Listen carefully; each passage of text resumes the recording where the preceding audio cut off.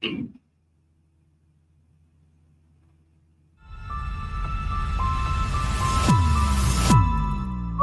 right, welcome back to the party, everybody. I am your host, Letch, aka TheIndianJesus, here to resurrect the second coming of common sense. How is everybody doing tonight? It should be an interesting one. This is the first time that I will be judging a debate.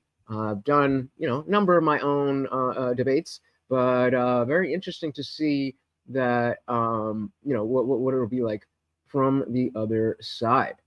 So we got, make sure we got everything set up. I'll just put the chat up there. In general, I know nobody's here to fucking hear this, but in general, what we're gonna do is I'm not gonna be cammed up on Discord so that I can talk to you guys. Let's get this all set up. I didn't set up the goal. I gotta set the goal. Shout out Lone Wolf. Welcome to the party. Very good to see you. So the way this will likely work is that we'll be in the voice channel, obviously, but I'll be over here. I'll be muted in there, and I'm not going to be cammed up. So we can talk as if it's like a normal thing, but obviously I can't pause it. And of course, I need to pay attention because I'm judging the debate. And again, because I won't be able to pause things, I do have ads turned on. But if you guys are generous, then I will turn the ads off. That is the way to go. Of course, we got our stream goal. So let me set that up. How are you doing, Lone? How are you doing? As always, 15 super chats of any amount or puppy, a special treat. Puppy. Right. Start the goal there. Let me start the goal there. All right. Oh man, did I put 30 minutes on this one?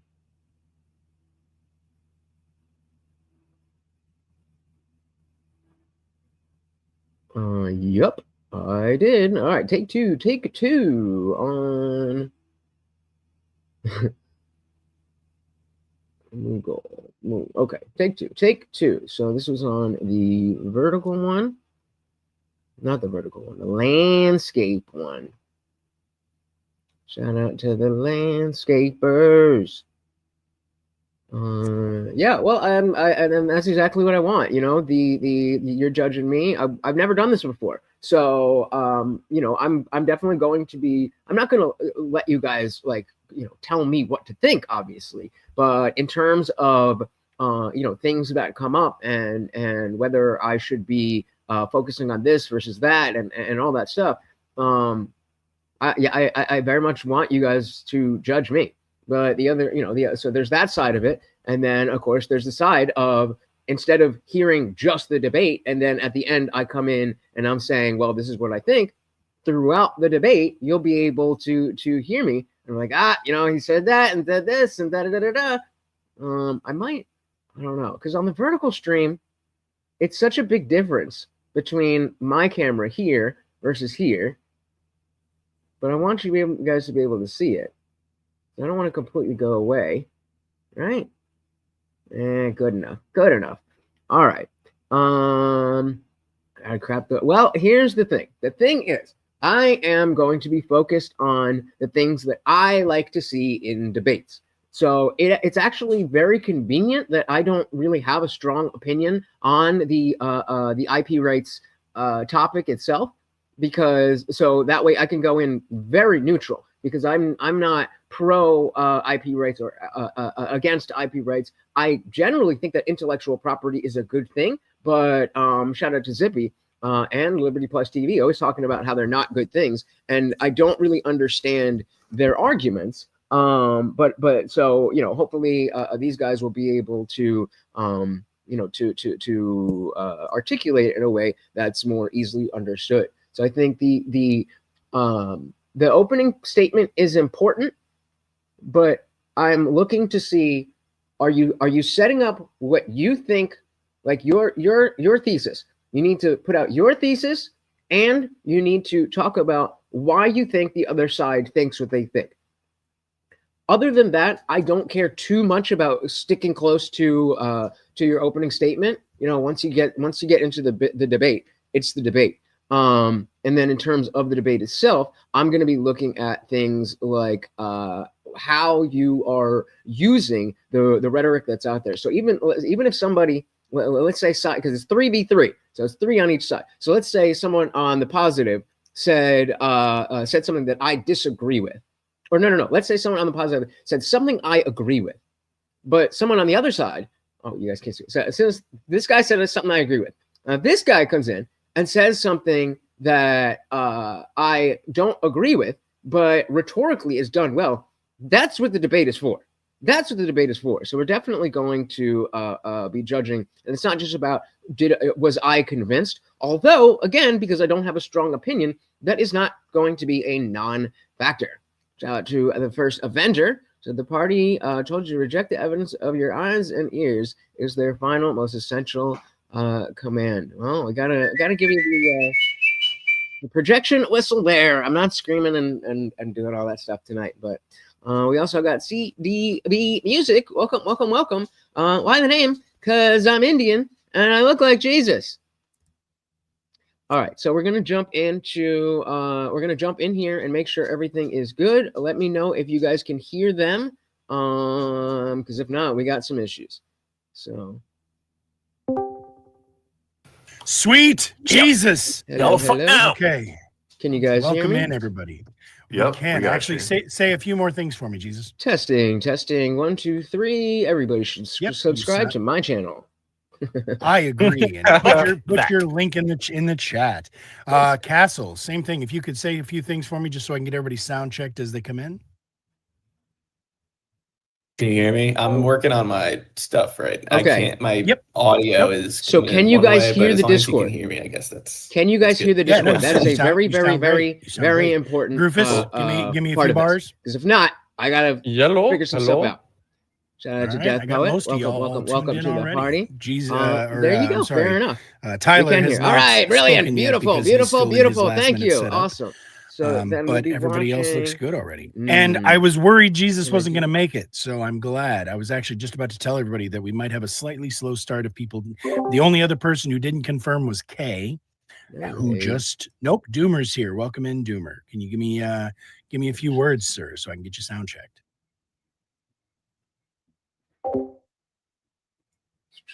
I'll take that as a no. Full screen. I'm glad we're sound checking. What do you guys say? I saw the mute button. There we go. Tyler. 1 second. I'm going to try something else. The final countdown.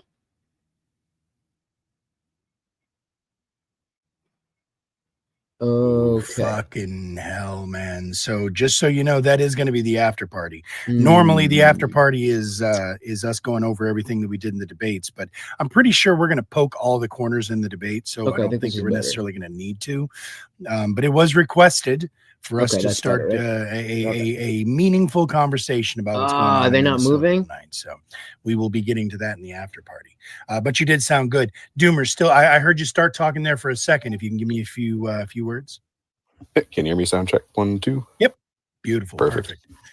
Then we are just waiting for Kay. Ironically, the dude who requested this debate. And sound is all so as soon as he gets here, we'll be able to kick this off. I gotta try it. If ever.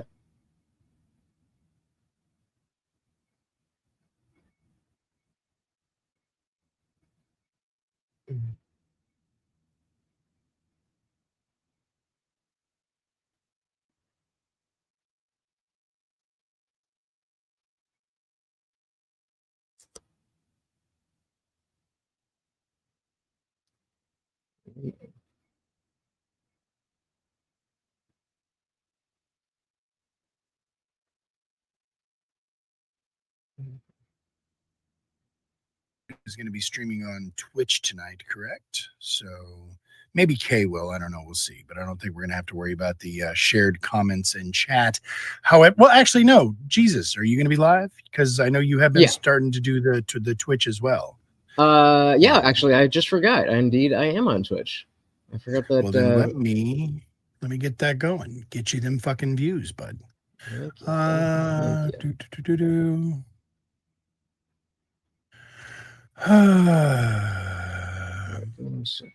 I'm going to forewarn everybody, there is a couple of things that are going to be a little bit different. So can you guys still those of you see? Who have not seen, because on my end, if I'm not on the Discord, trying to do things a little bit more professional, a little more polished, and some of the things are going everything to that's going on when I'm on this page. Like now, can you see everything, or is it everything blacked out? Jesus, as opposed to. Oh, you're even going to get a favorite. How about that, buddy? Oh, thank you. It's cool. Is it cool if I don't come up till the panel? Till we start? Yeah. 100%. That's fine. Cool. But anyway, yeah. So there's going to be a couple of parts. Like for instance, I do have a thing that I'm going to read at the beginning, just because it'll make it easier for me to be able to cut it in later, and it's just kind of like the cold opening, the intro. But there, for the most part, it's going to be the exact same. Like we're doing a debate, and I'm judging. Is going to be just like the other 3v3s. You're going to be able to see behind the scenes. And I'm actually really excited that we're still doing some 3v3s. I was worried that we were just going to do the 1v1s, but when I'm big like this, can this you still definitely see makes me happy. everybody in the Discord, or no, you can't see? They're blacked somewhere out. All right. Yeah.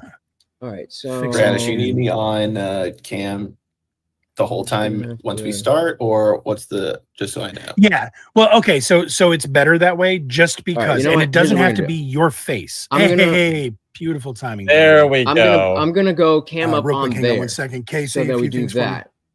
So let me turn my camera off here. Say nothing. It might make me quiet. It might kick me out. God damn. Nothing. Be quiet.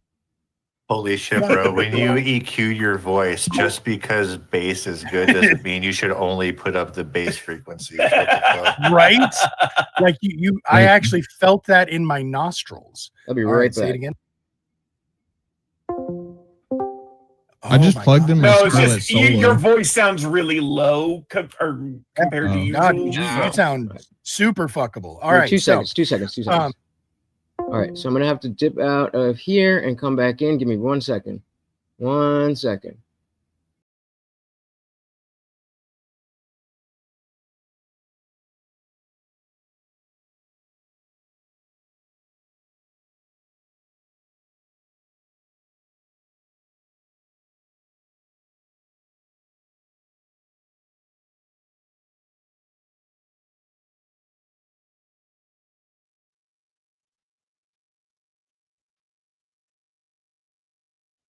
All right, hold on 1 sec.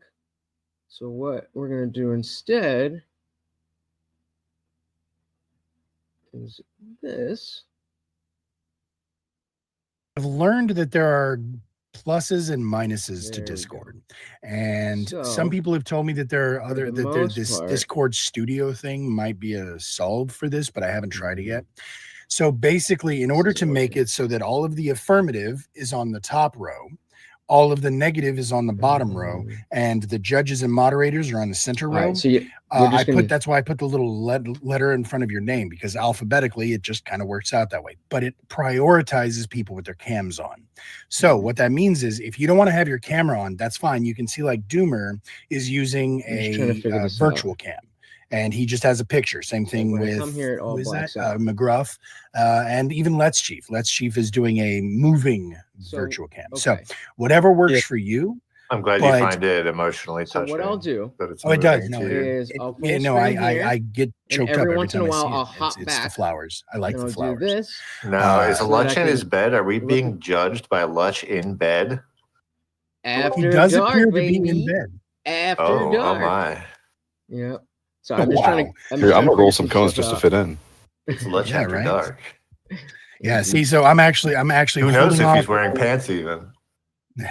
Please don't show us. Please. That's for the Patreon later. And so then I'll come back here, and when you guys see it blacked out, Maybe I'll do this. So When you see everything- no. So when you see OnlyFans everything- is played out. No. buddy. So I'll come back it's here nothing but no, and make don't myself say that big. shit on stream.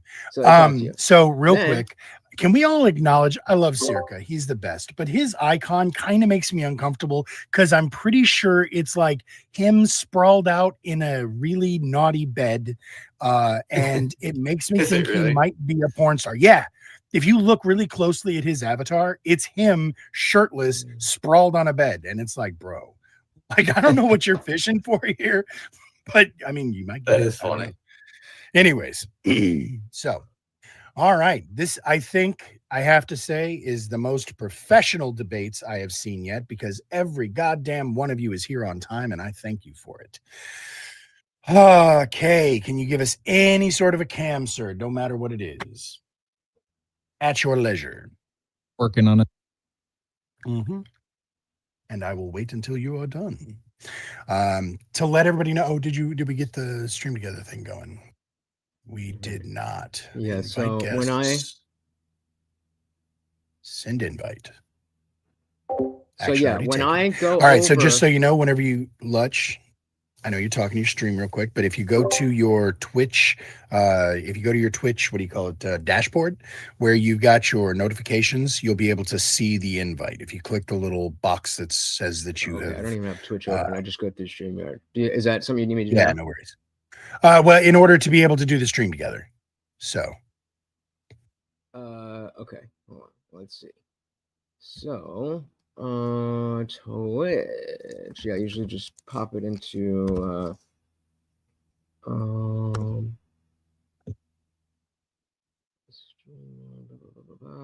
Nope, that's not what I want.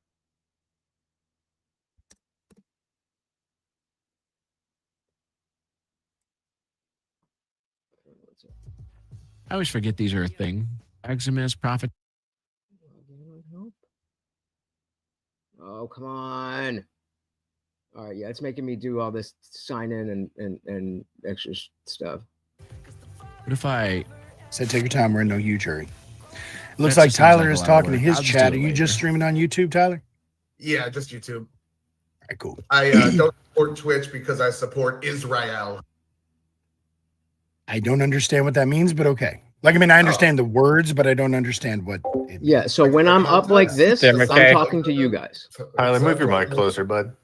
Oh, sorry. Hassan Piker and the whole support for terrorists and not getting banned for it and all that. Oh, come on. got you. Okay. Yeah, I don't follow or pay attention to Hassan. So So I'm 'cause As you I'm a grown-up. shouldn't. Yeah, because I'm an adult. I'm not going to be able to be in the chat as much All as we right, want. So where we but at? I'm We gonna do my got best. Kay's feet on screen. Wow, you look so different. All right. Okay, I'm gonna so have we're both just chats waiting open. I'm gonna have to one on see my if phone the and Indian one on Jesus my is going to be able TV. to get that going, but it looks like So, I don't think he's yeah. gonna. Yeah, it's just making me do all this stuff. Don't worry about it. We'll get it for No. next time. Well, that's all right. So just make sure that whenever, and this goes for you as well, Tyler, if you can hear me, buddy. For anybody who's streaming just over on YouTube, whenever I do put the votes out there, please make sure that you guys put your votes in or put the link, copy the link into your YouTube chat as well, so that way everybody can make sure and get their votes locked in. All right. So like I said, I do have a little thing I'm going to read here. It's kind of a cold opening. This is my first time trying to do this, so if it seems a little choppy and I have to start over again, forgive me. but the fact of the matter is I'm going to be able to edit it to make it so that it sounds like I'm really good at this. So, all right. Oh, wow. That's what your head looks like, huh, Tyler? Okay, buddy. Right on. No, you know what? Here, let's all go guns out. All right. You didn't see me at the Baycon? No, I don't. Yeah, I was there live. I don't even know what the debating, fuck that motherfucker. is. I don't even All know right, what that so is. I've got both Stupid chats show. open. I'm going to do my best to stay on top of Shit, it. did it? Actually, no, yeah, there we go. Gotcha. So, Yeah, but I'm no. not going to be pulling I'm chats pretty out. sure that they wouldn't like me. So, Well, I might, but not as much. It's probably best if I don't swim in those waters. All right. Good evening, everyone. Welcome to the Demilitarized Zone. This is the one stream designed to help you feel better about engaging in hot button issues. Our goal here is to teach discourse survival tactics, not just farm gotchas and dunks. We cultivate meaningful, intelligent conversation where you have to stop and listen to the other person, even if it is just to find the flaws in what they are saying. So, at least for tonight, please check your weapons at the door, take notes, act like grown-ups, and refrain from the blood sports and shit slinging that have plagued our society for far too long at things like DebateCon. But our audience does get a say here. There will be a link in the chat where you can vote at the end. So limber up those voting fingers. Oh, It is your free audio. after all. Your audio on Twitch is not working. At all. That's I'm what your sorry. people I've got are my saying. chat covered. God damn it. I'm going to have to fucking read all that again. God damn it. Hey, it's good practice. It is. Y'all saw I my got that angry muted, face but there your for a chat's second. saying that. Yeah, That's why. no. It's true. I had my audio. Okay, Bring it perfect. back. So I've got muted, the so you guys landscape were all chat hearing on my it, phone. but I've got not the vertical them. chat on my We're TV. also well behaved. I'm not too. going to be able to pull stuff Yeah, I up know, right? as And often. it looks like my but goddamn. I will my try. And Why as you does guys OBS see, just shit the bed sometimes? as you guys see, people? when I move I've never had over, it shit the bed. it blacks out. So I'm going to try Really? not to do Same. that. But I am watching. You're very fortunate. It so it just malfunctions. Why did it make my chat so huge? I don't get And it. remember, if we get some donos, then Symbolism. we'll turn off the ads. Ooh, damn Castle! Look at that cake.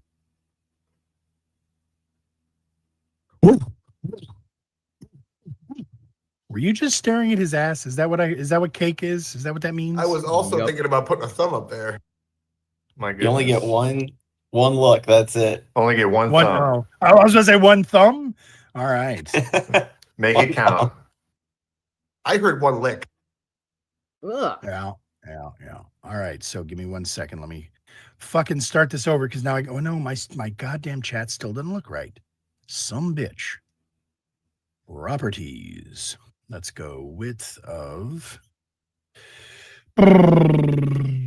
go 1,000. So first Avenger just 1,000. talking and we'll shit go still. Like what? MAGA maybe fools' minds have 700 been there. RPA'd by the right-wing Okay. propaganda misinformation machine, so they won't have Still doesn't completely look right. lost touch with Motherfucker, reality. why do I Projection See, again, and this my is friend. I'm Projection so again. goddamn proud of myself because I got so much shit right and set up and everything was done in advance and then shit like this. Jankiest fucking stream on Twitch, I tell you what. This is All why I right, go with where were we? StreamYard. Everything is so simple. I don't mess with OBS. Preach, brother. Who else agreed with that?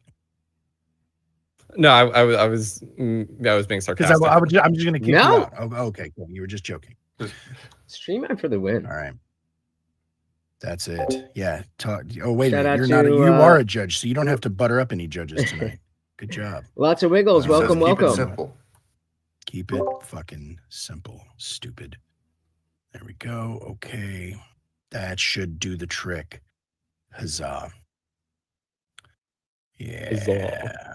Huzzah. That's still a little tall. One more try. Height. Yeah, we'll right. go down to Warehouse and 800. Avenger, you're in the wrong place here. That We're trying to have a would real be discussion. perfect. I mean, All right. people are gonna people. Ah, But this is why we do this kind of stuff to show the the right way. fuck? That was weird. Is this a good? Does this I don't know work what the hell that was? in terms of when I'm talking to you guys? I pull myself up bigger. All Does right, everybody. We're going to try this again. And I'm actually going to put my head back on because I'm kind of blowing out my green screen on this side. All right. So, where were we? From the top. All right. Good evening, everyone. Welcome again to the Demilitarized Zone. This is the one stream designed to help you feel better about engaging in hot button issues. Our goal here is to teach discourse survival tactics, not just farm gotchas. This and little dunks. We mute cultivate sign meaningful, is a good intelligent conversation where you have to stop and Yeah. listen to the other So if person, you can even if see it is just to find that the I'm flaws muted in what down they're here, saying. then So, I'm talking to At you. least for tonight, please check your weapons at the door, take notes, act like grown-ups, and refrain from the blood sports and shit slinging that have plagued our society for far too long. But our audience does get a say here. There will be a link in the chat to where you can vote at the end. So limber up those voting fingers. It is free after all, and exercise your democratic rights to decide which side made the most persuasive case. Tonight's prompt will be, as you see above my head, should intellectual property be legally protected? So sit back, relax, and enjoy as we introduce tonight's debaters and judges. From the top, in the top left corner, we have I'm gonna try one Average more Debate thing. Enjoyer. And I'm gonna As I add say your names, myself. if you guys have any sort of socials you want to drop into the chat, that would be awesome. Links to be able to follow you. Now would be a great time for it. In the top center, we have DoomerPatriot. Let me And know in if the top there's right, we any have bad sounds LetsChief. or anything. Of course, those two on the right. And actually, I think all three of them have been judges here before. No, we need the But sound for tonight, judging for the first We don't time need on the sound my for that. far left is going to be the Jesus. The Indian Jesus. And in the center is Castle. Both of them have been debaters here, but have never judged. So I'm very excited to see how this goes. And in the bottom left corner, one of our regulars, AnComSciComm. Bottom center with his feet in the fucking air is going to be Kay. And in the bottom right-hand corner is McGruff. Now, for everybody who has never been here before, this is going to be a timed debate with a formal structure. We go 3-minute open, 2-minute cross, back and So forth. I can't see between the two comment teams on the until screen, everybody's had a time to speak and a time to question. but I can The see. I can pull it up cross-examination for you time guys is on my for the phone. debaters to use as they see fit. The person whose cross-examination time it is has control of it and is supposed to be in control over it. They are able to use it as they want to. With that said, we will then open the floor to a 20-minute open panel conversation. Afterwards, we will go to 3-minute closes from each of the debaters. However, throughout the course of this, if I or either of the judges have any clarifying questions that they want to have asked or that I want to hear the answer to, we will be putting those before the closings. So throughout I was the course hoping of you'd be that here, opening, Liberty. or I was throughout hoping the you'd be openings here. and through the You and Zippy, I open need you guys. dialogue, please take notes on whatever you think got missed or what you think needs to be asked. Finally, once all of that is done, I'm going to go ahead and put the link to the vote into the chat. Actually, no, I'm just where going to stay everybody out muted there because can I don't just need to click talk. it one time. Tell us what you think was the best team, was the best arguments presented, not just what you think is the position you agree with necessarily, but who you think was the best debaters for the night. And then finally, after that, we will be listening to the judges' takes. The judges will give some feedback, not just their actual votes. The judges are going to vote based on a 10-point structure. They have 10 points to distribute across the two teams as they see fit. When we are then to the audience, we are going to round it out so that the percentage vote is going to represent their 10 points. And once it's all said and done, I personally have one vote that I get to cast for the MVP, the debater that I think was the best performance tonight, regardless of which side they're on. So does anybody out here have any questions? All of you guys have been here many, many times, so I don't think that you guys will. No? All right, cheers. Well, then in that case, so this was a 3v3 debate where we actually had two two I need you. team I need captains, you, we'll brother. say, and they just happened to be in the center, on the top, and on the bottom. This debate was originally proposed by Doomer and Kay. However, we made it into a 3v3 debate so that both of them got their teammates that they chose to be on their side. And so I'm going to look to them for the order of performance, starting with you, Doomer. I'm sorry, you had something you wanted to say, Kay? Yeah, I did.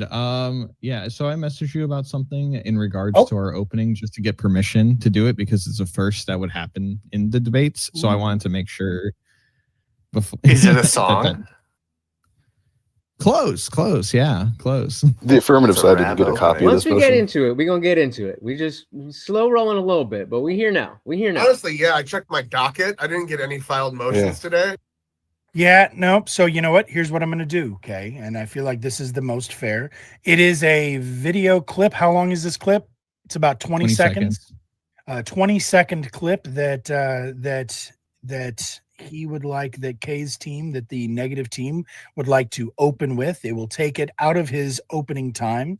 If the affirmative team has no objections, I will allow it. Allowed. 20 seconds is a long time. I could have sex in that amount of time, but I guess I'll allow it. Twice. That's not twice. Oh my goodness. Jesus Christ. Chief, do you have any problems with it? Go for it. All right, cheers. Well, then in that I case, very much agree, that's and I'm going to not be for very the, well for the educated on negative. this. Affirmative So, goes first. here we go. So, Doomer, on your team, who's going to open? Actually, you know what? I see that you got a no. Okay, we got that message. We got this message. And there. All right. Yeah. So what is going to be the order from you guys, Doomer? I think it's going to go me, Chief, and then Tyler. Doomer, Chief, Tyler. And I'm going to look over to you now, Kay. What is going to be the order of performance from you, gentlemen? It's going to go me first, then it's going to go to Grufus, and then AnCom's going to finish it off. Sounds good. And remember that is going to be the same order for the closings. And remember that the next person to go is going to be the person who is cross-examining the previous speaker. So what that means is after Doomer is done, Kay, you're going to get the 2 minutes. Then Kay's going to go. Then Chief's going to get 2 minutes to cross-ex. Then Chief's going to go. Then Grufus is going to get 2 minutes, so on and so forth. So once again, if we have no further questions, let's fucking go. All right, I have 3 minutes on the clock. Modi still gets a treat. Start with you there, Doomer. Every donation, and I can't do it right in the middle. If you are ready, I will start the clock when you start speaking. Those treats. Yeah, intellectual property protections exist to do two fundamental things. One, they ensure that creators, inventors, and small innovators can invest in new ideas without the liability of their work being copied instantly. And two, they incentivize innovation by limiting the exclusive rights that they give and push innovations to the public domain after the duration protected. Innovation, no matter the form, be it like a new product, process, creative work, it all requires time, risk, and labor to produce. Without these protections, all this intellectual property can essentially just be stolen by any other party. It leaves inventors with little options to protect their ideas, and many of them will probably just choose to either never implement an idea, never reveal the discovery, or anything like that, just because they really just stand to only lose. The framers of the Constitution understood this risk. Article 1, Section 8 of the Constitution actually gives Congress the power to promote the progress of science and arts by granting authors and inventors limited exclusive rights to their works. The intent to this was to encourage investment in innovation and not to create some type of permanent privilege. So a lot of people try to cite things like copyright and patents as a way to protect monopolies, when essentially it was created to avoid that. The founders were fearful that innovation would be slowed without these protections, so they set forth the system that would encourage innovation by limiting the time a party can enjoy these exclusive rights, and then pushing it to that public domain to be utilized by the public interest after. Intellectual property protections help prevent these monopolies because without them, really the only protections you have is to keep it a secret. And by keeping it a secret, other people really never get to see these innovations or build on anything. Intellectual property protections actually changed that because they require the disclosure after a certain amount of time of protections. So pretty much the public domain and the public interest gets to benefit from this. To summarize, IP not only exists to protect creators and inventors, it exists to make sure that even those with the means to implement ideas without the knowledge at first still have that chance after a certain time. It balances the need for incentive with the greater public interest, and it enables innovation to flourish without knowledge being locked away from others. And that's why my team's position is that IP should be legally protected. Well done. Well done. There we go. All right. So, now we're going to go ahead and put 2 minutes on the clock for that's your pretty team much where I'm seems to standing. approve. You know, going to go ahead and put 2 minutes on the clock, Kay. The 2 minutes is for you. Like, that's go ahead where and I stand. cross-examine. So I will start the here to be clock proven when you wrong. start speaking. Okay. If people are able to own ideas, where does this line in the sand get drawn? What do you mean line in the sand for ideas? Well, you need an arbitrary line to be like, okay, this is when you can own an idea or when you can't. Unless if you think that maybe you can patent something like the PB&J. Do you believe that?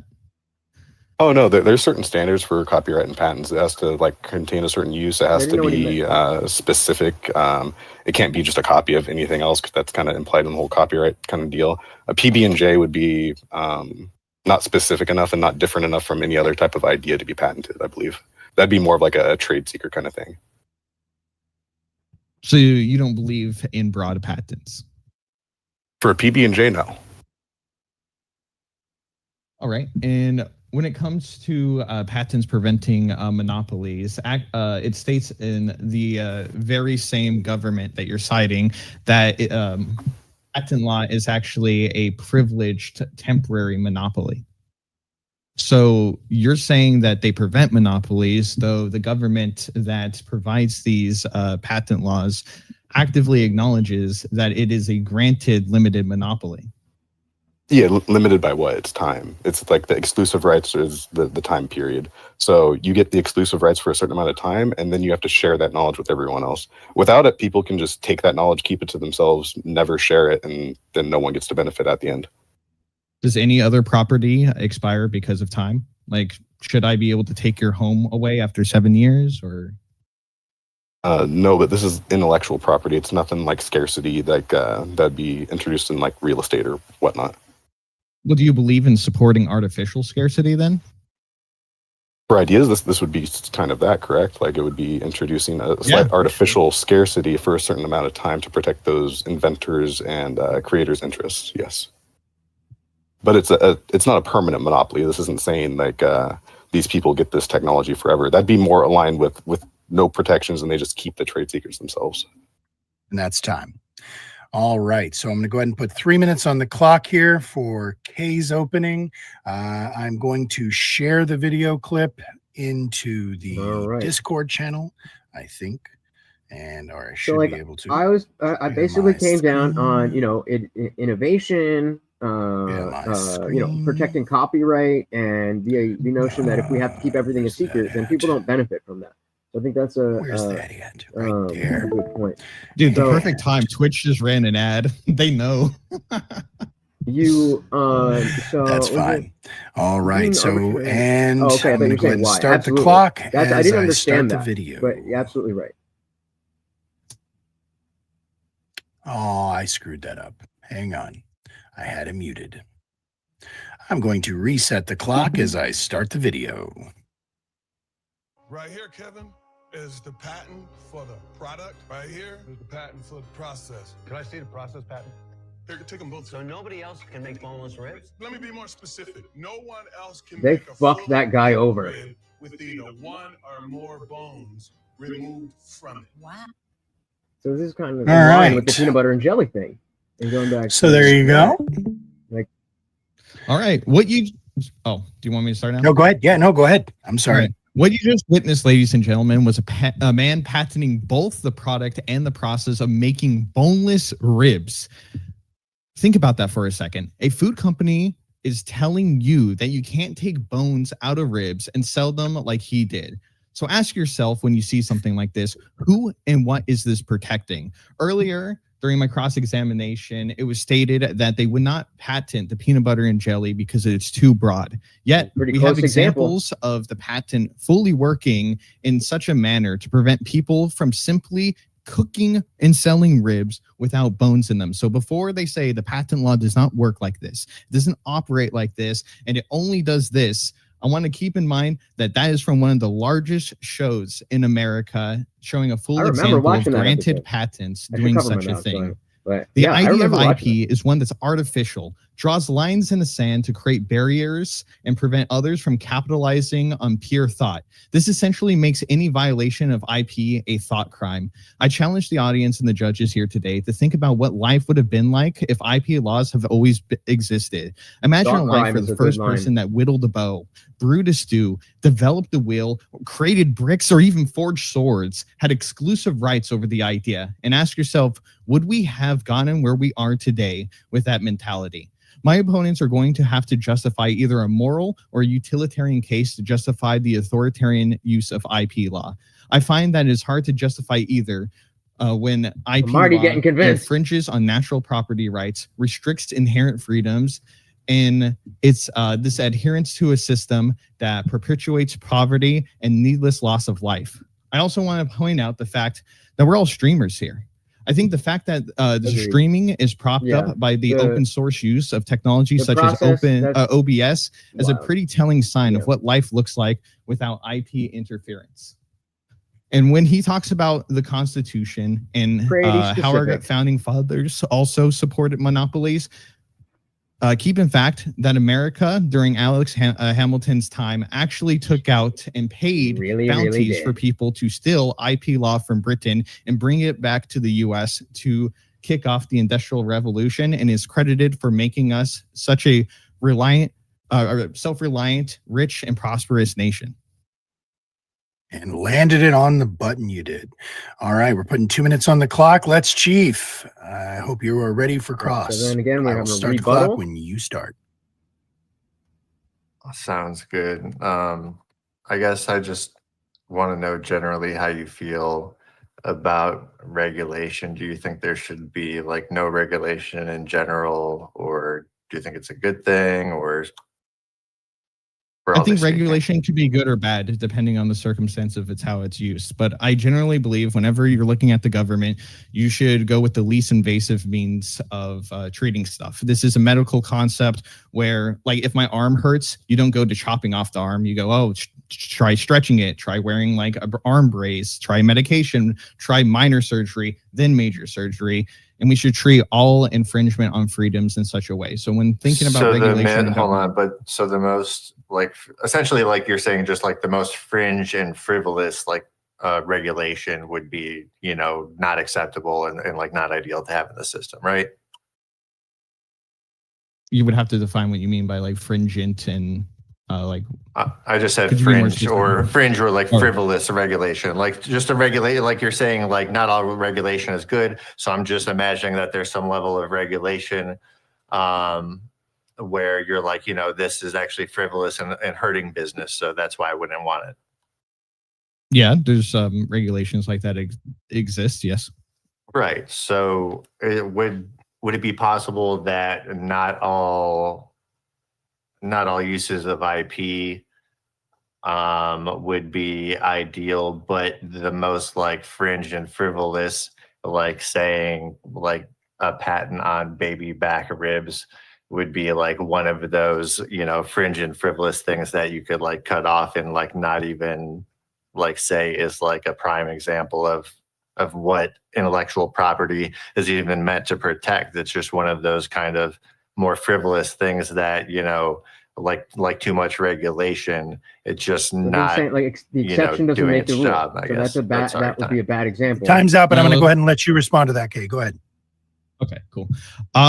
Yeah, so you can try to make that argument, but it would only apply if there was regulations and IP that actually supported some type of moral or utilitarian good overall that was unanimous and so clear and evident to see. But I think you're not going to find that, so I don't think it applies. All right, good stuff. 3 minutes is on the clock for you now. Let's Chief. The clock will start when you do. Welcome. Yeah, I'll even start by responding really quick, saying that you're saying that it must be moral, but you know, I feel like maybe the best uses of IP are things that, you know, morality only like barely touches upon. Like I could even grant that, you know, some things for like life-saving treatments or, you know, some things in the medical industry that are just like, you know, too high cost. Like we can make some changes there, but that doesn't mean that these are the affirmative and these guys are the whole, negative. Isn't worth protecting. So like there's plenty of reasons not to like big corporations, and I'm sure we'll hear plenty of that as time goes on tonight. But you know, I'd say that we should consider how IP protects the consumer.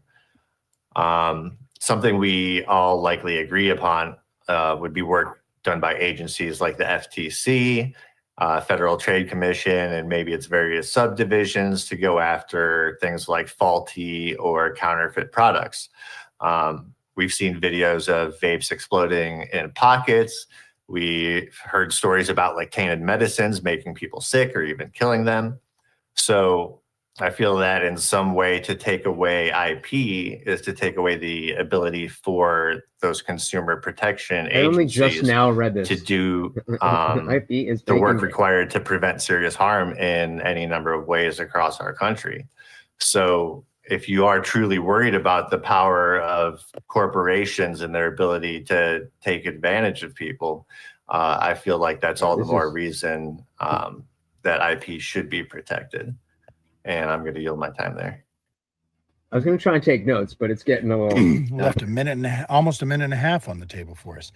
Grufus, it is going to you now for cross-examination. 2 minutes is on the clock. Grufus, do you hear me? Yeah, I do. Will start the clock. Start the clock when you start asking. All right. Do you agree that if IP were treated how current property is treated, like how a house or land, patents and copyright would last for the owner's entire lifetime and could be passed down to their heirs indefinitely with no expiration? Yeah, if it was treated that way, that would be the case. I think it's currently, what is it, the lifetime of the author plus 70 years, but I think when it was initially implemented, it was only 14 years. So saying that it could be, for less time is, a good like negotiation of that would help protect IP and get the best use out of it. Without fully like having to like destroy its fundamental idea. In practice, with IP on thousands of overlapping components in modern products, is it possible that people might face repeated licensing negotiations or restrictions from multiple owners when trying to build, modify, or produce new things? Might they face repeated license negotiations from multiple manufacturers? Is that what the question was? Yeah, basically. Yeah, I feel like that would be the case regardless. But in something like auto parts, like if you have some faulty like counterfeit product or just some like bullshit product that is a full-on replicant of a high-value product while you're, trying to slow down from being on the highway at 70 miles an hour, I feel like, that's a good reason why that IP should be protected. If IP created even significant additional barriers to productive action, like more negotiations, higher cost, delays in building or innovation, would that make the underlying I was just thinking about that. At least I was just thinking like what is his name? Once Steamboat again, time Willie. is up, and I'm going to go ahead and let you answer, Chief. Go ahead. Yeah, interesting. Disney. I mean, there's all sorts of moving parts at play when developing a product for market. So I feel like it's just kind of like it's one of those things that comes with the territory. 3 minutes is on the clock for you, Grufus. It is your time to open. All Clock right. will start when you start. So now we're going here. All right. Self-ownership. Each of us has exclusive rightful control over our own body. We direct its actions, and to deny this is a performative contradiction, as you would need to use your body to argue against it. From self-ownership, it flows that you should not violate other people's rights to self-ownership. Humans act in the world using scarce means, like resources, land, and materials that are rivalrous. If I use them, you cannot use them without conflict. To enable peaceful cooperation and avoid violence, we need objective rules for assigning exclusive control over these scarce goods. The Money only talks, consistent right? rule Money talks. respecting self-ownership is that the first person who actually finds an unclaimed resource, like empty land or raw materials, and puts work into using or improving it, becomes its owner, keeping it as long as they want to until they choose to sell it or give it away.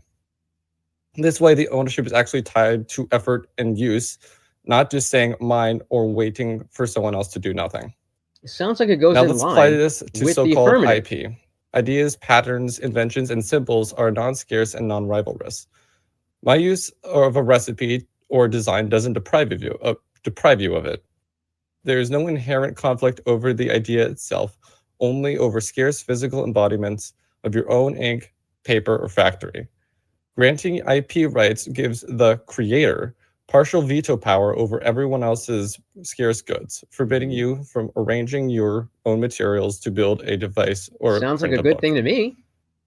Like if I made something good, that sounds good. I don't want to. If ideas were truly property, like if you own property, and then patents and copyrights should last forever, indefinite until the holder transferred them. Yet virtually every IP defender insists on limited terms to avoid monopoly harms or gigantic hold-up problems that would stifle society in the long run. This concession reveals IP isn't property at all. It's a temporary government policy tool masquerading as a right. But let's take their Aren't logic all to its rights? conclusion. Embracing perpetual IP would paralyze human action. Modern products involve thousands of components, each potentially owned indefinitely by someone else. You would need endless licenses just to produce, innovate, or even sustain life, So then creating what I a need web to of hear is restrictions that why halts that all changed. progress. You need to 'Cause ask I'm not someone hearing else's it. permission to use their idea. That's the argument but that needs to be made. itself is an Even if idea I don't which you must agree, express that's the argument that permission needs to to be made. use. And so on, the chain goes ad infinitum. This ethic implies the near immediate cessation of productive activity, dooming humanity's stagnation and extinction. Proposing such a system is self-contradictory. You must be alive and acting and using scarce resources to argue for it, while claiming those very actions should be forbidden. Thus, the IP ethic is fundamentally anti-human. It's subordinate to our survival as rational, productive beings to artificial claims over known scarce ideas. I shouldn't be so reactive. That's time. Good stuff. Anti-human. 2 minutes is on the clock. Tyler, I would jump average on debate enjoyer. It is your on time for what do you mean it's cross-examination. anti-human? Once again, clock starts when you do. All right, I think I got 3 questions for you. So I heard your spiel about self-ownership, and self-ownership means don't violate others' rights to ownership, but if someone steals your property, that infringes on their ownership, correct? Yes, that is correct. Welcome. Yes. I'm judging this debate. Okay, so then we just need to Welcome basically the party. tie the knot here to show that intellectual property is property, because you're conceding that if we can prove that, then it would also fit your self-ownership definition. Are you holding that same standard to land? Like if I buy property and I don't use it and I just sit on it, could that also fit your infringements of self-ownership? Yes. Okay, and that's actually pretty interesting. I was expecting to know that. So was I. I get the correlation doesn't equal causation, but would you not agree that in the last 50 years that we've seen the most human technological advancement? At the same time, we've also seen the largest expansion of intellectual property laws. So there you go. Directly at the same time. Point here, because I specifically wanted to Yes, go on but the as you said anti-human earlier, I thing. would argue that's just merely correlation, not causation. I understand that. That's my follow-up question to that is, so where do you get this idea that IP and this infringement would be an infringement on our markets and slow progress from, if maximizing IP laws also sees us maximizing technology? Because empirically that is the case. I have AnComSciComm, and I've found a study that shows that, and we have plenty of human innovation before owning the land. Before IP, Yeah. or so far, in spite of IP, so like far, I'm insulin, more for example, was not understanding the negative argument. And the But creator he's making deliberately didn't strong argument, so we have to hear it play create out. an IP because he felt that it should be a product that should be owned to the world, not to a bunch of corporations who would be able to hide behind a patent. All right, and that's time. 3 minutes is on the clock for you, said Tyler. I don't know, but okay. Hope. 3 minutes starts when you start, Tyler. Go ahead. Ask the ladies. I don't need that long. We are here today to discuss intellectual property and how important that is to the fundamental growth of the United States and the living standards for every human being. Throw the baby out with the bathwater arguments are what we've been hearing so far tonight. And even though it's just highlighting a handful of worst case scenarios, these anecdotes still don't underwrite the empirical. It's like saying that one guy making a patent one way is of deboning ribs somehow makes all deboned ribs patented is just false. 99% of ribs don't follow his process. They don't really have to deal with his patent. The idea of the argument that was made, of property is fundamental to the United States. I'm sure everyone here would agree with that. And capitalism fuels innovation. We all know we've heard that. What does that actually mean? Well, that means that somebody goes and puts $20 billion into research, testing, hiring skilled workers, and comes with a new medicine or builds a building or something like that, generally with property. But what we see with IP is we now have cures for obesity. We have smart home algorithms that can lower climate harms and your energy costs.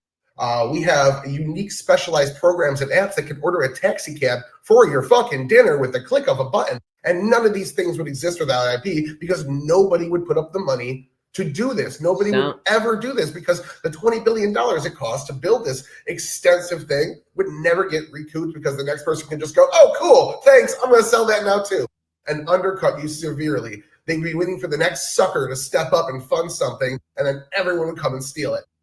So IP is necessary for innovation. I'm looking for why he's wrong. Why is it wrong. fair for someone to take your sacrifice and just steal it for themselves? Why not wait for the next person again to just come and spend their money on this research? Why not just steal? Because without IP, that's theft of their ideas, their labor, their manufacturing, their research, and their money would be completely fine. So now that that's been established, I'm going to use a microcosm because I tend to speak long-winded. I tend to use a lot of citations and get really into the nitty-gritty. I'm trying something different tonight. I'm trying pathos. So we're going to use a microcosm for this idea. We're going to move it over. We have an entrepreneur who came up with a recipe, and since recipes are technically intellectual property, this entrepreneur is named Eugene H. Krabs, and his intellectual property was the Krabby Patty. And there's a bastard named Plankton that's stealing the Krabby Patty. Are you with Plankton or are you with Mr. Krabs? I got one fucking question I'll for add it you. to the website. Are you ready, kids? And time. All right, good stuff. We got 2 minutes on the clock now. Points for entertainment for sure. AnCom. To follow that up, cross-examine starts when you do, sir. You are muted, my friend. Oh, sorry. Tyler, you said that without IP, we would just see a bunch of theft. But the thing is, without intellectual property, using someone else's idea cannot be theft by definition. How do you square that circle? Well, more what I was saying there is if we got rid of IP, we would see a bunch of theft. If we didn't have IP, we wouldn't see any innovation because nobody would spend the time, money, and effort into this massive undertaking it takes to create a new medicine or whatnot. So nobody would put that $20 billion in because you're never going to recoup it. It wouldn't technically be legal theft anymore. You are correct. I was using the term colloquially. You got me. Fair enough. You say that if we don't have, that limited monopoly, that people won't create medicines. What do you say to all of the vaccines and other medicines that were made free to use immediately after their creation? Examples like the Vaccinia vaccine, better known as vaccine for smallpox. Depending on how the contract like was written. insulin and penicillin. All of which, after their initial discovery, were made free for everyone to use. Well, those you realize this is a debate with people on either side, and I'm not on either has side. Been significantly improved You might be to lost. fit different body types, different situations, different things. It's not like we're using old school insulin. Medicine They're all has always pro. existed. You can go take some herbs They're and all berries and crush anti. them up into a bowl And we're to all get in the middle. advanced medicine, like a cure for obesity. That's what takes $20 billion. New research, not just things that we just guess and check, and maybe 10 people in the village die before we find the right way and hope that it works. And maybe it's not confirmation bias, but we have no actual testing. I'm trying not to be. Yeah, but so then you reactive. end up with situations where they take these products and patent some ridiculous minor change on them to charge boatloads of money, and we see people dying because they can't get their insulin as a result. Like, how is this a morally justifiable system? Well, And that once to me again, is a go ahead and answer. Yeah. Yep, that to me is a baby with a bathwater argument. If you have a specific qualm with the fact that people can change something and repatent it, maybe we could take that away. But that's not invalidating the prompt. That's just saying, I don't like the current system as it is. Hey, man, maybe I'm with you if you give me the argument, but that still says IP is a good thing. All right. Yeah, it sounds like he's saying, well, if we don't have intellectual property, then there's no property to be stolen. An idea is not property. That I'm going to open with here is to say that I'm not with Plankton or with Mr. Krabs. I'm with humanity.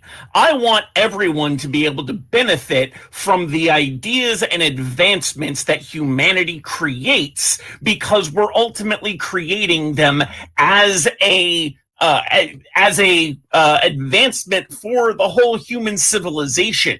Sure, we have our limited greed-driven motivations in the short term, but ultimately all technology builds on previous technology, and by limiting how easily we can use previous technology, technology, we are actually slowing down innovation.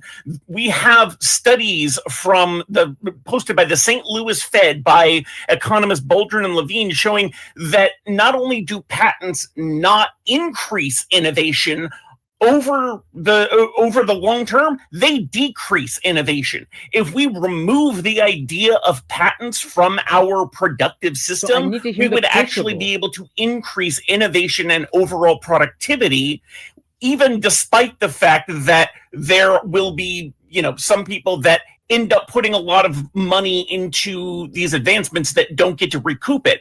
A great way around that is to create nonprofits. There are lots of nonprofit research institutions that rely on donations to do this research, and when they have that research, they give it away for free. All of that research is still being done.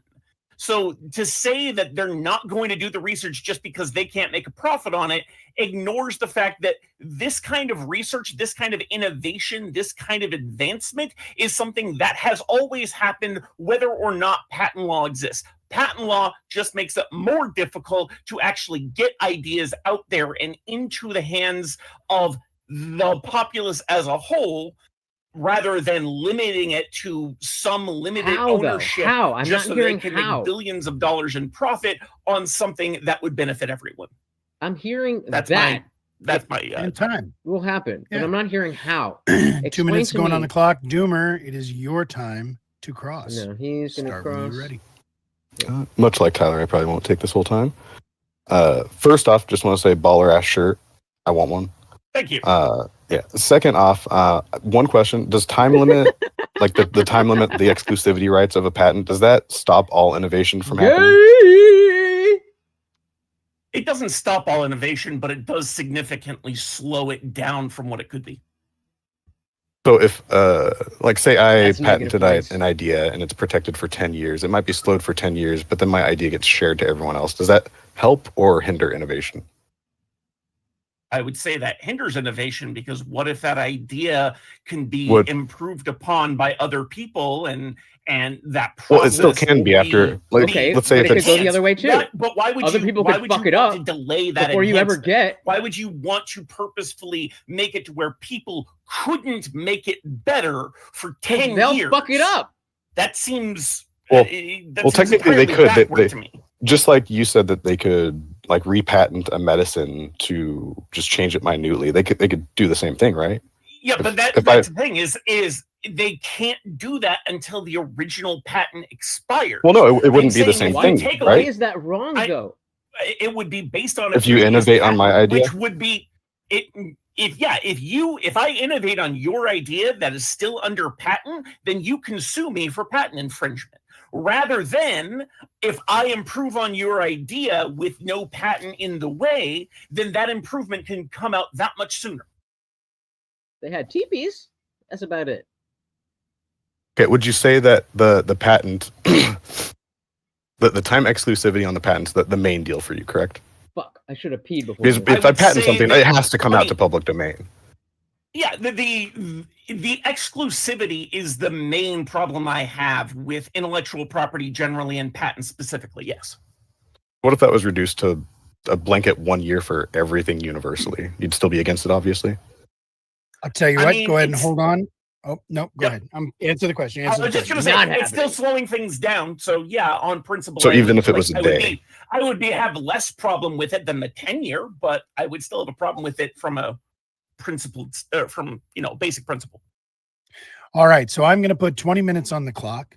This is now open conversation. Feel free to speak, whoever wants to, and I will. So I think that they're saying, well, it's not property. Well, we're not going to call it property, therefore there's no property. But that, like, I have to hear how that plays out. 5 to 10 minutes as I see fit. So the clock starts now. Enjoy the conversation.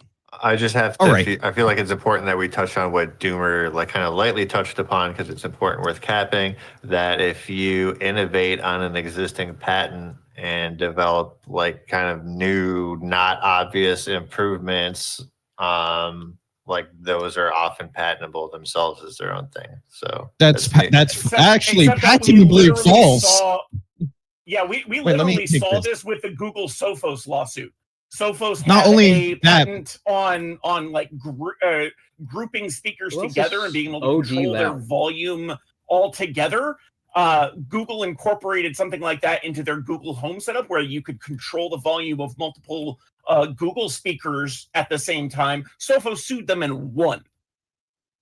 Yep. Not to mention that we have patent trolls and patent thickets where they do broad patents. Yep. An example would be like Humeria, who filed 100 patents of biosimilar composition, which, you know, there can only be so many. I'm willing And to this hear cost an something that estimated changes my mind, but I need $7.6 to billion hear it. extra dollars to American healthcare payers in 1 year. Or we can look at how the similar tactic was used by Ozempic, patenting injection pens and torsion springs and laying out patent thickets to prevent other people from They're not pretty making the much argument. innovating They're- on they're top of that. It's not as presenting simple it, as, but they're let me not just add making one the extra argument. thing. Companies already thought about that and utilize the system to prevent you from doing that. If we just get rid of it, you can innovate. Plus, you're assuming the basic idea already that your premise is correct, that someone can own an idea. You're the affirmative. You need to justify to people why you think you can own a fucking idea outside of, oh, it's just different. All right, my Because we arbitrary line is decided better. to. What do you You mean? need to stand on that and explain why is it better. You're just assuming it already exists. He when you already haven't did. That's justified the whole principle. opening.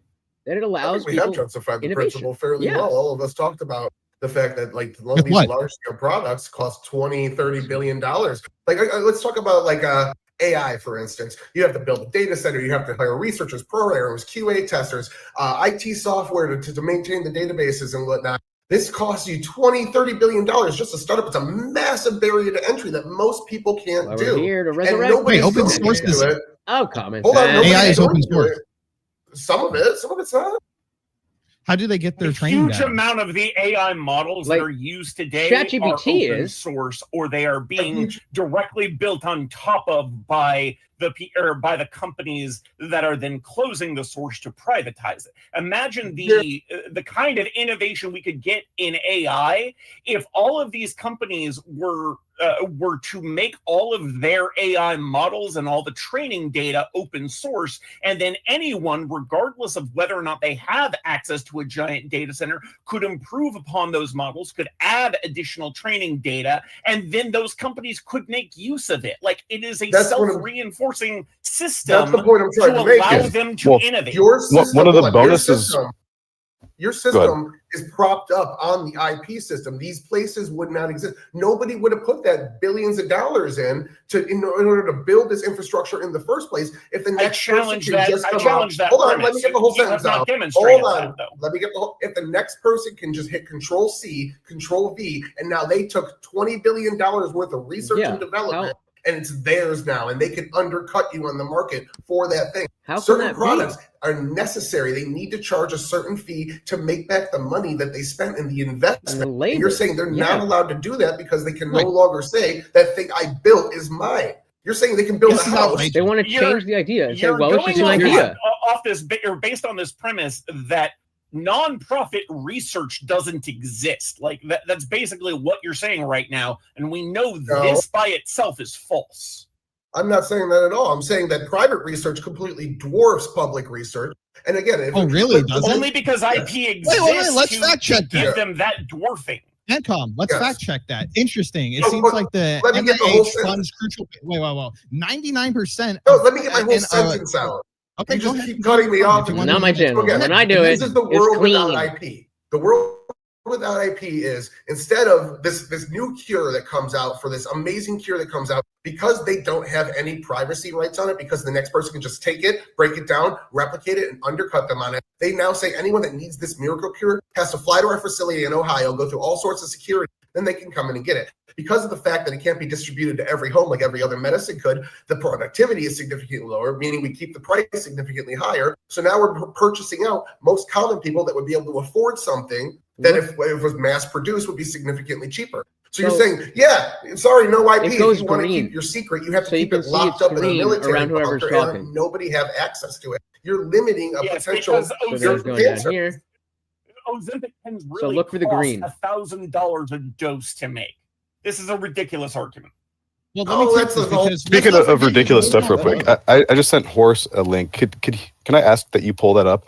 I just wanted to ask AnCom. Does that help? Or not AnCom? Sorry, Kay. Is this process the same as a PB&J as you referenced earlier? As simple Does this as help that? if I keep my cursor over? This is the patent that you were talking about. The process for Yeah, he's deboning the talking. pig. Is this as simple as the PB&J? The process is not as simple, but it's the same conceptual idea. It's a broad idea of deboning. Oh, okay. So this entire process that Horse can scroll through. Yeah, is not the trying same to get kind of away thing? from your boy who just. This said is the something example you absolutely brought up. false. That you're trying to get away from your boy who said that innovation is. No, I'm not trying to get away from it. I'm just bringing back the fact that you brought this up as like a PB&J or something. This is a lot more complicated than that, right? 41% of all basic research. This isn't just stopping people from making all those boneless rib done sandwiches, by right? private individuals. 11% of the total R&D alone is done by higher education, despite 2% of it. Despite the You don't have to answer. That's fine. But I was just bringing up the fact that that's not a PB&J.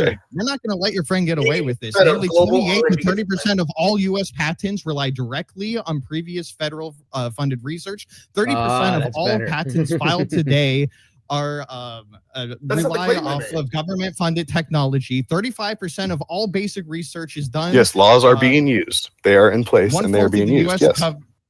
Okay. So Why should it they seems not like be? the That's not like the the argument I public made, though. market is the one that's innovating. You are It's such a minor, nationalizing the frivolous research, point. privatizing. That's not profit. the argument I You're made. pulling the ladder up. It is. You the just argument fact checked you yourself. made. No, the argument I Own made it. is that the private sector dwarfs the public sector on R&D spending, and that's absolutely true. 60 to 80% of global R&D spending is from the private sector. Right. That's I why we feel need to like get the medical principle down. specifically Because it's gonna get more and more feels important. it's going to be a little bit different. Sorry, what was okay? I was just What were you saying that saying? specifically the medical field is going to be a little bit different. But I know like AnCom, like if we go back to AI a little bit, I know AnCom previously has posted about, like AI art and kind of how that's shitty, and I prefer people use like stock photography rather than AI, which uses like a ton of resources and everything. But I assume that if you prefer they use stock photography, and the stock photographer, the photographer for that work would get like a kickback for it, as you said. Can you say more on this? That you Why would want their exactly? work to be protected from like AI infringement as well. Like if AI replicated their work just and it want was their obvious. I want Like, their wouldn't you want identity them- as the creator protected. Like So just when their an identity. AI So the AI could still like sell, like use all those resources and sell and profit from their work for That's some the huge million-dollar corporation. question. Just as long as as long as it we says say Joe this work Schmo was took this generated or was generated using the works of all of these other creators that they like. Yeah, so it's like, recognizing their give the intellectual giant property. As long as you do that, then you're okay. No, it's recognizing their labor, that they have done a thing.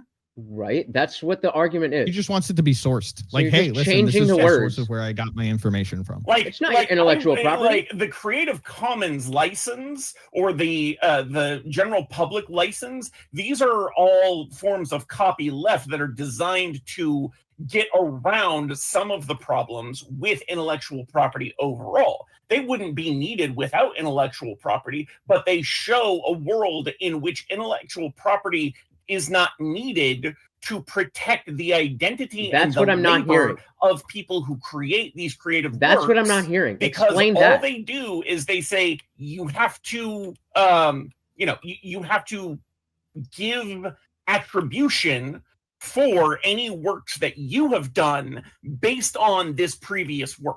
We could kind of do that in manufacturing too, if you think about it, right? I imagine we would. That's be what I'm able saying. to, but That's what you I'm have to be saying. a Yeah, little it's just specific. be called changing the it's just called licensing, I think. So you just license that work to be able to recreate it yourself. I mean, licensing implies a certain limited use and like more Right, because than you're not just the original owner. Who can't owns the own- idea? yeah. How do you can't Yeah, own but ideas.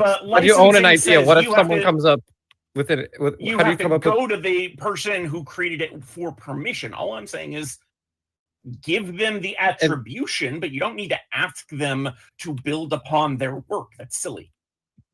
Right. Certain ideas of ownership are a little silly. You're like, oh God, a river runs through your property. You own water, but you don't own water. Like, oh, it's like weird. It's like there's certain arbitrary things about society that just a thing. Yeah, there's a lot of arbitrary shit about society, and that doesn't part make of the reason frivolous. we do these debates and we talk about these issues 100% is agree. because we see that, hey, some of these arbitrary things don't make sense, and we arbitrary. want to challenge them. It's the whole You're taking point of this arbitrary debate. to have an assumption of bad.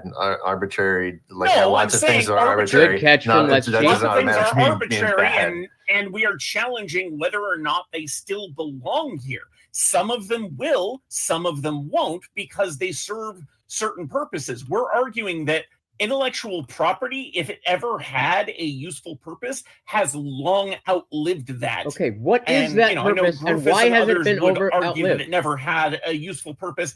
I will even grant, for the sake of this argument, that it once did have a useful purpose, but we have outlived that point. What about the point of IP and having distinguishable products that are essentially like traceable with a process, procedure, and That's what I ownership wrote. being used to protect the consumer What did I write? when things do go awry Yeah. or are being like counterfeited. How was IP outlived? Sorry, say that Like- one That's more what I need time. to hear. I was a little bit lost in the question.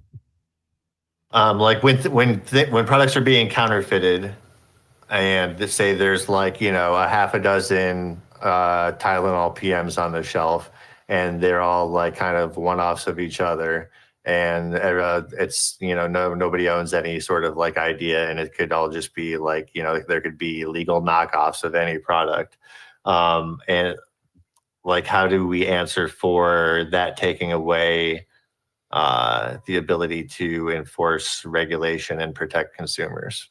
It doesn't. There's a fucking 10 million different companies that make fucking Build-A-Bear like stuff, or it's like, hey, this is a teddy bear. This is a teddy bear. There's generic drugs as well. I go in, I don't just see Tylenol. I see like 10 but other. people Where do those more generic drugs come for the from? brand name. Are those expired patents?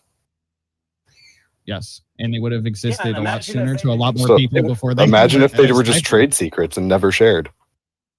Or Trade secrets are hard to keep in the modern. Wait, I got this. you don't have Trade how secrets are go hard ahead. to upkeep. Trade secrets are hard to upkeep in the modern age. People are going to reverse engineer and figure out how things are made. It happens all the time. You should tell TSMC that, because they're going to be fucking scared as shit. They don't maintain patents because of their trade secrets, because they'll be published in public domain after a certain amount of time. That's how Intel's TSMC keeps their already competitive out- advantage. Yeah, and Intel is already outdoing them with better processes. By stealing their shit from espionage, I believe, too, right? So your theories Oh, kind just of like are propped America up here. did. As I was saying earlier, well, that doesn't really refute his point. Oh, As I was Intel saying is earlier, American, your guys' right? ideas here are based off of the system that patents brought you. It's like, well, these generic medicines all exist. But those generic medicines came from somebody doing R&D to invent a new medicine that cost them $20 billion. And if we look at, again, what I was saying about private to public funding, we're only looking at the patented funding. What you're not taking into consideration with that 60 to 80% of worldwide funding being private is all the failures. Most of these things fail. 95% of new drugs don't make it to market. This is a risk. This is a risk market that you're investing in, hoping for a high return. That's why it exists, and we just would not have these things otherwise. The idea that I kind of want to challenge another premise here, because you guys are saying that this would benefit the large corporation, but the idea that these corporations wouldn't benefit from your system as well is just kind of wild. And when you take out the idea, like the specialization, like I invented something, this is my specialized thing, this is what keeps my niche mom and pop business Just open. saw a video. You're taking about that how away from them. sativa So now doesn't exist everybody can anymore. make their exact product the exact way. And now you're saying all these companies that have massive production that can make things significantly cheaper can mass produce this specialized thing. You're going to force more mom and pop stores out the door the same way you did with grocery stores, and it's going to hurt the consumer. It's going to drive wages down.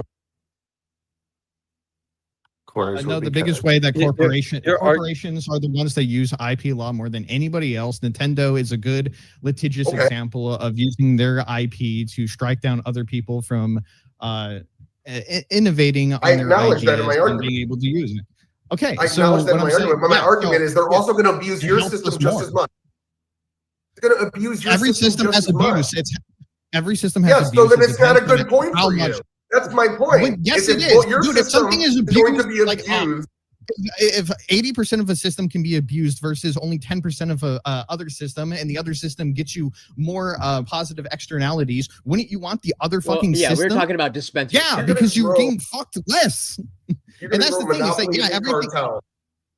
'Cause So Nobody's going point to be out, able want to Tyler, mon- you were kind you of don't want talking out of monopolies, both you sides of don't- your mouth by saying that our system would hurt big corporations because no one would put in the R&D money to develop these things, and then saying it would help big corporations in other ways. Which is it? No, I'm saying it hurt the consumer because nobody would make that investment in R&D. But all these Sorry. corporations But that already R&D only exist that isn't can big already because- like it might hurt medical corporations, but big box store Walmart is going to see all these patented things that these specialized stores sell and say, well, now we can sell all that. We can do it cheaper. So you're out of business. You're out of business. You're out of business. And we control 60% of jobs in the United States just because we know how to make shit cheaper. But companies are always like suing and putting mom and pop and competitions out of business or buying them up right off the. So let them right do it off the more? top. So help Very no, what it is that day if you're one allowed liberal. to innovate, Like- and without these roadblocks, you're going to have three ways that are going to benefit the customer. It's like, to stand out, you're either going to have to innovate, which is why innovation is going to keep on going. You're going to have to make it cheaper, How do you which protect helps innovation? everybody in the U.S. How do you protect it? It doesn't need protecting. It's a natural barrier evolution of Well, competition. if you need to in the marketplace. compete, you need to innovate, and then Walmart just takes that innovation and runs with it. Now Yeah, you're and dead. then you take their Like, you're done. you take their innovation and you. But you can't do it as well. You don't have the warehouses. You don't have the distribution. You don't have the processes laid out. You don't have anything. You have It's an called idea. comparative advantage. No, it's comparative. The comparative advantage is on them. They have everything compared to you. Judges, that's if not you what want comparative 4 advantage is. companies running everything in the United States, vote for these guys. I mean, companies are running Yield to everything. the judges. IP and Why? I don't. That's not a good argument. 50% of jobs are mom and pop in the United States right now. I think it's like 47%. So no, it wouldn't A be lot like of you them have have to 4 pay companies running licensing everything. fees. They have to pay licensing fees. This makes you poor.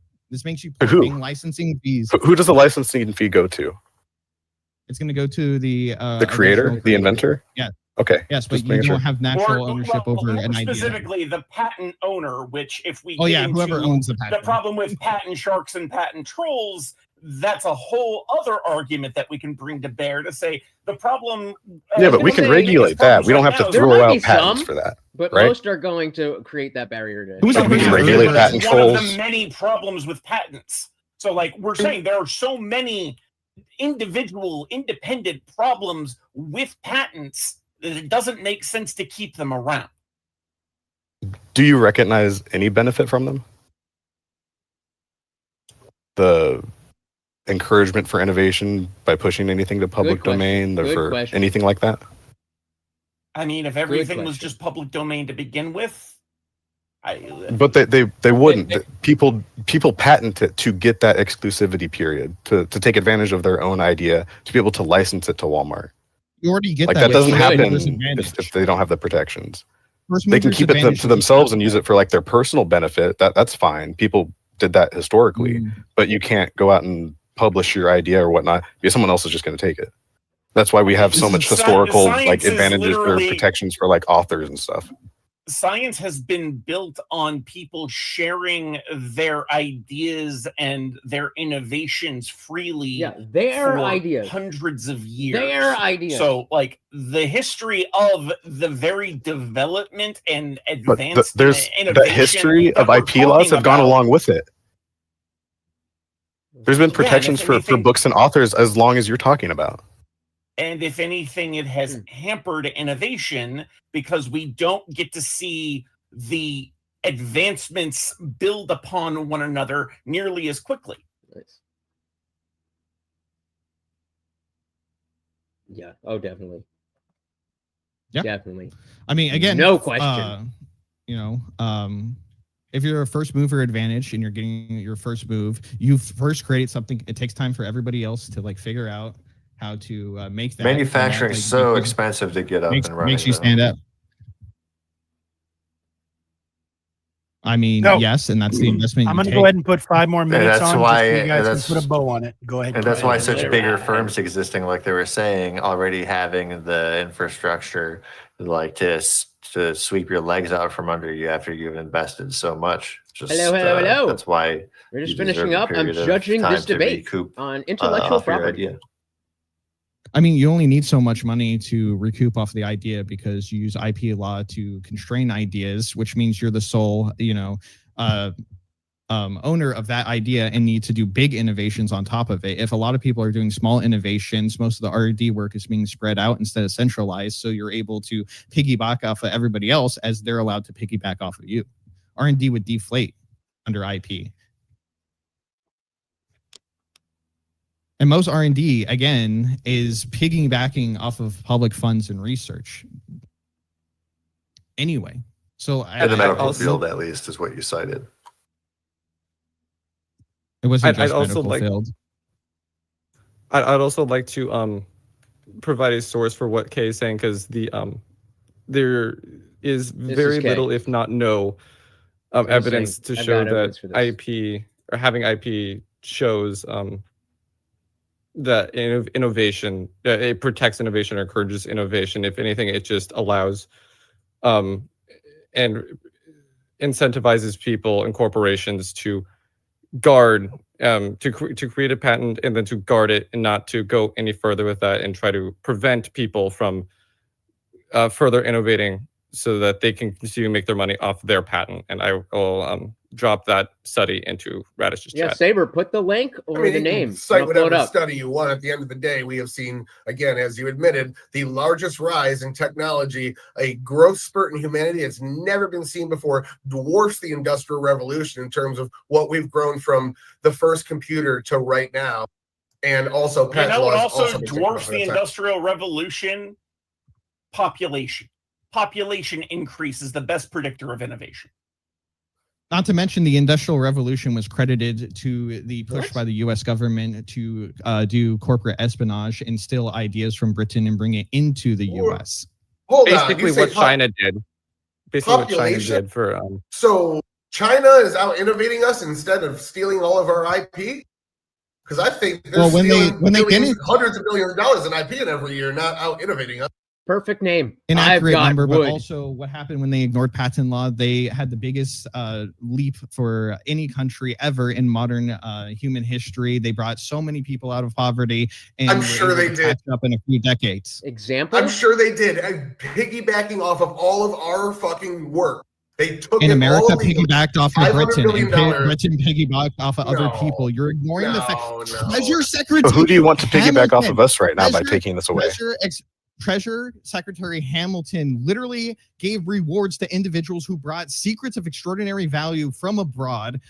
Slater illegally imported a loom and started and helped start the American Industrial Revolution off of stolen trade secrets from Britain. It was called the father of American manufacturing. And Francis Cobalt also took tours of factories in order to copy patents, bring it back. The Patent Act of 1793 allowed Americans to patent technology they had simply pirated from abroad. For example, George Parkinson was awarded in 1791 a patent for a textile machine that was an unoriginal copy of the British design. The U.S. government even paid his family for the relocation expense. America picked off of what came before.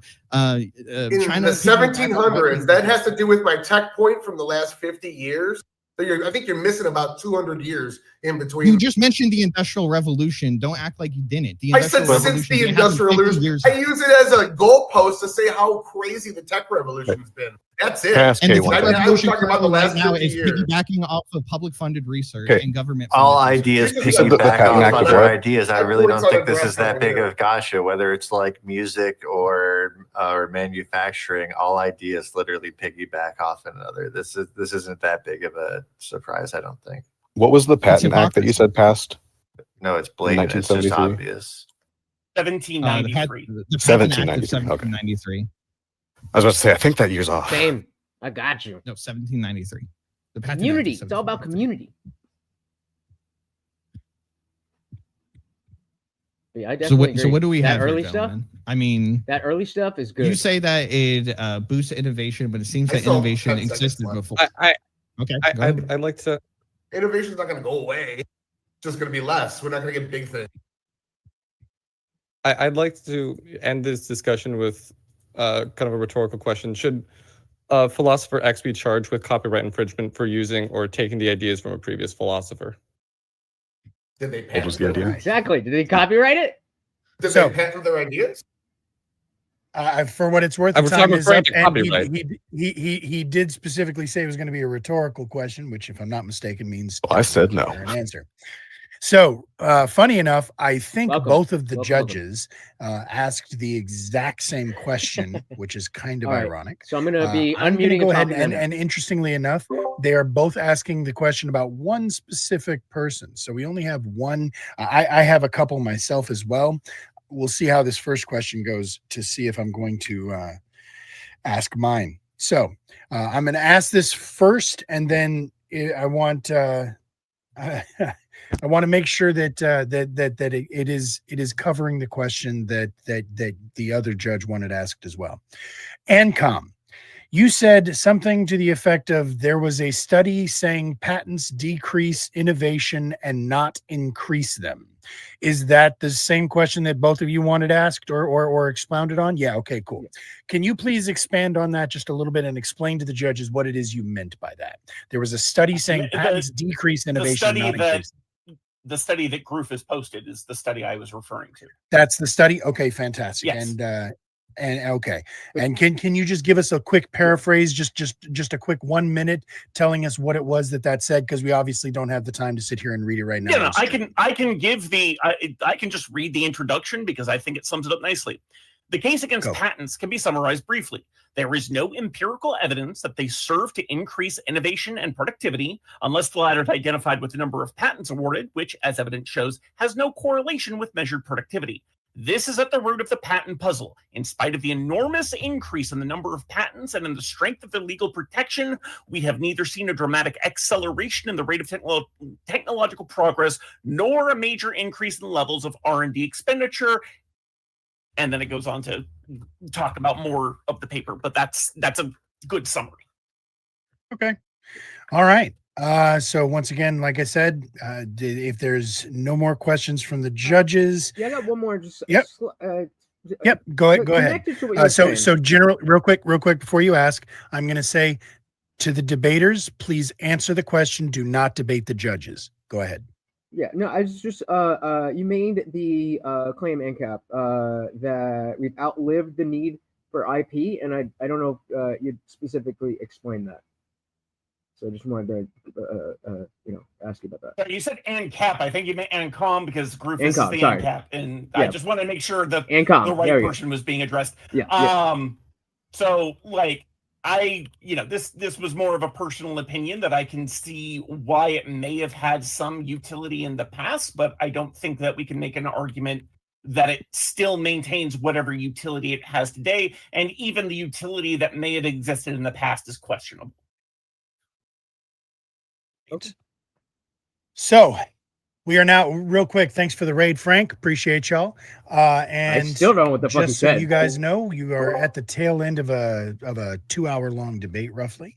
We are currently going into our closing arguments, and we have 3 minutes on the clock. We're going to start once again with you, Doomer. Are you ready to put a cherry on it for us, bud?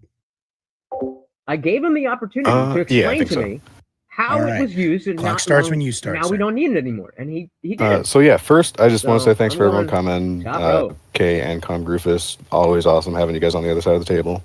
I will say I think we heard a lot of emotional appeal about some of the protections, but I do just want to reiterate, when a person files a patent, they're getting those exclusive rights for only a limited time. And then that idea gets shared with everyone else. That's the big benefit there, is that ending part. And I think too much is getting focused on the exclusivity rights at the very beginning to kind of necessitate that kind of sharing and innovation that we want to encourage, which is ideally why the founders put it in the Constitution. Article 1, Section 8 says right there, Congress has the power to promote these for the progress of science and arts by granting authors and inventors limited exclusive rights to their works. This isn't like a permanent setup for monopoly or anything. That's actually what they wanted to address when they put this in, is avoidance of that. They saw with the British colonies, with some of even our early colonies, people accumulating mass, just taking advantage of their sheer size by hoarding knowledge and keeping everything a secret pretty much. So that's why we have this system to encourage the sharing of ideas pretty much. There is an exclusivity, right? But I think even if we limited that to a day, I mean, that's still saying we want to protect these legal rights. He didn't explain and I think the other side of the argument is just throwing the baby out with the bathwater. We can solve a lot of the problems they bring up with regulations without throwing out the whole system. And I'll see the rest. 3 minutes is on the clock now. Your turn, Kay. Bring it home for us. Thank you very, very much. And So what we see today is a fundamental when, misunderstanding of the shit concepts of started. market and freedom. The question was do? asked, why do people make things? Because they need money and out of necessity. Why do people innovate? To stand out from competition and improve how they do things. How would they make money if you can just steal their idea? Well, you need to make it better, cheaper, or a niche version, and with comparative advantage. Not everybody can do everything, and with first movers advantage, you have a while before the competition can even catch up to you, which means that you have already established a pathway of doing these things. That's not how this they works. ignore market failures such as Who finding that Gilead Science but then you could just steal all that year's worth of work. $84,000 for 12 weeks of treatment instead of the market rate of that could have been of 250, and this kept 93% of their customers of 71 million of global patients out of treatment for 71 years. And they also purposely found that they were using toxic HIV drugs for 10 years to maximize profits while waiting for their patent to expire. But it's not like my opponents even believe what they're saying. Average Debate Enjoyer over here has a video on his YouTube channel where he talks about wanting to an open source think tank and to use other people's ideas for his channel to debate. And he also on his Twitter says that the reason why monopoly laws were created is because markets use bad tactics to completely take over. So it seems that Tyler doesn't like monopolies and realizes that they're used to take over sections and hurt competition. Doomer messaged me saying DMCA is an authoritarian overreach, that he prefers open source, and that when that's not available, he rides the high seas, and even talks about completely switching over to Linux and Graphing OS. Open source stuff. And while I don't know Chief personally enough, I do know that we're streaming on a platform built on open source software, on a computer technology that exists because of patent-free technology, internet technology that was built off of public funds, and patent-free technology as well as open source research. So by default, it seems like everybody here agrees with me. It just seems that they aren't willing to admit it. So when you're asking yourself, if patent law is justified, realize that they didn't address any of this, and if in of themselves actively engage in a patent-free lifestyle and enjoys its fruits of labor. I end my time. I'm giving you members permissions. There you go. 3 minutes on the clock. I believe you are up next, Let's Chief. You ready to go, sir? You are muted in case you do not know. Yeah, close enough. So there's focusing on medicine in a debate about IP makes sense. A lot of people think healthcare should be decommodified. I get that angle, but when we were talking about IP, despite it being brought up as a moral issue, it's really more about economic growth, and like I said, pairing with the ability to protect the consumer. Innovators deserve the ability to recoup their investment and protect their ability to sell their idea. You just looked at videos from Shark Tank, but some good ideas, people that don't have the ability to have they don't make it easy. Very good idea. They don't get to make put it it in front easy. of someone who I appreciate you. can, instead of going on Shark Tank and having 4 different sharks walk away with your idea and start producing it in mass and totally fucking you into the ground with it. They you did get fuck to over actually the rib get guy. profit from that. So that paired with Twitch is on Amazon, YouTube's a major company. Just because the software we brokies use to connect to it is open source doesn't mean the platforms itself are. Those are huge capitalist firms. So that's fucking wild. But yeah, I get there's plenty of reasons not to like corporations, but IP does help protect the consumer as well as innovators. So, to allow agencies like the FTC to go after false and counterfeit products, we don't all have. So we don't have Lutch's vape exploding in his hand, so we don't have faulty auto parts sending us off highway off ramps at 70 miles an hour when our brakes fail, so we don't get poisoned by counterfeit pharmaceuticals. I think it's worth protecting IP. I'll yield my time. We all start somewhere, brother. We all start 3 minutes somewhere. is now in your hands, Grufus. Go ahead and start when you're ready, sir. Everybody started with 0. All right. We start with self-ownership. You have exclusive control over your own body. This leads to the fact that you should not aggress upon someone else. Scarcity is why property and rights exist. Land, tools, your ink, your paper, these are rival risks. If I use them, you cannot. The conflict demands rules. If the first person to use an unclaimed resource owns it and holding it indefinitely until they transfer it. Ideas, inventions, and expressions, the core of intellectual property, are not scarce.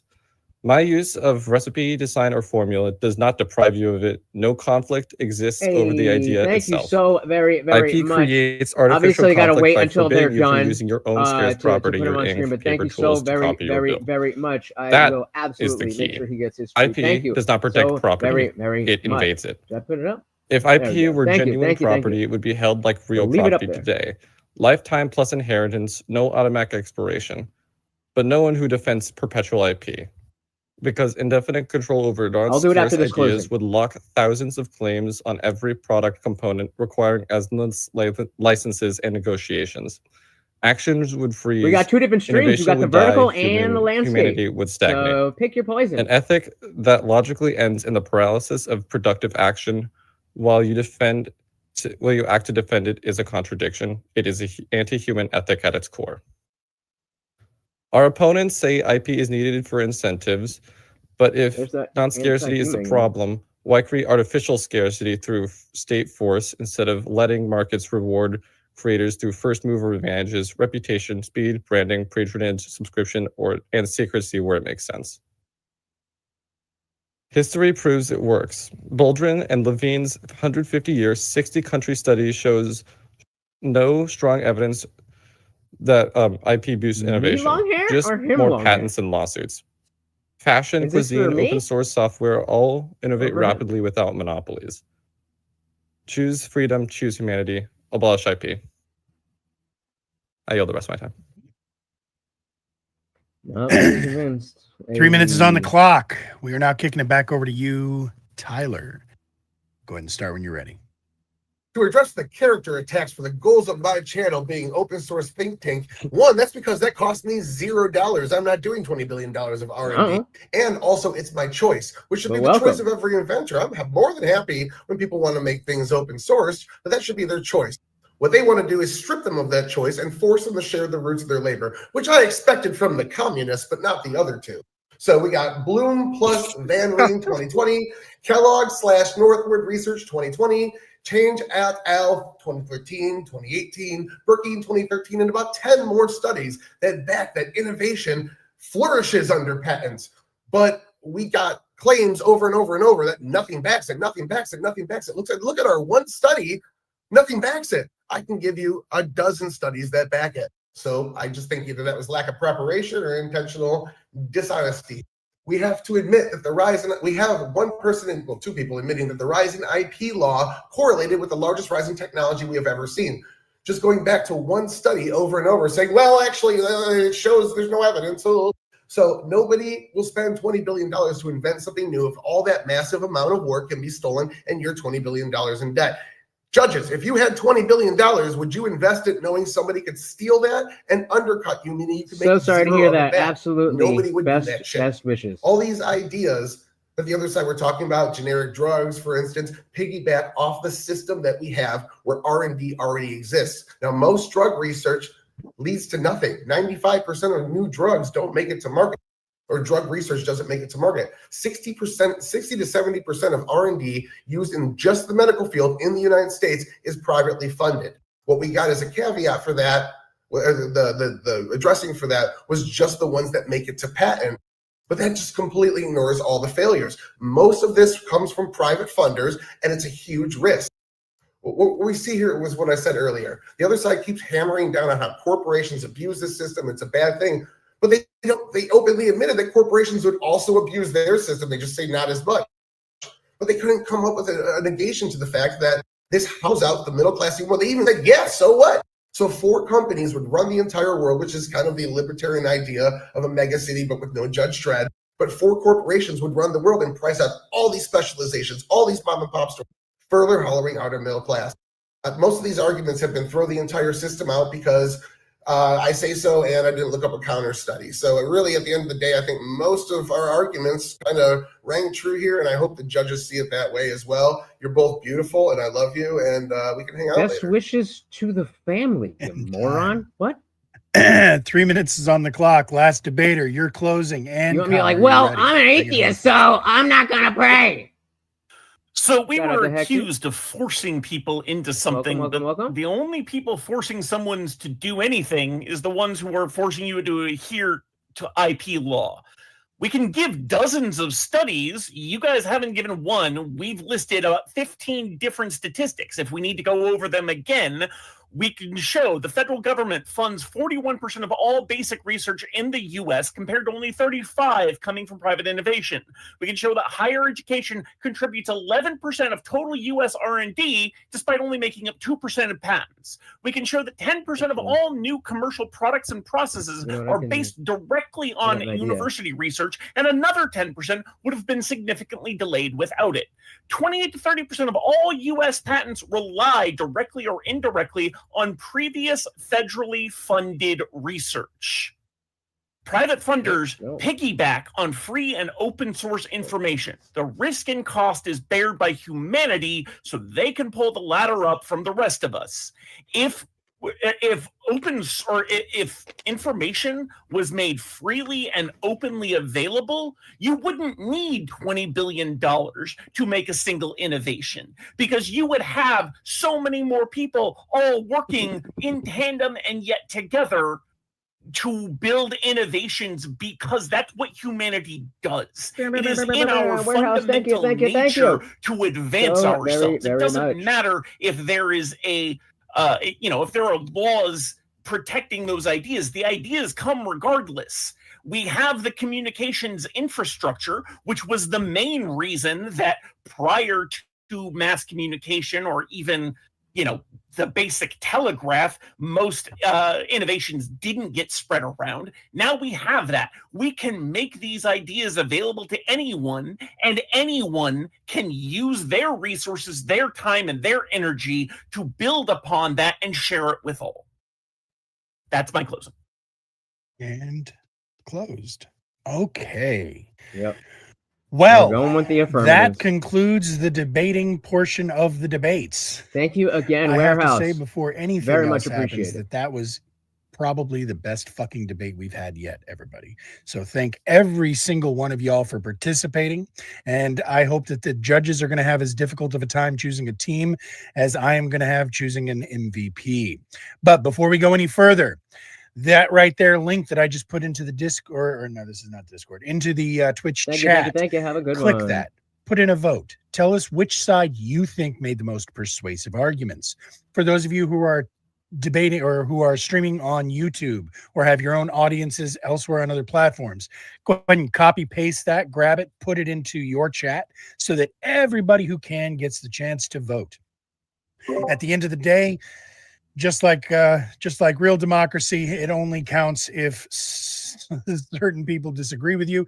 So that said, the judges are both going to get their votes. It is going to be a 10 points system for them to distribute as they see fit. And if the two judges disagree, then it comes down to the audience's vote. So that's enough talking from me. I'm going to look over at my judges. Give me a nod if you are ready to render judgment. I know, like I said, this is a tough one, so not much. Just getting How the about link. you, Castle? Just getting the link to everybody. Yep, that's fine. Okay, so no worries. And also, Tyler, did you throw that link in your chat as well? Good. So, like I said, we'll give everybody a couple of minutes to get their votes locked in, and give the debater or the judges a couple of minutes to collect themselves and collect their thoughts. All right, Hey, so I welcome just in there, put that. first time chat. I just put that in, and go go good faith vote debates here. We on do these who every you thought Saturday night. won. And this goes to everybody else. I want to thank you again, Frank, for the raid earlier. I don't know if you're still hanging out with us, bud, but I'm trying to get Frank in here for some of these debates as well. I didn't know it was a 10-point system. But yeah, So I'm gonna everybody, we are here every Saturday night, 6 p.m. Pacific Standard Time, trying to make this kind of conversation the norm again, where people actually stop and listen to each other and actually try to make a case for themselves. So, all right. So looking at you, Jesus, are you ready to go? I wasn't fully the 10-point system. What are we talking about then? Sorry, it's just, it makes it easier for purposes of keeping track, because like I told everybody, for this new year, we're actually going to be having an entire structured debate tournament, essentially, where I'm going to be keeping rankings based on people's cumulative scores. So that said, you got 10 points to distribute. It starts out as a 5-5 even. If it's a tie, Okay. you can have a tie if you want to. Gotcha. But anywhere from 1-9 to a 5-5 to whatever you think. But 10 points total to distribute across the two teams as you see fit. It's completely arbitrary, so it's whatever you think fits. Although I would love it if the judges would also give a little bit of an explanation, give us your feedback to the debaters, any advice, any suggestions, anything you think they might have been able to do better or whatever, but also why you're scoring. All right, here we go. Cheers. All right, so you ready to go first, Jesus? Yes, sir. So So walk on water for us. I came down with 7-5 to the affirmative. That's what you meant by 10 point, right? Okay. Yeah. Yep. So, wait, no, 7-5. 7-3, buddy. 7-3. 7 or no. Okay, never mind. Hold on, wait. Or 6-4. 6-4. Yeah. 6-4. 6-4 to 6-4. To the affirmative. I think that this is actually a really good debate for me to judge, because I have been I've had a lot of people talk to me about IP rights and all that, and I never really got into it. So this is really good. I didn't have a bias coming in. I do feel like there is a natural bias to be like, well, yeah, we want to protect our ideas and copyright, and that is kind of an inherent thing that we all think of and understand. And so what I was looking for from the negatives was things why that intuitive belief is not the case. And I don't think the argument was strongly made. I think that there is an argument there, but specifically even AnCom, when I asked you about the outlived, you kind of just kind of punted to a more generalized thing. I was hoping for something. Well, we had this situation where we needed IP in the past, and now we don't need it to compare those two situations. So I feel like you've got an interesting point that I would love to dig more into, about maybe the idea of intellectual property should be rolled back. But I don't feel like you've the three of you in general. I don't feel like there was enough of that there.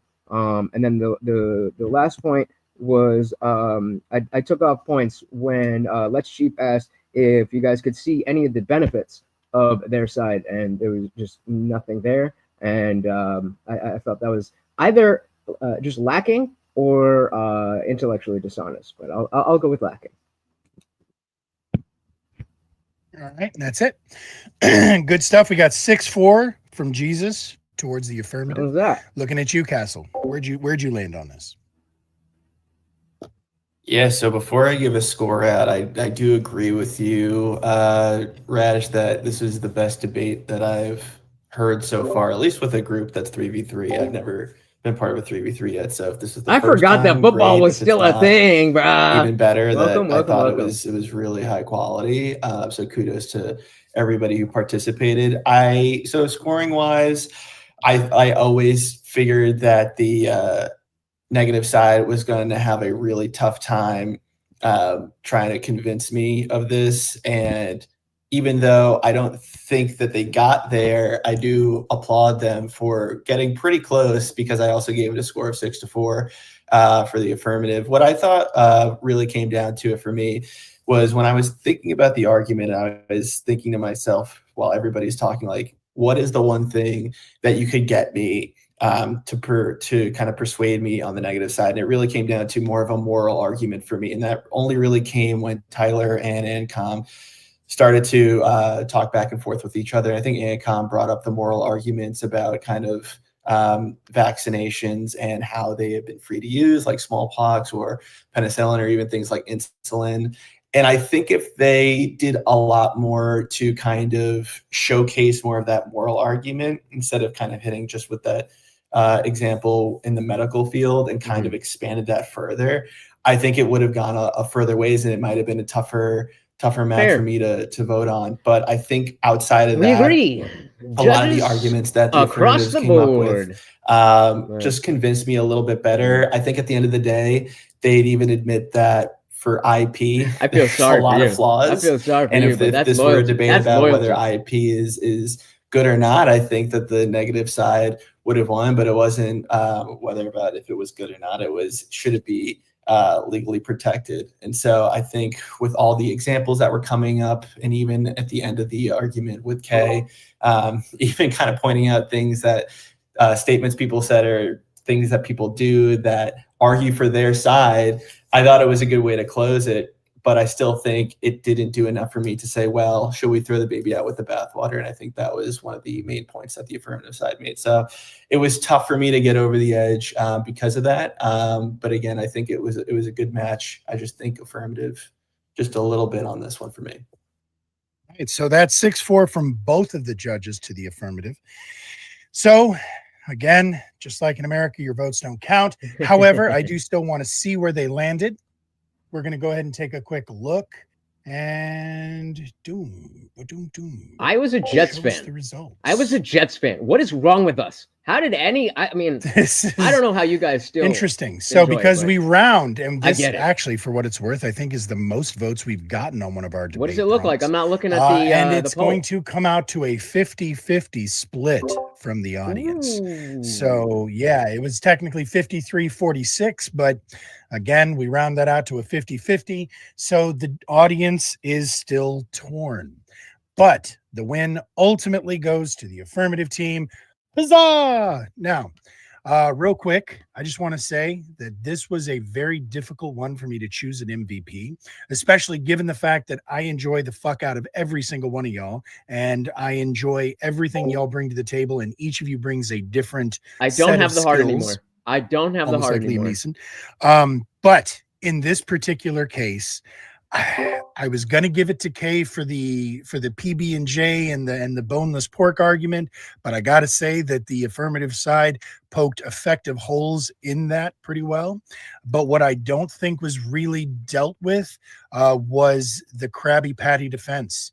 So I've got to say that if just for sheer energy brought to the table, I'm giving the MVP for the night to Tyler, Average Debate Enjoyer. So that said, I do want to be clear though, every single one of y'all brought it tonight, and I cannot thank you guys enough. I enjoyed the fuck out of this. And for everybody out there in the audience, again, this is what we're trying to do here. Though we're trying to get it to where people can actually have a meaningful conversation and actually be able to get across what they're thinking. Now, that said, normally I would go through and read my fucking 4 pages of notes tonight, people. 4 pages of goddamn notes. But I'm doing things a little differently this week, at least, to see how it goes. I'm going to be doing that tomorrow morning, Sunday morning stream, okay?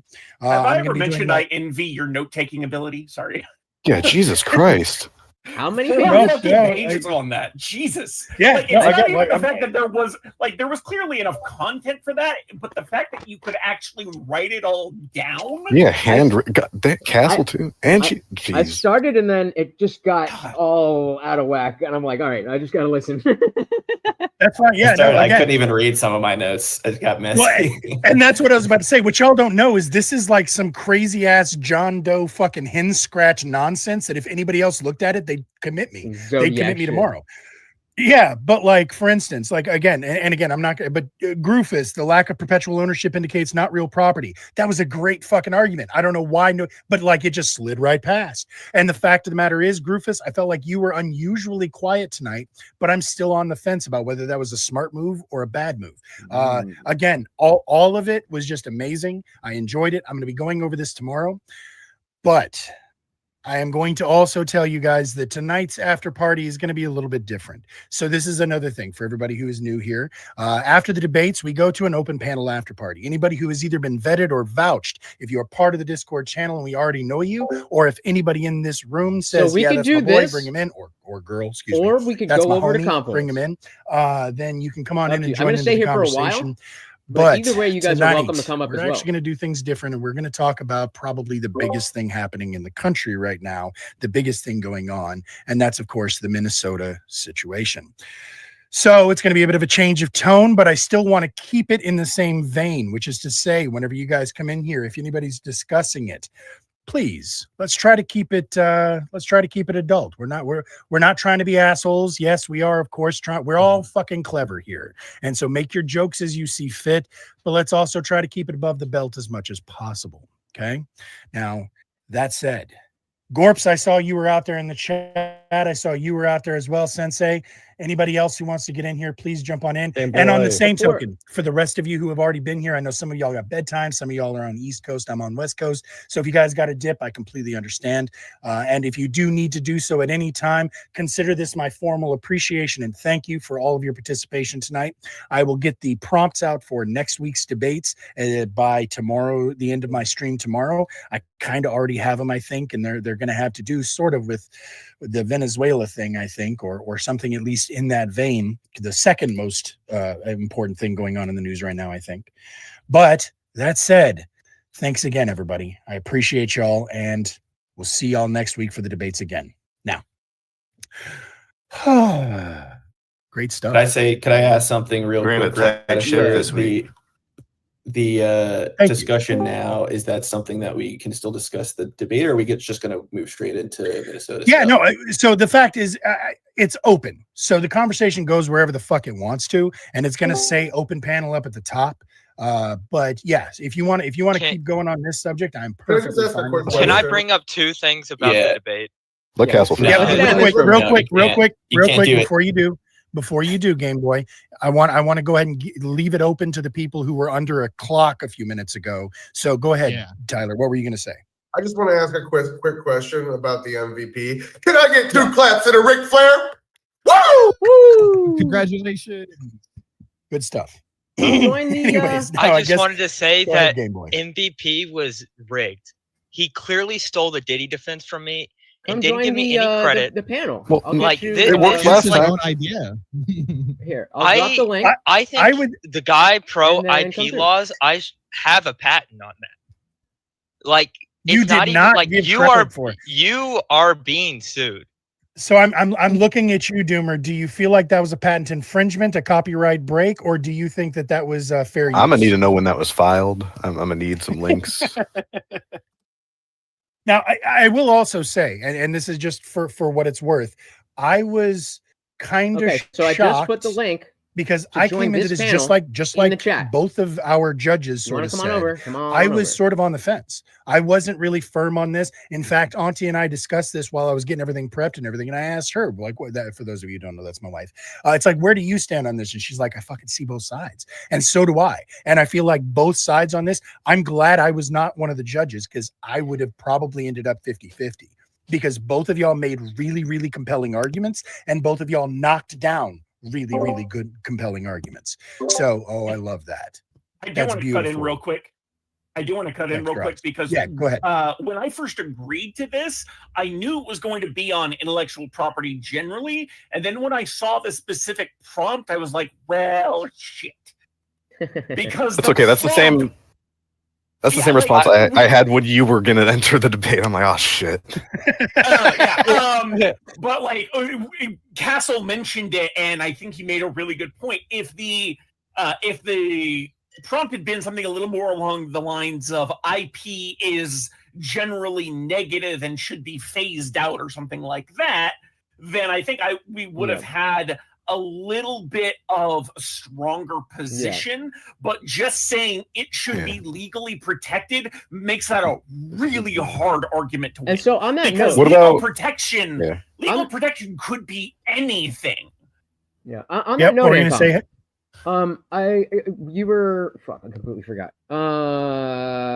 2 seconds. I forgot it.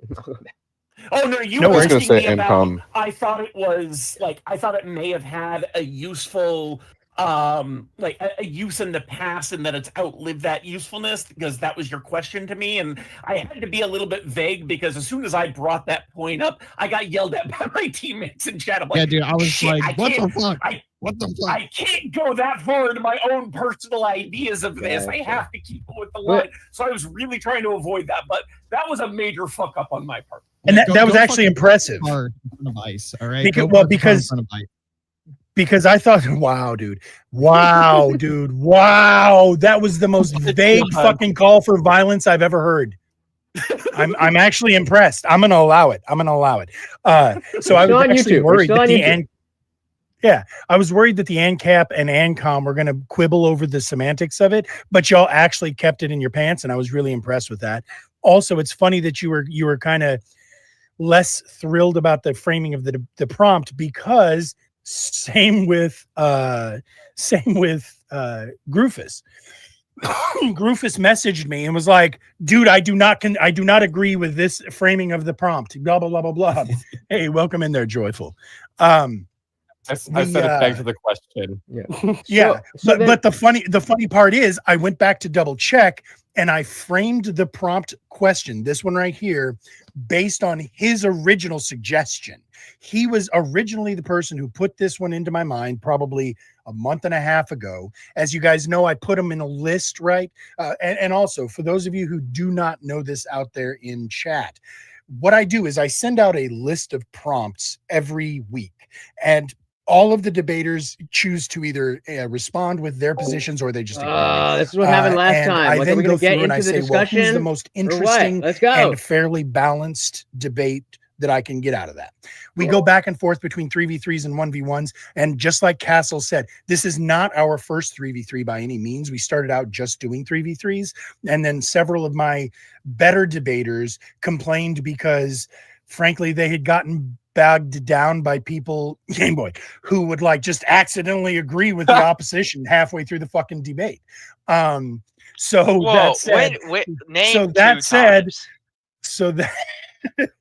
that said, I started focusing more on the 1v1s. Plus, they're more competitive because debaters are competitive by nature. But I did not want to give up. Is anybody watching debates his Twitch channel? because the 3v3 I wonder debates how much are people nice drop situation off like as soon as tonight it's done. where, and I'm sorry to call somebody else out on this, but Grufus is an amazing prepper, like debate prepper, not like burying shit in his backyard, but Grufus is really good at debate. He probably has shit buried in his backyard too. But Grufus is really good at debate prep, and his prepared like speeches, openings, closes are always top fucking notch, right? But he's not so amazing on his feet. Like he tends to stumble over his words. Yeah, and again, like I said, I'm not trying to shit on you. It's just a fact. You're getting better, and I've seen an improvement over the course of the time that you've been with us. But the 3v3 gives people like Grufus the ability to participate using their skill set without necessarily being required to be judged on the shit they're not as good at. So tonight was the perfect example of what I hoped the 3v3s would be. And it was extra cool because I got to sit in and watch as the affirmatives were doing their debate prep. That's exactly what all I'm right, saying. Joyful. It was cute at first, but now you're getting weird. Please knock it off. Anyway, so yeah, so it was really cool to get to watch them as they were doing their prep and to see kind of how they were doing it, and almost like arguing with each other, but also like supporting. It was just, I enjoyed the hell out of that aspect of it. And it's the first time I've gotten to see the prep. So yeah, the 3v3s are going to continue happening. I just have to figure out how to work that into the structure. You know what I'm saying?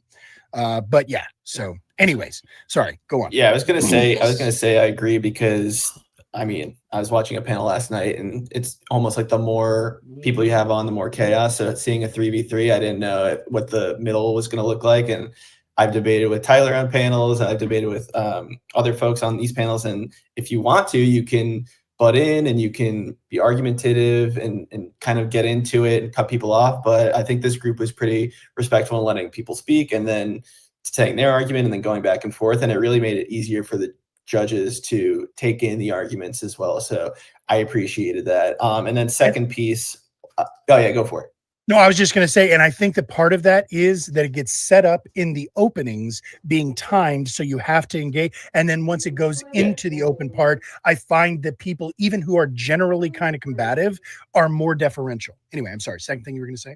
Yeah. No. And then on top of that, I kind of mentioned it at the beginning too, is like everybody said their pieces and was kind of an even contributor. Like, there was no kind of real leaders, which I also enjoyed. I thought everybody gave points that I thought were constructive.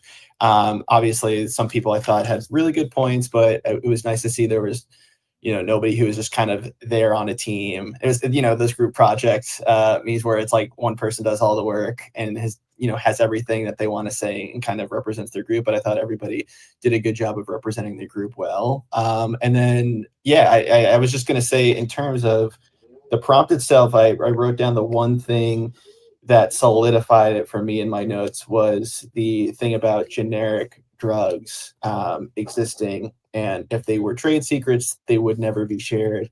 The fact that we have generic drugs, I think, was a good kind of point to the affirmative that solidified it for me. That was the one thing I wanted to mention too, if anybody wanted to jump in on that or argue about that piece or not, or agree, but I just wanted to get that out there on the record.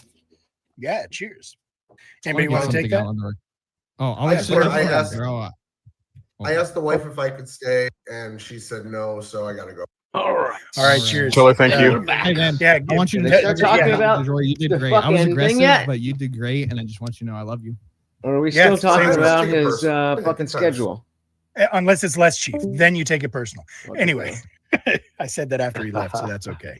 Those of you who don't know, there was Dude, is that next Saturday? Right, I hope so. I would love to get that to happen. So there is All right, let's do that needs this to happen about whether or not property violence is actually violence.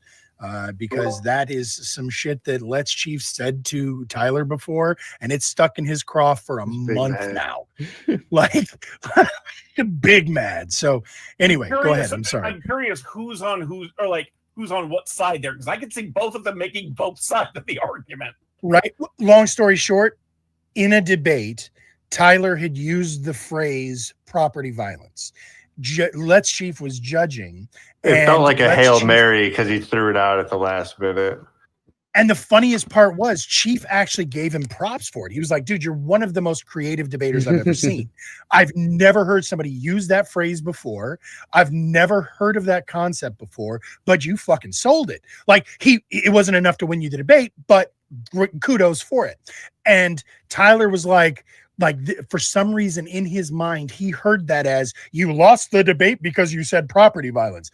And so I saw him on his stream saying, fucking lost to these goddamn lefty judges, blah, blah, blah about property violence, goddamn. Fuck. And I'm like, bro, did you not hear what he said? And so like, there's been 2 times since then. Anytime LetsChief's name comes up, he's like, oh, that's that property violence motherfucker, right? And so I actually told Chief this, or let him know. It's like, hey, man, he's still got a fucking axe to grind with you. I don't know why he wants to do so much word violence to me. So we're still not debating. Come on, man. This violence. is why we fucking leave. So yeah, so Doomer I want chose to the debate. 2 of them for his I don't teammates. care. And in my mind, I'm thinking, oh shit. And sure enough, the first fucking thing that Chief, who is the ultimate troll, for those of you who don't know. Yeah, no, you provoked, you literally walked in and threw a fucking smoke bomb on the ground and said, ha! And he took it. He took it hook, line, and sinker. And Doomer, I could literally hear Doomer's groan through Discord's chat, where it's like, "Fuck, what did I do?" And as I'm typing to them, "What the fuck, y'all?" He's gonna wish he didn't choose y'all. He even says, "What have I done?" So, anyways, but yeah, I'm looking forward to seeing that debate myself. And I had never heard the phrase either. So, I have an axe to grind. Also, property violence is violence. But anyway, I have an axe to grind. Okay, it's going to be a 2v2. 2v2, yeah. Interesting, because I'm on the side of property violence is not violent. Shit. There we go. We got a 3v3. We're up to a 3v3, kids. I'll private message you just one question on that. Wait, who's come later? But I have an axe. Let me grind my fucking axe. Grind your axe. This rib thing, I opened the patent and I read the patent. All right. So let me address why I didn't even want to address it for the first off. Is because I knew Doomer was using a tactic to get me off of eating the fucking, like, chewing off the head of Average Debate Enjoyer for saying a patently false statement. So I was like fucking on him. And I knew he was trying to. I had to go eye for eye, though. I was like, I wanted to like get his leg and rip it off. So I was just like on that. But after reading this patent, it's even more bullshit because if you read their claims, they have 23 different claims on like how they prep it, and it all literally boils down to cooking it at a certain temperature, putting it in an environment where it's moisture controlled, and then taking like those tools that like rip out bones and just sliding it out of the fucking ribs. So I just want to say this is fucking bullshit and wordy, and I fucking hate it. So I wish I could have addressed that. During it, but I just want everybody to know this fucking rib patent just boils down. You can read it yourself. It's under the claims section. It has 23 claims, and all of it boils down to, again, they just cook it at a certain temperature multiple times, put it in moisture control, obviously season it, and then like take like that bone tool that a lot of like chefs use and like but you don't honestly think that that's like really representative of like patents. That was another thing I was going to say. How do people cook unboned meat? Like, why isn't this person suing everyone? Well, I know, if to use that example to zoom out a little bit, I think that like the negative side was appealing to things like that, but I don't think the conclusion from hey this rib guy just used water and whatever as a patent. I don't think that inherently damages the idea of having intellectual property. I think that's just a bad example of how the system and the rules and the laws and everything have played out. Right. That's what I tried to say about regulation. There's some superfluous regulation, and then there's some that make sense. And this would be an example of some like fringe patent that's maybe a little stupid. Yeah, I wanted to touch on open source stuff too. Just real quick. Like open source, like Kay said, like I used Linux and stuff.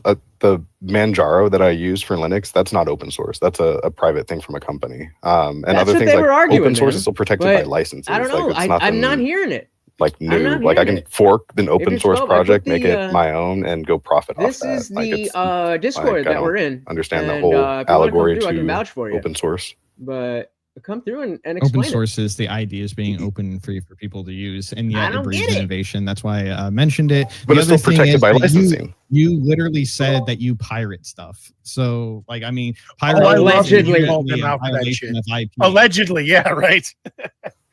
On Minecraft. Well, I support the U.S. and their piracy efforts, of course. Right, but then you're only getting into you're critiquing him as a person. You could say that yes, I think that this should be this should be X, and then I do something that conflicts with that. That doesn't mean X is wrong. That just means I'm doing something contradictory. Yeah, could I be steel manning this? Yeah, I think you might. I was just gonna say real quick about the whole rib thing because it sounds silly, but when that diagram was shown on screen, I think it helped, but also comparing it to PB&J, I thought wasn't as fair either because yes, you can argue, oh, you're boiling something at a certain temperature and you're extracting it. Not for me. I just want to see what I can see. But I still do think it's a little bit more complicated than how that sounds. I used to be a torrent guy. Like you still have to figure out this temperature. You still have to figure out the mechanics of that. The streaming and I think it's so good. In the grand scheme of things, it's not the biggest thing in the world. But I do think those things that do take time and effort. I'm sure it took more than a week to figure out. Now that the debate's over, I can completely mute them and make our talking a little bit more clear. Whatever it is. So I think it's not as jokingly as we kind of portrayed it in the debate. I think it's actually pretty. But I can't be full screen. Do you know the example that teachers use as a writing exercise with peanut butter and jelly with like students? I didn't get to like capitalize on this because of everything else, but it's pretty much you have to write down how to make a peanut butter and jelly sandwich. Now, if you were to that's simple. That wouldn't be patented. No. Can you show those fifth graders how to debone a pig? Now, if you were to do that and you were to like break it out, a peanut butter jelly sandwich would start to look like that patent that we just saw, where it's like, okay, so you're gonna take, you would have to like talk about the technology of turning, wheat into like flour into like dough, and that you use doughing in this way to heat it, and like you start like talking about how to make a peanut butter and jelly sandwich. It's gonna look exactly as like comparable to. I can help with this real quick. There's like a PB&J. You can't patent that. You can go patent the process for Uncrustables. Does that make? Very good point. Very good point. So Doomer, yeah. Something I wanted to bring up. You said that you use Manjaro Linux, and I've heard of it. I've never used it myself, but I went to look it up, and I found out that they are part of an organization called the Open Invention Network. And that network's specific mission statement is, it was created and exists to ensure a level playing field for Linux and open source software, safeguarding developers, distributors, and users from organizations that could leverage intellectual property to hinder their growth and innovation. Even Manjaro Linux understands that IP is a hindrance. Okay, but can you dig into that? Explain. I will ask a question again. Could I be steel manning this? Is my personal preferences negate any of the argumentation made? But AnCom, that's specifically what I'm asking you to explain. Yeah, that was the part of the debate. Like, I understand the claim that you're making. Can you dig into that and explain how that is the case?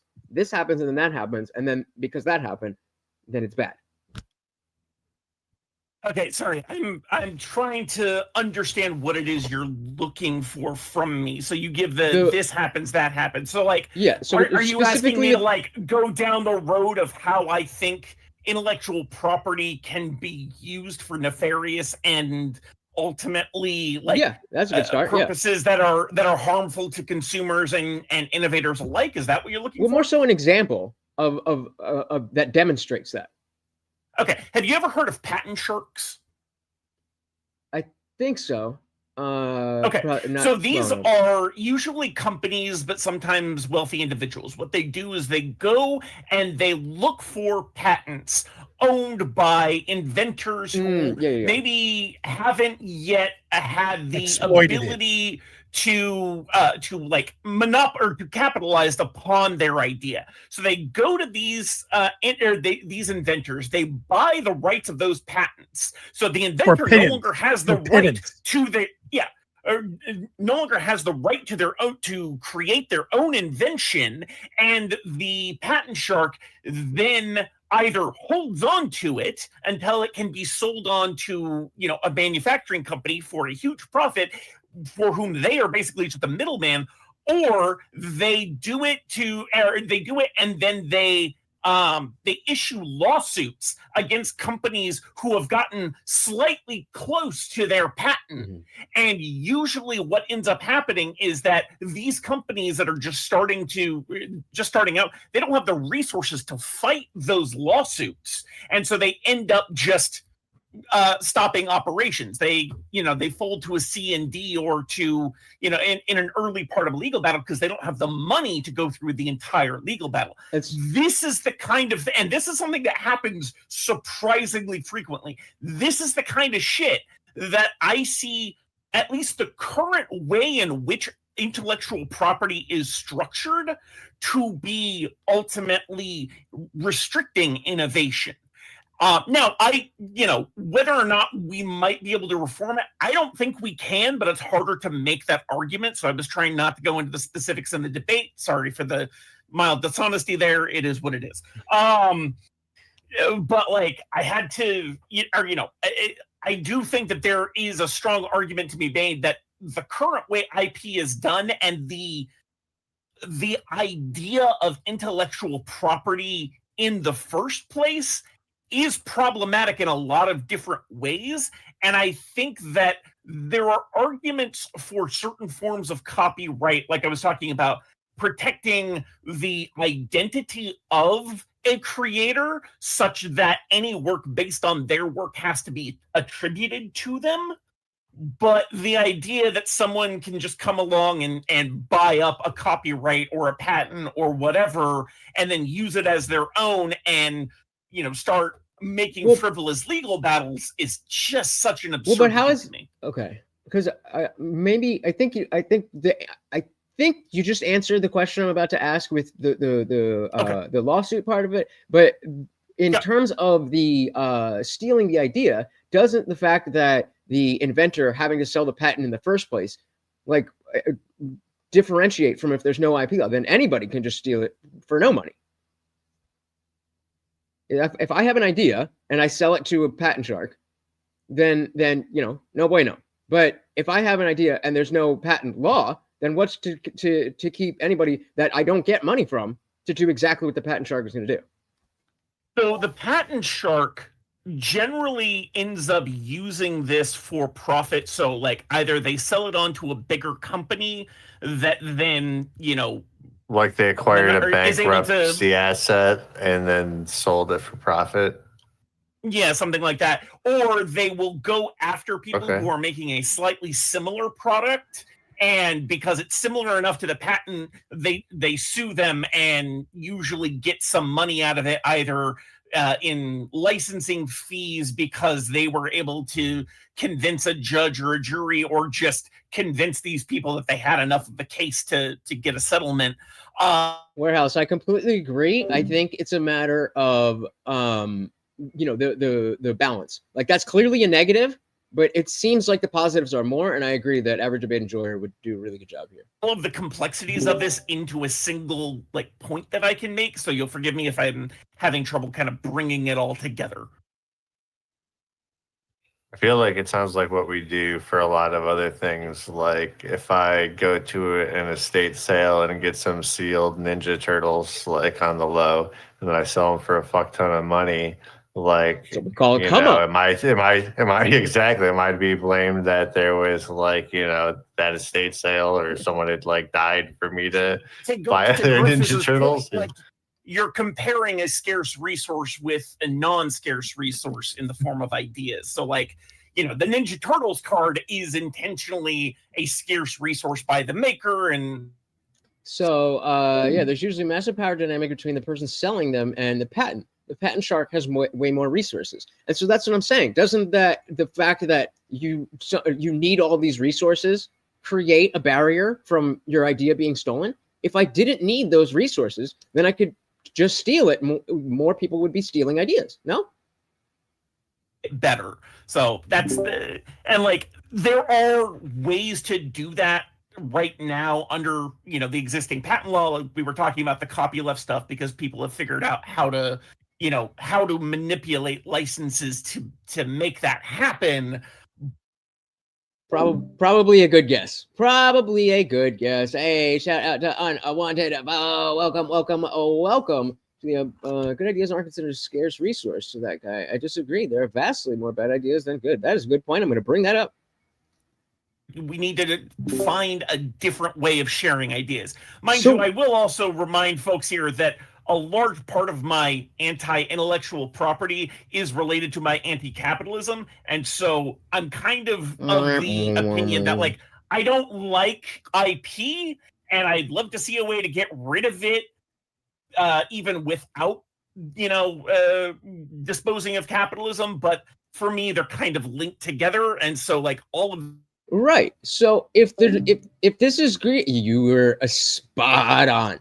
But that's what I'm saying. If the patent shark doesn't need the resources and they're just greedy, then you need two things. You need greed and resources. Without the IP rights, all you need is the greed. Right? That's what user reviews are for. Have you guys heard of Hallmark Christmas? Wait, hold on. I just want to point out that AnCom did the Roddy argument of people will vote with their dollars. He did. Yeah, AnCom just gave us. I said user reviews. I didn't say anything about spending money for that shit. So just because you have limited time to watch movies doesn't mean you should have to pay money for Hey, it. If you're I looking vote with my for the eyes. best movie, then you can rely on other people's opinions to No, define, surely you know the what he things that are most means. popular. No, but that begs the question. You surely know what he means. If you look on Google and you're looking at like a bunch of like places to get food, and one has 3 stars and another has 5 stars, you're clearly going to be like, hey, that one with 5 stars has a better like value for me as a person. I'm trying to get back to that scarce resource thing. The word of mouth is very important when it comes to deciding something. Everything on Uber Eats is I don't know if someone 4.3 tells and me that 4.8 that stars the and cook nobody is knows an what the fuck is asshole, going on with then their I'm ratings. probably It's all going to go to bullshit. that place anyway because that cook is probably an asshole to people that are like Karens, and they probably make good food. And I would also argue how many bot votes and bot stars and bot comments are involved in that. So Yeah, that's a Fair fact. point. It's I not a ignore perfect those solution, stars. and fair enough. So can I go back to the notion of scarcity and like how IP it's different? Are we saying that good ideas mean are abundance. not scarce? Like I'm gonna let Rufus take this one since this was the main Yeah, thrust of his this was argument. Grufus's, and I had the same thought, Jesus, because it's like, yes, there might be a lot of ideas, but there's not a lot of good ideas. Shout out to Unwanted Foe for that one. What was the question? So we're talking about the Thanks for everything, scarcity Alex. argument that Thank you're you, making appreciate you, against Chief. IP. Have a great Bye, night, Chief. buddy. Thanks, everyone. Bye, guys. Peace out, brother. Have a good day, work. Oh, hey, Lethe, didn't see you Take pop care. in. Oh, bye, Chief. He just slid in here under the radar. Yes, he So tends anyway. to do. So Grufus, the question was, you had made a comment. Well, actually, I'm going to let Jesus you phrase it again because I like the way you said it. Yeah, so just we were talking about scarcity, and if something is scarce, then we would want to apply one aspect of intellectual property versus something that is not scarce. And so I think that begs the question of whether good ideas in and of themselves are a scarce resource. And I would say yes. I would disagree with that because they can still be. There's no limit to how many people theoretically that can come up with said good idea, and people can come up with them independent. People can come up with, say, the idea to grab a stick from the forest and make it into a spearfish, or a spearfish. I got you. There's no limit. I'm kind of okay. Going so in circles, real quick, but... nope, that's okay. So let me ask you a different way, because again, like I said, this one was in my notes as well. I liked the argument that you were using there, but my defense or my response to it would have been to look into the number of patents that exist versus patents that are profitable, right? Because I can come up with any fucking number of ideas. Ideas themselves are not a scarce commodity. However, good ideas, profitable ideas, ideas that other people would want to build on are scarce. And so me being able to hold on to that resource, because I had never thought about, and I suppose this would be part of your ANCAP theory, is that it's not property. And for what it's worth, everybody, as I said earlier, Grufus was sort of contentious with the prompt itself because of the wording, because he said that it implied necessary legitimacy to intellectual property as a property. And so, I got it. Good things come to those who wait. I liked his point, and I saw what he was getting at, but in my mind, and I'm not even done. I'm chill here for a while, but then I got another panel that I'm gonna hop on. So we're gonna have some fun. Responsibility to show me why it's not property, right? Like that's your job, right? There's no reason that you can't do that within the framing of the prompt. But back to the question at hand, do you think that every idea is equally valid or equally profitable? Or do you think that the person who figured out ibuprofen originally is no better than the person who figured out silly putty? Oh, I mean, sure, there are better. Of course, there are better ideas. I mean, the person who came up with insulin, I think, is more important than the person who came up with silly putty or ibuprofen or what have you. Sure. But and of course, there's nuance there. But then you have to get into what how do you make an objective scale or an objective line, and who does that? Who decides that? Money. Who Profitability. Money, yeah, the market. Yeah, we vote with our dollars. No. Well, no. How much more money has I'm been saying, made off of ibuprofen or insulin than silly putty? No, that's not quite my point. My point is like you point. can't do that with even. Well, I know. I'm speaking about. Sorry, we were debating you. Go on, please get it out. I'm sorry. No. My issue with that is you can't. In order for you to be able to. Because the question is how will you enforce that? Because yes, you could say there's some objective standard. So, or some Alicat, yes, this is an open panel. You could say money, like the link. How do you tie down, say, a patent that makes $1 million to the Discord? In principle, is that? I'll drop it again. I'll drop the link to the Discord, and you can. I don't. Better than not. Yeah, I'll drop the link to the Discord. Yeah. I don't really know. Okay, well, and the simple answer is in a capitalistic state, that is how we keep score. It's that simple. And the second point is, how do you enforce that without coercion? Explain. How do you enforce the law without? Why do you? How do you enforce? No, how do you enforce intellectual property? How do you enforce people not being able to use an idea they either saw or came up with on their own, etc., without saying you cannot use your XYZ thing this way without saying, pointing a gun at them and saying you can't do this thing this way because I say so. You're the one who's the AnCap, but there is still that cap part of your AnCap. The rest of us believe or agree. Most of us. I know there's a couple of other ands in here, but at the end of the day, we all agree as a society to comply with certain amount of rules. If we're all going to party together, we all have to agree nobody's going to shit on the living room floor. And if you start to pull your pants down, I'm going to tackle you.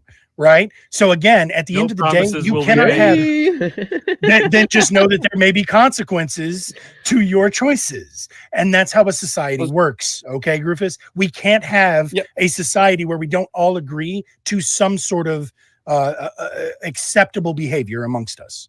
However, that's enforced is irrelevant. Well, if you if someone shits on your shits in your house, you can I imagine it, so long as they know your rule because it's your property, you're fully within your right to say, this is my property. I can say I have final say of how it's used or how Thank you. And the United States is all of our property. So all of us, or a majority of us, agree on certain acceptable limitations to your behavior. And I think the United States all of our property. Yeah. Yes. We the people, by the people, for the people, blah, blah, blah. That exists within the United States. This is where AnCom and I are going to heavily disagree, but I don't think group ownership is valid at all. I understand. I mean, I also don't think that the so-called public property of the United States is actually public, given how it's controlled. That's a whole other conversation. Yeah, that's a whole other realm. But we can agree on that. We disagree with the statement presented by Horse for different reasons. Yeah, hey man, I'm not sure. I'm not a brain in a vat, but we gotta take some type of context where we're in a shared reality. I think. I ask you a question for Horse. Real quick. Yeah, go ahead. Sorry, go ahead, Ken. Yeah. So I just wanted to Google something to counter. You were saying that the money is crying depends on that the he's not necessity. American. Well, Oh in no, I wish I could be American clean water so in the United bad. States reached a retail of $46 billion. Harder, baby. While in the same year, the gaming industry and the movie industry outperformed. Let's give you a little the water sector. The gaming industry with around $184 billion. The movie industry, depending on the year, but if we're going to bring it to depending on the year, went from 33.9, which is under, to 82, which is above. So is movies and video games more important than clean water? So real quick, we got to roll ourselves back. Hold on to your pantyhose, Lonzo. I promise you're going to go next. So we got to roll it back to what I actually said, my friend, before you mischaracterize my words. What I said was that the good idea is rewarded by our votes. Do you think that water is a good idea? Well, it's not really an idea, right? However, the way that you process it, the way that you bottle it, the way that you take it out of the ground and extract it, the way, et cetera, those could be patentable ideas, but water in and of itself is not a patentable idea. So the profitability of water is irrelevant to it being a good idea, which was my proposition. And go ahead, Lonzo. I don't even remember at this point. Cheers. So back to UK. Do you see the difference between that? No. I didn't No, say it because was the more entire water important. industry, I including- said that a good idea is Well, going if to be water rewarded. becomes so scarce, someone will come up with an idea to start desalinating water and patent that. and then it'll become you'll get the very increase. profitable. Very, yeah. Exactly. Radish, You're can I saying also, that we use money to prioritize, though. So that's right. I mean, To prioritize what? I'm Well, sorry, money real quick, follows go ahead, Bruce. priority. To put priority over the good ideas or not. I would say that the idea of making not say that. processing clean. Okay, you want to run it Money back? money is a good measurement of the prioritization. I'm going to of take a something, look but, around YouTube and I wouldn't see, say that we who's use doing money what. It's going to black out for a second, but prioritize you'll still something, hear as it. in the value of money for certain things is decided by how important that thing is to the general public. So what I had said, and I'll reconnect the dots for you, Kay. And maybe I'm wrong. Maybe as I'm doing this, I will see the error of my ways and I will absolutely acknowledge it, because we're not in a debate, we're having a conversation. What I had said was, and what Jesus and I were saying really, is that Grufus had implied that there is not a shortage of ideas, and ideas are not a limited resource, like say water as an example. We'll keep it with there. Water has a finite amount, so it is a limited resource. So I own that in perpetuity. However, there is an infinite number of ideas that could come along, so it does not they're chilling, qualify so, as a property we'll stick because around it is not and finite. see what's good. However, Jesus and I were saying, Let me know if you that- guys want to I love develop. saying that. Can I just put that out there? Jesus and I were on the same page. You call me Lutch. Anyway, like clutch without the C. Lutch. all right, cheers. But it's so much more fun to call you Jesus. Oh, please. Anyways, Lutch and I were trying to imply that what is in a finite supply, wow, that rhymed really well, is good ideas. And somebody said, well, who decides what's a good idea and what's a bad idea? And I was saying that the profitable ideas are the good ideas. And so as such, No, I'm I not- disagree. I'm sorry, go ahead. It's okay. You're allowed to. So what I'm saying though is that it's not that prioritizes the idea. It's simply saying that it is obviously a good idea because it is being rewarded. Now, to answer your question, the video game industries, that requires a whole lot more good ideas. The video games that come up with a cool concept are going to get rewarded by our dollars more than the companies that come up with no good ideas, or have a shitty idea, or they're just piggybacking off of somebody else's idea. However, the existence of shitty AAA games very effectively off that point, and like shitty blockbuster movies. Yes. Well, okay. Well, now, no. Okay. I would think Marvel. No. Fuck off. That's actually exactly the evidence to my point. Right. For that last 10 years, they have not been making the money that they used to, which is why Disney is freaking the fuck out, because they've had bad ideas and they are not getting rewarded by their ducats. Okay, well, I'm trying to say that if you could think about this in an entertainment perspective, then yes, you can sell something that's crappier and make less because you have to continuously keep putting out something. But if you're thinking about this in the general broad market, which is more important, I mean, then that implies things such as like things that you need that are not renewable. The better product would be something that you have to buy multiple times. Chill on this panel now. So what I actually hop around a little bit. That's maybe the most profitable. We're talking about a patent though. So again, the next thing that I did was I tied in the idea. I used two different chemical formulas. One was ibuprofen and one was silly putty. And the person who chemically patented the ibuprofen recipe is made more money than the person who made the silly putty recipe. And so therefore the money has gone to the person who had the better idea. What about silicone-based lubricants? Love a lot about them. They probably make more money than both of those. Probably so. We could have used that as an example, but yeah, sure. 1,000 bottles of baby oil. I'm saying compare no, but more just a pure example here. Let's say you had the Again with the option Diddy of- defense, it never goes away. let's say you had an ibuprofen. You came up with this product, an ibuprofen, and you know that whoever you prescribe this to needs it as a pain relief. And as long as they're in pain, they'll need to keep buying it and taking it in order to feel relief from their pain. And then you have another product, which would just straight up heal whatever it is that's the thing that would just heal whatever the pain is that they're having. They would just fix the issue. Which one would you rather sell? Well, but Which those one are do you two think different would be- things. Yeah, that's completely. I don't That's understand. like saying the having connection surgery versus for a broken Wait, are leg we- versus Okay, I was taking Tylenol. Those are two entirely Yeah. different things. You don't take Tylenol to fix the but- problem.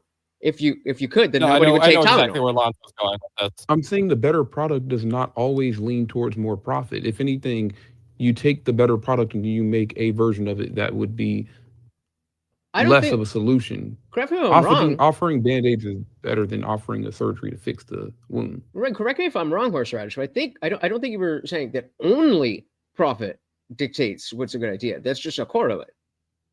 I was implying that that was a primary metric, but it is not the sole metric. Correct. It's how we generally keep score in a capitalist society. I believe was my exact quote, but I'd have to go back and listen. Can I also go ahead, respond Grufus. to Sure. earlier?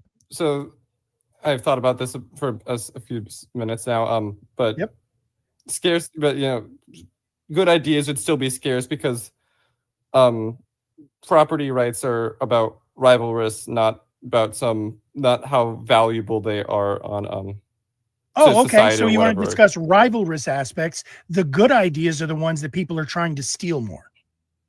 The good ideas are the ones that are being copied and exploited and built upon. Is that a better metric for you? A good idea would be defined as the one that somebody else wants to use, to build on, to do something Shout else out to with. Tennessee. Yeah, the only 10 I see. I also I win. can I just bring in? Fine, I'll jump in. I was waiting for him to respond, but I'll jump into this.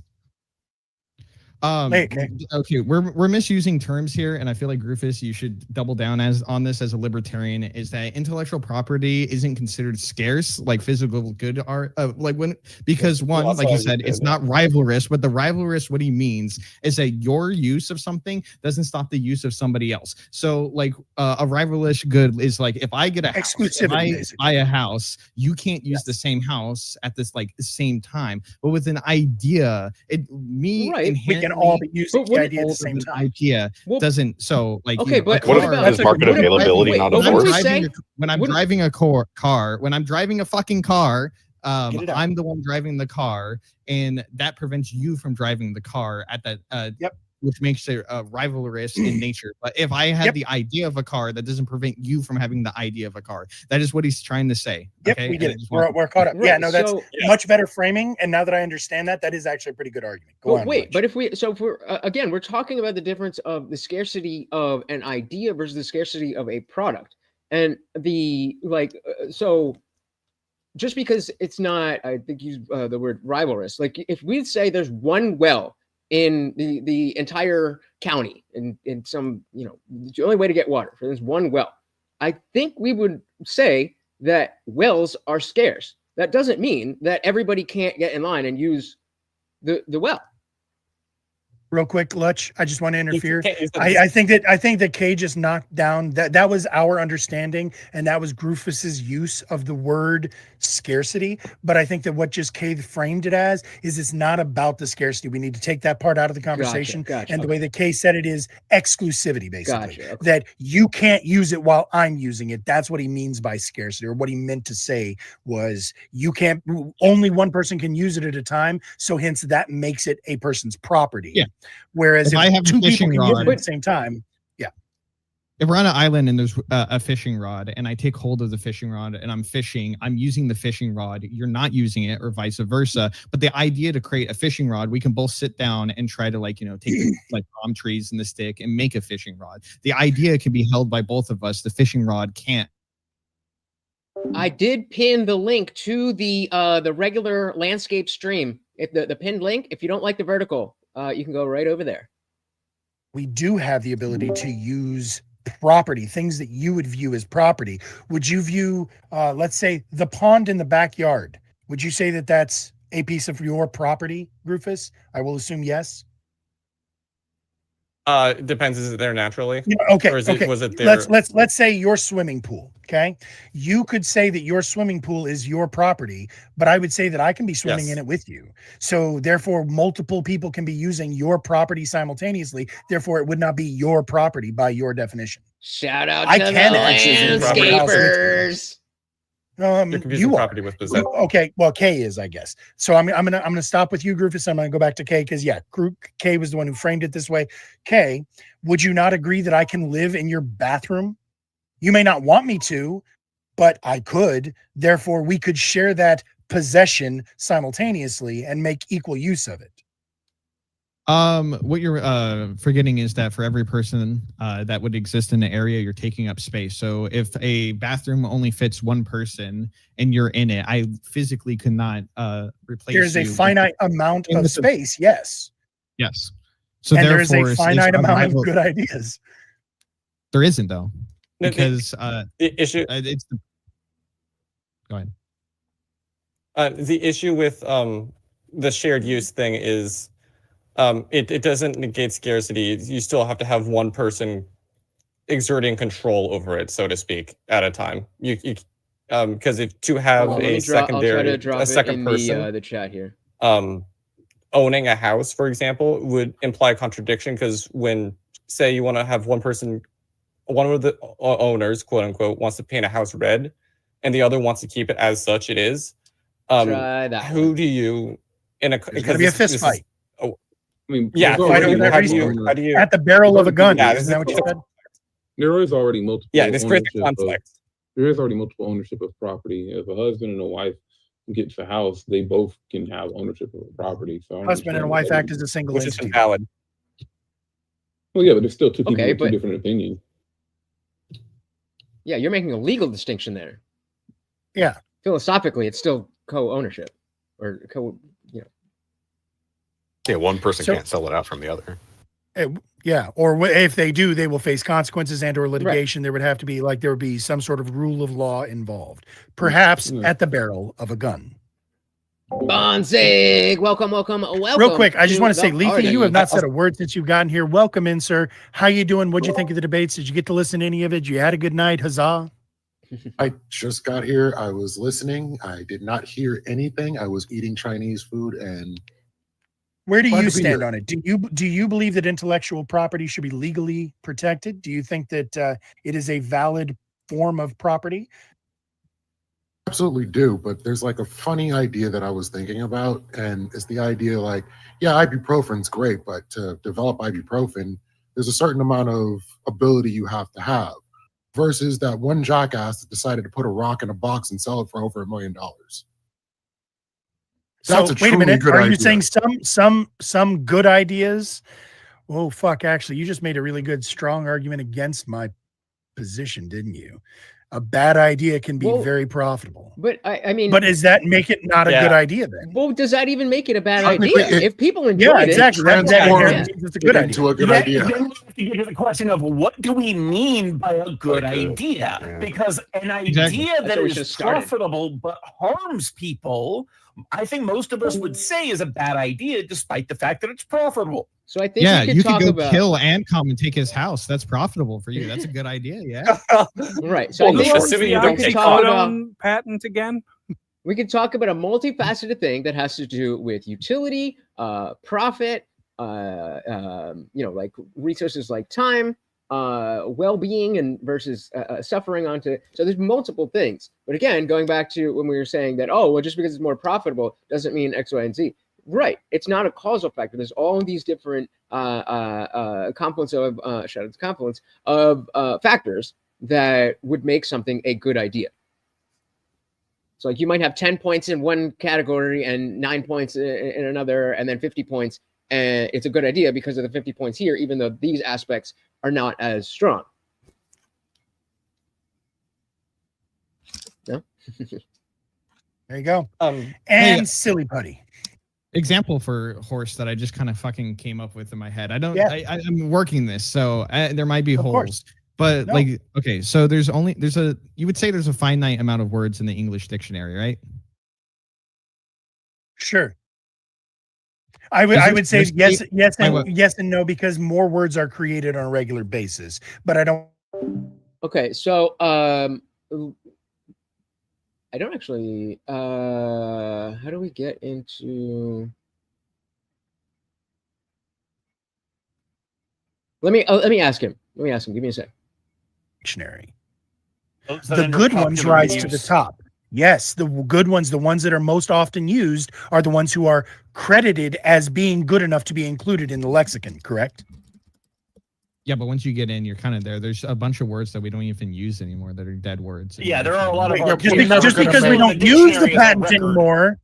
Just because we don't use the patent anymore doesn't degrade the amount of benefit it brought us or the legitimacy of the idea. Yes. Yes. So you agree it's never going to be analogous. Okay, let me continue my logic train with you then. Okay, go ahead. So we have the dictionary. There's a finite amount of words in it, or you can argue a finite amount of useful. Finite amount of useful. Okay. I don't think there's ever going to be a point where we can say there's an infinite number of words. So okay, so all right, so we'll see if he gets back to me pretty quickly. Is there a finite amount of the word the or space or desk? No, you used it. You could use it right now. Say it. Say it with me. Can anyone hear? But the is a determiner. Determiners are pretty finite if you actually look at. That's a non-rivalrous term. There's a we already established that there's a finite amount of words in the dictionary here, but there was no rivalry. Me saying the did not stop anybody here from saying the. That is the concept of ideas, right?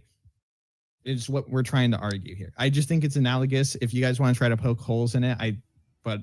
I'm thinking it through. I smell what you're cooking there. What if your idea is to create and sell a product, but there's only so much of a market? So what you can do is that a limiting factor for very easily. If you just go to the channel, you're already on the stream. So you go to the channel and you'll see the other one right there.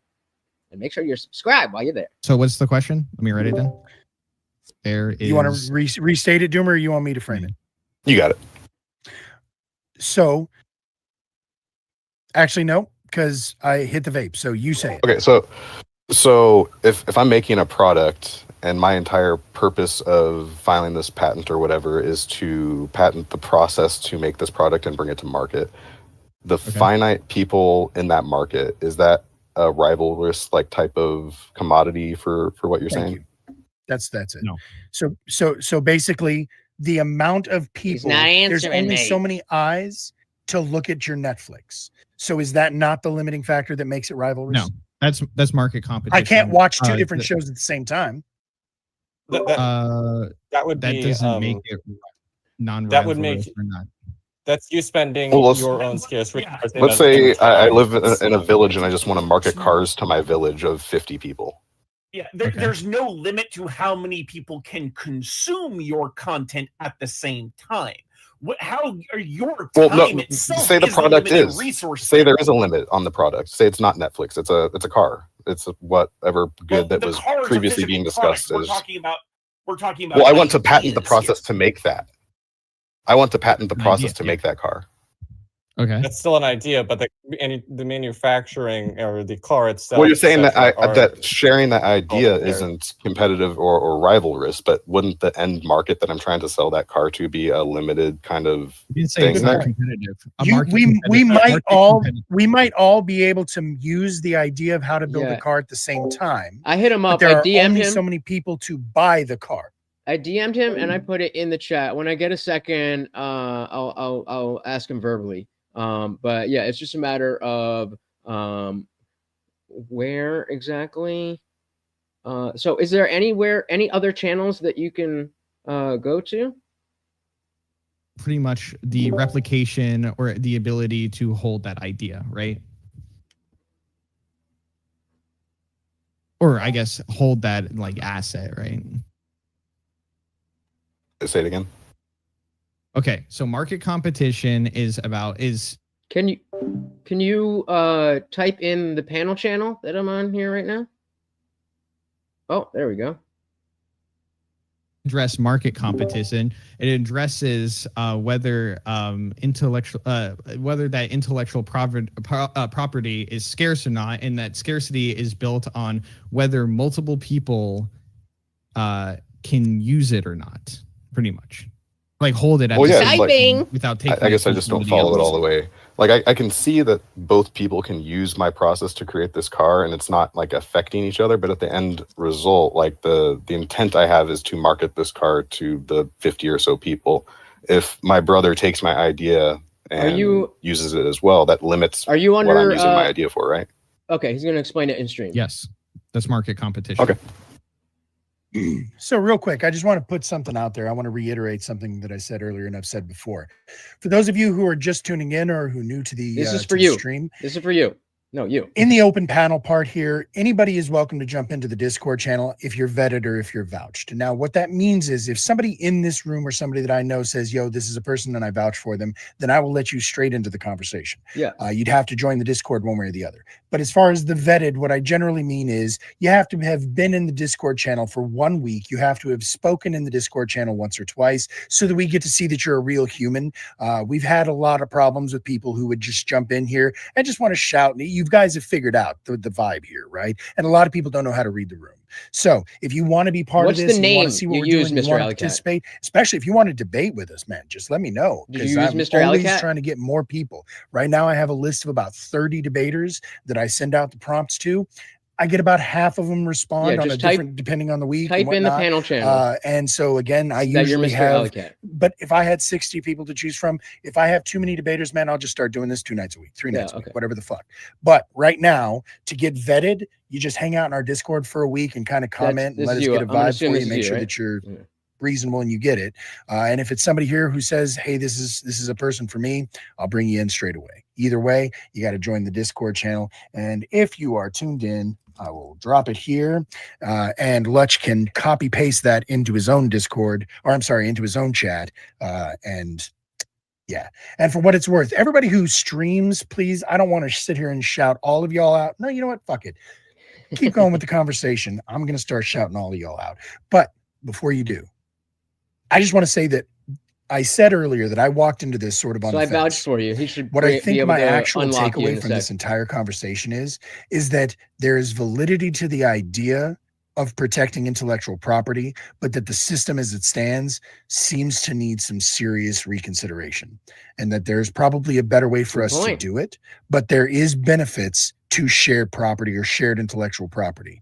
And I actually want to shout out Doomer because he kept bringing it back to the fact that I think it sounds more like the way that we do IP needs to be changed, because the notion of not having any kind of protection on your ideas doesn't make sense, but the way it's done also is not good.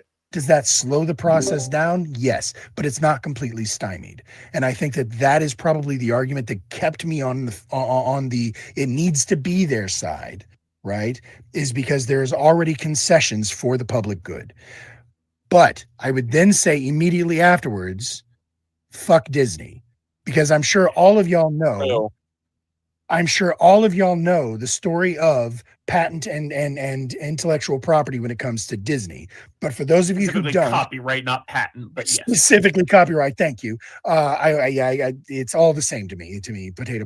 But the long and short of it is that historically, what was it, 40 years, I think? Any created piece of media becomes public domain, which is to say that after a movie has been out for 40 years, I'm allowed to use it as I see fit. That's why if your local high school wants to put on a Romeo and Juliet show, they don't have to pay anybody for their rights.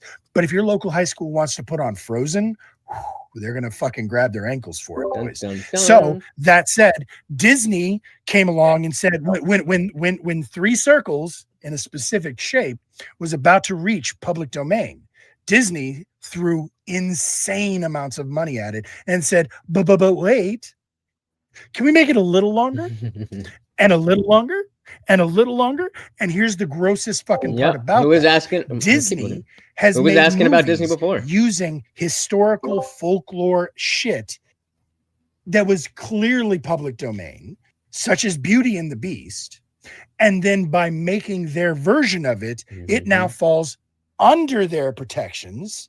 So they're literally taking away things that that were already established public domain.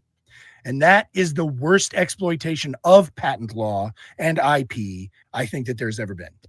Now, what if I told you that's happening in every industry, and we pointed that out 3 times of how the public is fronting the cost for almost every technology that private companies. The reason that R&D is so much more profitable under a private industry is because our tax money, these governments funding and government programs, as well as the university grants, are the ones that are taking the risk. They're the ones putting in the development, and any second now. He's looking around a bunch of different that shit. way a Hopefully company we'll can get go you in, the permissions, add a little bit onto it, and then pull up the ladder. That was a big point of what we were saying, is that that's how it currently operates. And right now, if you accept the idea that patent law and IP exists, like blanket, the line is artificial is what I was trying to say. They're saying it's artificially right here, and y'all are like, okay, I can agree with that. Or they're saying, well, it could be here, but also there's nothing that stops it from consistently blowing up, which it constantly does with like.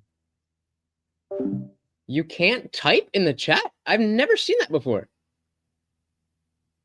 Are you sure? Because sometimes if you like under the video, you could swipe back and forth. Make sure you click the chat. I'm sorry you're having so much trouble, but I appreciate you being here. And yeah, Ellicat, I think I'll give him another minute. If he doesn't say anything, I'll be like, hey, check out Ali. So patent law exists. Let's just make it worse, make it worse, make it longer. Let's make it stronger. And this hurts all of us. Getting rid of it stops that process completely. Can I ask you, Kay, since you were the chief of the get rid of it completely team, are you willing to concede that reform might be better than complete absolution? Abolition, sorry. It depends what you mean better. I think if we reformed it, I bet you there's this more sweet spot effective. Yeah, exactly. I think there's a reform. If you reform it, I think that you can look at it and be like, hey, listen, we can get better results. Like if we like when it comes to how much innovation is being produced and how much money and gross the product is like being like pumped into the economy, but then that addresses the utilitarian issue of just like pure stats. But then I would have to figure out and weigh the consequence of like the moral implication of the idea of owning thought, which is scary. So in an attempt to find the common ground, right, where the yeses and the nos in here can both kind of touch tips, what suggestions would we have to make it so that it's, what suggestions do we have and what concessions are willing to be made to make it so that we can find a better solution than what we have now? What workarounds and or limitations could we implement that would get rid of the... I'm gonna be honest, Cat. Like, I'll be on this channel all the time, but this is kind of getting to where you know, it's over. So I'm about to move to a different channel shortly. That is definitely an open panel where you just click the link. So if you up to you what you want to do, but just giving you a heads up.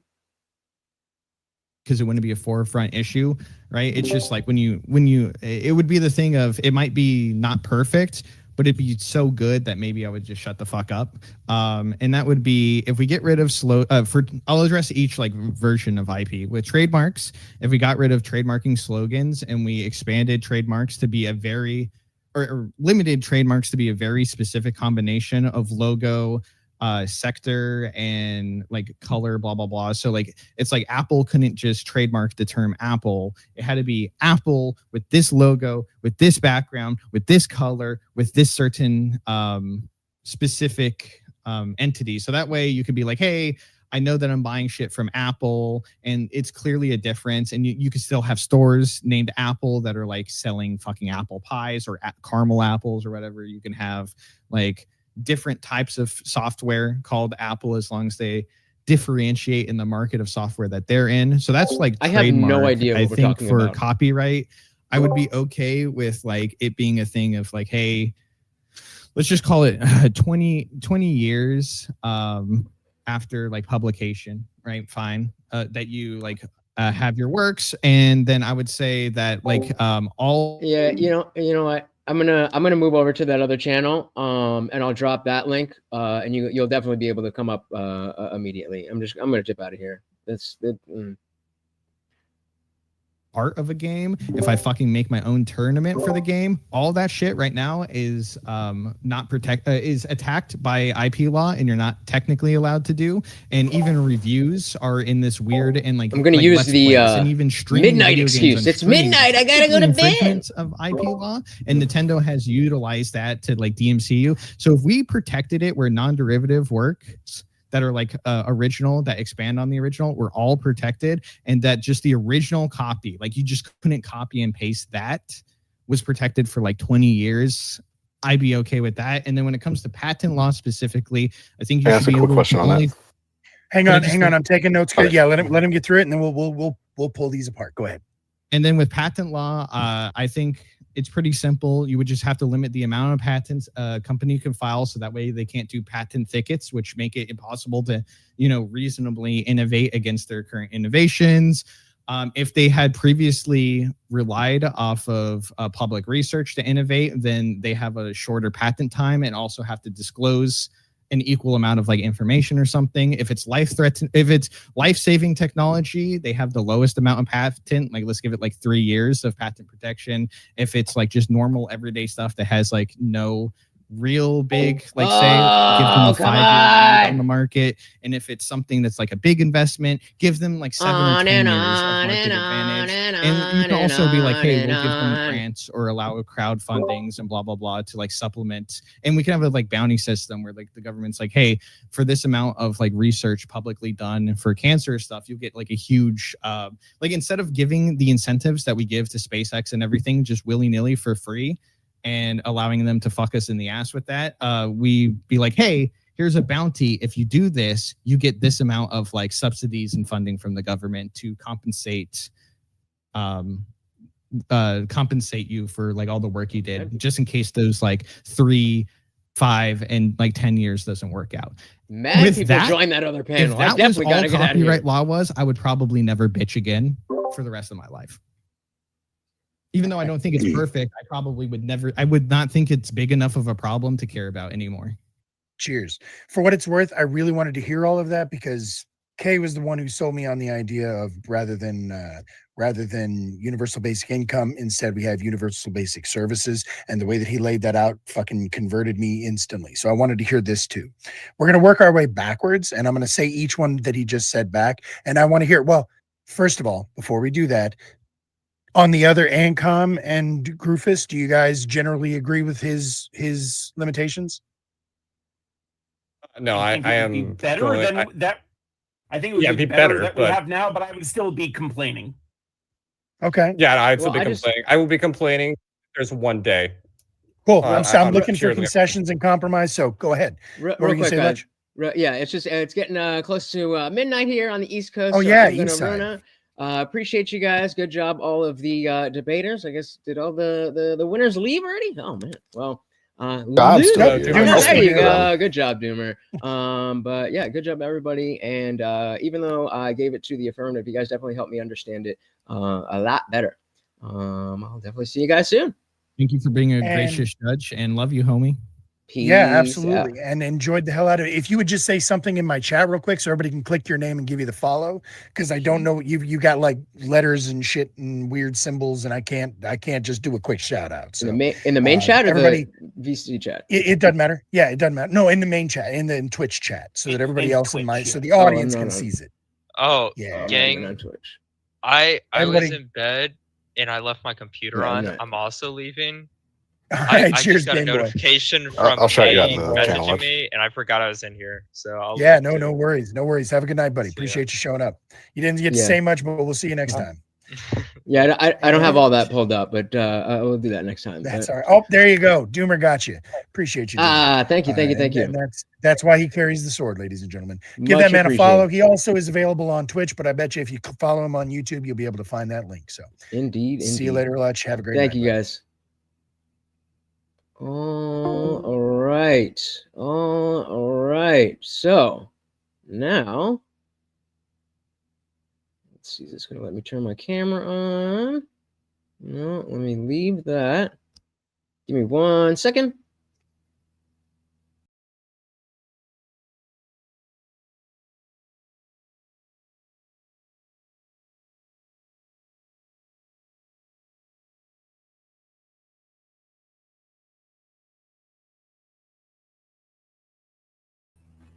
All right, there we go. There we go. Oh, all right. And we're back. So I don't need this anymore. So we're going to head over to fucking Confluence. My homeboy has got a little panel going. To be flipped. Well, no, we Yeah, okay. I agree. We, I don't know we what the inherently immaterial is. we inherently know what the you know what the immaterial from the material. So I don't. I actually don't. I don't even The buy the material from the distinction, immaterial. being frank with you. You don't buy the distinction. Yeah, people talk about physicalism and idealism. I'm not even. Right. I don't buy the distinction. What are you? Are you a fucking monist? What does that even mean? All right. Yeah, Brandon, because are they're. You think it's all one? Hey, Brandon's there. All right. I think we're going to get into some wild shit. So I'm going to drop the link directly. This is the StreamYard link to come up on the panel that is on the screen right now. I'm about to join. Right. We're going to get into it. And shout out to Disco a Fool for figuring it out. Guys, don't forget, we do still have Morty here. We do still have treats to give him, and he would like them very, very much. So come on through. All right, what are you doing here? StreamYard. Boom. Boom. Dutch. And we enter. Be true. Hey, Mr. Christian, you're a sandwich artist at Subway, and you're on Iron Chef right now, bro. Like, you are punching way above your weight class, sur. I don't know what's going on, but I know that. Look at that. I made Zangief laugh. Look at Zangief. Yeah, Lutch is here. Bro, we got Zangief and Dalsim. We got Zangief and Dalsim on the fucking panel. So, Lutch, what's your thoughts between substance dualism and? no, they were so off track now. Jesus Christ! Oh my God! I'll excuse myself. I ruined the panel. I'm sorry. It was just a little side point about substance monism. Now, fuck. We here now. No. I just came from a intellectual property debate, and it sounded like you guys were talking about some more interesting stuff. From nerd shit to nerd shit. Yeah, nerd to what nerd. A night! What a night, Lutch. What are you guys talking about? Don't stop on my account. We talked about it. Atheism and a female used a women's bathroom, and there was no Republican within years. No, not that. No, don't listen to the dude. And then we talked about Zangief retiring from street fighting, becoming a philosopher.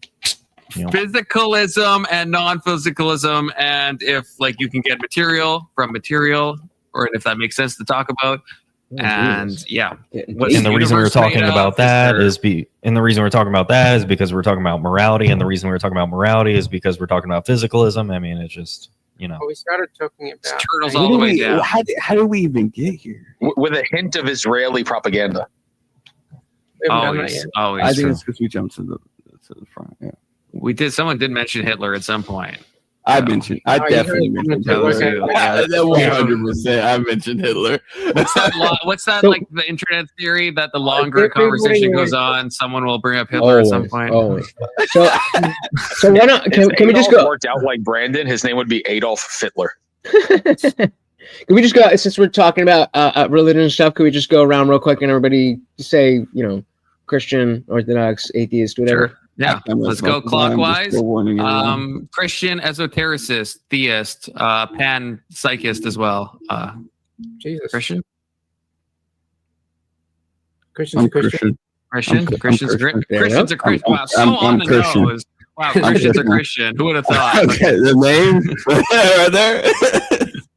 Atheist. Okay, Podesta? Just atheist. Just hardcore atheist. I'm a slippery little snake. Non-committal. Non-committal. I like that. I'm a devout practicing Catholic for the outward manifestations of what that represents. That literally meant nothing. Who said that? That dude, you work at fucking Chipotle with your Jufro. Like, shut the fuck up, you unexceptional unibrow twat. Wow. You are probably gonna.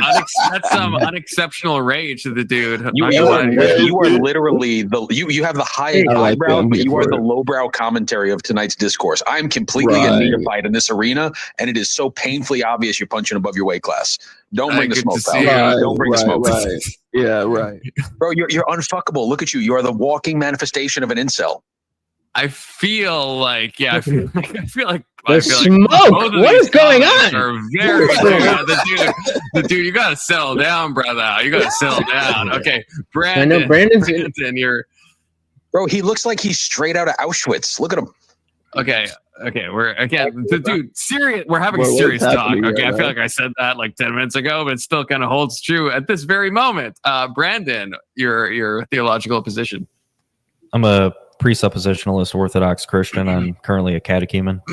Just went to liturgy. Shut the fuck up. I don't know. I'm agnostic towards some gods. I'm atheist towards others.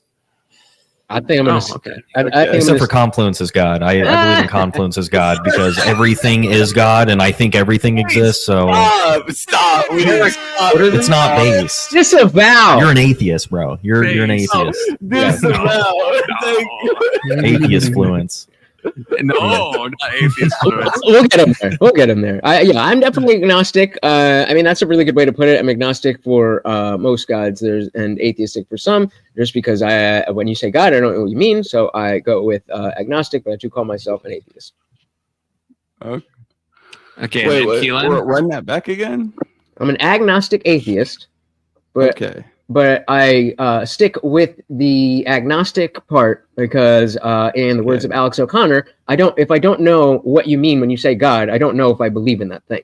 So, I'm gonna default to agnostic. Fair enough.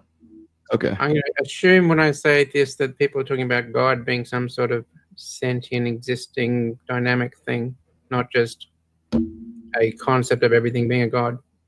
Right. So that's the difference between theism with a TH and deism with a D. Wait, what's Keelan? Lutch, I saw you talking about the IP thing. I dabbled in that live a little bit. Oh, yeah? Were you having fun? Was that fun? I mean, I'm here. I hopped in when someone was like reading. They had to they wrote like a 3-page long essay on the thing. Yeah. Well, I mean, I don't want to say negative things about people. Right. But there's certain aspects of the platform that if you're not the debater, then there's a lot of waiting. And so I was the judge in this debate. So the whole thing was just me. Yeah. So so the whole thing I was just waiting. And so then I got to talk a little bit, but the topic itself is a little bit over my head. So they were getting like into deep rivalry thing versus this. I'm like, I don't really know what's going on. I don't really have much to say. So I was like, so you didn't make the audience the judge. Or would you? Well, you were the judge. So are you like the moderator as well? Or? No. So the host is the moderator. Then there's two on-panel judges. Then, in addition to that, there is a straw poll that the host puts out. Like a link, and you vote. So between all three of those, we usually pick a winner. So like if the two judges are split, then we might go to the audience. If the judges agree, So. Keelan, what do you believe in? I used to be pretty like atheist back in high school, but then I stopped caring about religion in general. So now I'm going back to reading about the different stuff involved with religion. So are you agnostic? Yeah, I would say agnostic, but like I've been pretty interested in like, I don't know if anyone's going to flame me for this, but I think occasionalism is pretty interesting and cool as an idea. What the fuck is that? Yeah, I don't know what that is. That's the first time I've ever heard. So occasionalism. Yeah, what does that mean? I haven't read a ton about it at this point, but like as I understand it, it's that there are no like causes in the universe that are not God, so that everything that happens is caused by God directly. God just causes stuff on occasion. I'm getting the theory that all things exist or are controlled by chance. So you're saying that chance would be God? No, it's that. So like say, I can't really explain it that well because as I hear it explained, it's usually like fire when put next to cotton causes the cotton to burn. But in this case, the fire next to the cotton would be God causing the cotton to burn. Do you know what he does this often? Do you know what the occasional part? It says I think the it's the theory that opposite all of what- things exist are controlled by chance. Is that a I situation? don't you think can't so. define I think God? it's the opposite of what Brandon said. I think from just looking it up, and from also what Keelan said. I think that's what Brandon. I think that would make sense. I was trolling. So okay, you were trolling. Yeah, I think it's saying. I think. Wait, a brief read, but I think yeah. Every event. I think what Keelan said. Every single event that happens is directly caused by God. So like those, it doesn't make sense to talk about like pre-existing physical causes. Does that sound right, Keelan, or no? The definition, Yeah, the definition he gave of the word just says that by chance. But if he believes this, Yeah, I'm not sure what the basis of the word is. Yeah. Like what Yeah. different parts mean, but yeah, I've been interested in that lately. I am like in the beginning stages of learning about it. It's just been an interesting thing. You know, This is since you haven't, I thought you were grain of salted, but since you haven't fully fleshed this out, if you don't have a good answer, that's fine. So do you think like causality is God, or do you think that God is something independent of causality, like a mind, or neither? Yeah, I haven't gotten far enough to like where I feel like it could be a mind, right? Like, I think I'm more on the side of like causality being a definition of what God is than I am to like saying that there's a mind. No, okay. So you're similar to confluence. Instead of defining everything as God, you define causality as God. So since we have most of the panel being non-believers, I'm curious what you guys think about the notion of essentially the ortho-bro notion that the only way to be to have morality, the only way to do anything is to be Orthodox Christian. Obviously, you guys disagree, but what do you have That's to my say? view. Yeah. Well, we're getting to some of that with morality. Isn't that one thing that religion is supposed to provide? Community and morality? Mm-hmm. I think everything approximates, I think, the truth. And so I think different religious systems are more true and less true. And so I would never be able to commit that any one way of framing things is ultimately true. I think everything is we're getting closer, spiraling upwards to an approximation. And I do see human history moving in that direction, which is why I actually agree with Lutch when he says that there could be better systems that we create. I actually do agree with that because I think we are going in a trajectory that is leading us toward Godhead. I think that this is going to sound retarded maybe to most of you, but I think that the way creation works, I think God makes us, and then I think we move back to God. So I think it's like an ebbing and flowing of like divinity into humanity back into divinity. Okay, L. Ron Hubbard Jr. What? I called you L. Ron Hubbard Jr. That's the nicest thing you've ever said to me, the dude. So I'll accept that, I guess. Do you believe in reincarnation with that, or is it just a one-way? Is that powdered milk? I think it's possible. I'm not like actually anti, even though like I know reincarnation is not Christian. Don't listen to what I'm saying right now. Yeah, I'm not actually anti reincarnation. I think it's possible. I don't know if I have good evidence for it. Is it possible? But I'm not opposed to it.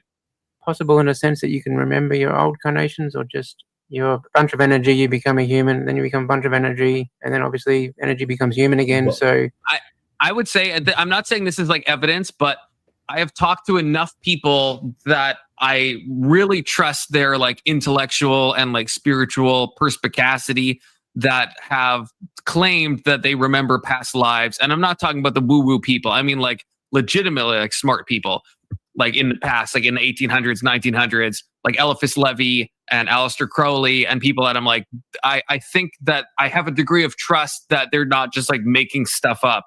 So that gives me some reason to believe it, but I'm not them, and I obviously can't verify it. And so that's why I'm like, it's possible in my mind, and I think it's possible to maybe remember, but I don't know. It could also be not possible, and maybe reincarnation doesn't mean anything, but it's something I'm like open to at the very least. Because people that I really respect that I think are the smartest among us have claimed as such. So I'm like, okay, maybe. But I'm kind of I'm agnostic on the topic. Someone in my chat said Crowley was a goon. Well, just to answer your Crowley question, was Lutch. a goon. Crowley was an absolute gooner. Goon. He was a gooner. Yeah. He was so gooner coded. He was insane. The stuff that man did. Jesus Christ. So then, what? Like, because I'm trying to get more of a different perspective on like what I'm trying to do, and like I'm trying to bring American humanity, whatever, to a place where we either can understand that there is nothing better than the God that we have, or we find that thing that is better than our notion of specifically Christian God, but like a monotheistic God.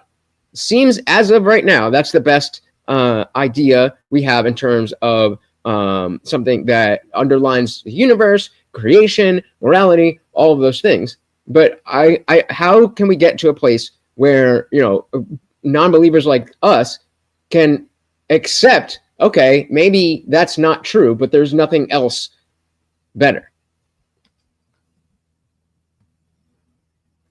Anyone want to go? Not all at once. I don't want to monopolize. I've talked to Lutch enough right now where I'll say that even at a subconscious level, there's something in you that drives you, and it's not completely learned.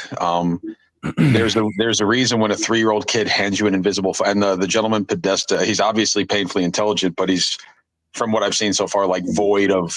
Are you a happy guy, Mr. Podesta? Yeah, I got 2 kids. What brings you? And there's a reason I'm asking this. What puts a smile on your face that just changes your whole demeanor? What do you find funny? What do you find brilliant? What do you find breathtaking? There's a lot of different questions. They're all the same questions. Well, what I find breathtaking isn't necessarily what I find funny. Valid. Hyperliteralism. Well, but this is that was the autism speaking. This is good because are you autistic, Mr. Podesta? I don't think so, but my daughter. Someone said it. I'm not being rude. So Someone just that's my bad. Sorry. Okay. Shout out to Trench Deacon for the Big 10. Thank you.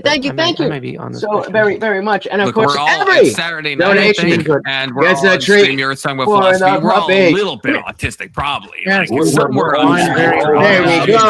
go. Thank you. Let him answer the question. What is it? Here's the questions. If you're going to put in a movie to make you laugh, you want something to bring you joy. Thank you. Very much appreciated. What is something that's going to put a smile on your face and make you laugh? Because I used to love slapstick. I used to love all like Steve Martin movies. I absolutely used to love like My Blue Heaven, The Jerk, and The Man of Two Brains. Okay, I love a lot of Monty Python. You'll hear me quote Monty Python a lot. I'm a big absurdist. Shout out to absurd in that. That's the very definition of comedy. I'm not in a mood of being very serious. I just like to troll and be really absurd. I just find everything absolutely absurd. That's literally that is the definitive definition of comedy, is to treat the absurd with hyper literalism. That's where what's the guy, Ricky Gervais? I think he's the most brilliant. I love Ricky Gervais. Probably my funniest guy. His new special is good. So that's where I was just kind of, and the one thing I noticed with people who live in the intellectual sphere, whatever it is that you guys call it, where you live, there seems to be a void of, like, Lutch does a good job of like straddling that line. You know, so does Confluence. They have one foot on one side, one on the. Even Brandon, I got a couple little chuckles out of him tonight.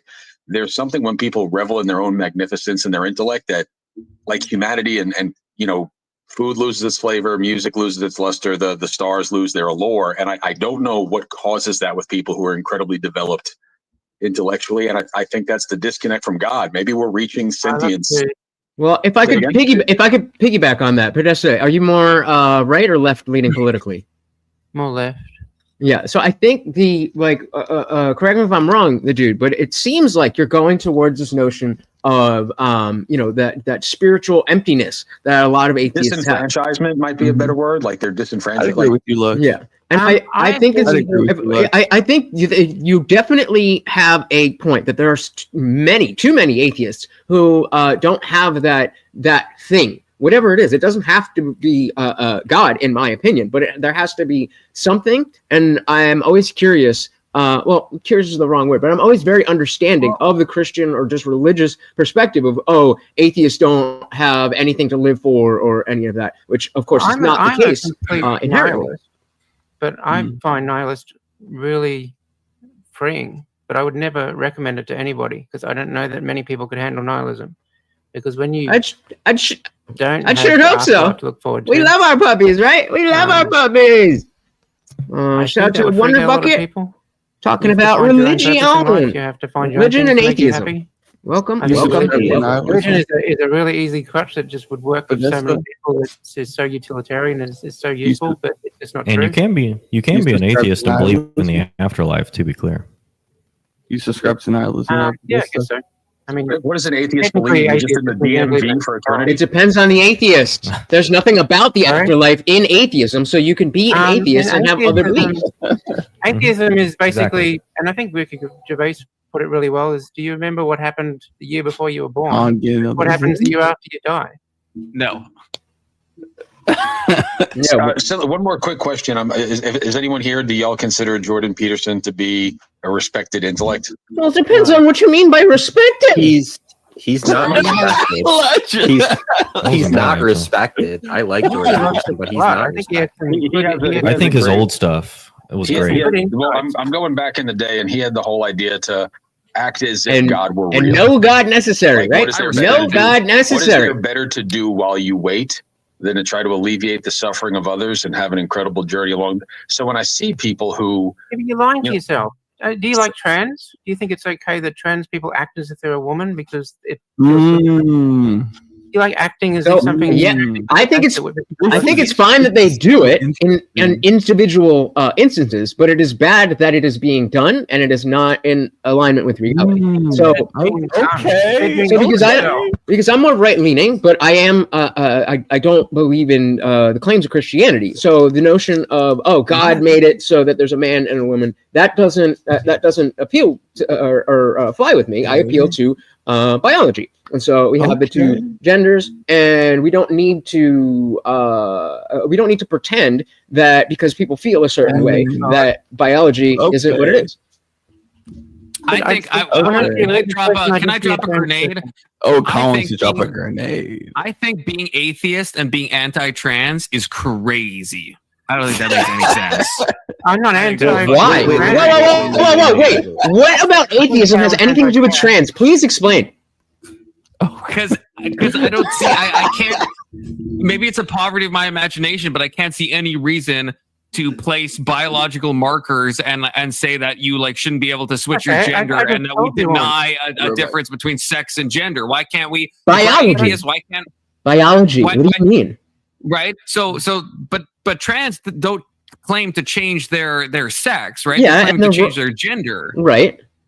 Okay. So why is that? Yeah, they made up a they made up a bunch of shit. No difference between sex and gender. That's a confluence. That was a bad take. But even it doesn't even matter. It doesn't even matter. It doesn't even matter. It doesn't even matter. It doesn't even matter. Even if we go with the people who say no, gender and sex are completely different, and I understand that I am a female, but I present as a man, so I am I am a female. But if you have that position, then you are just wrong.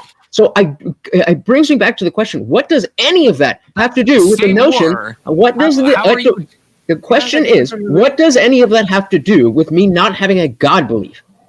The reason for that is because I would say the main argument from a Christian point of view would be God made them male and female, and punting to the how it's written in the Bible. But without that, I don't know why you're so opposed as an atheist to saying that gender could be something that's different from sex.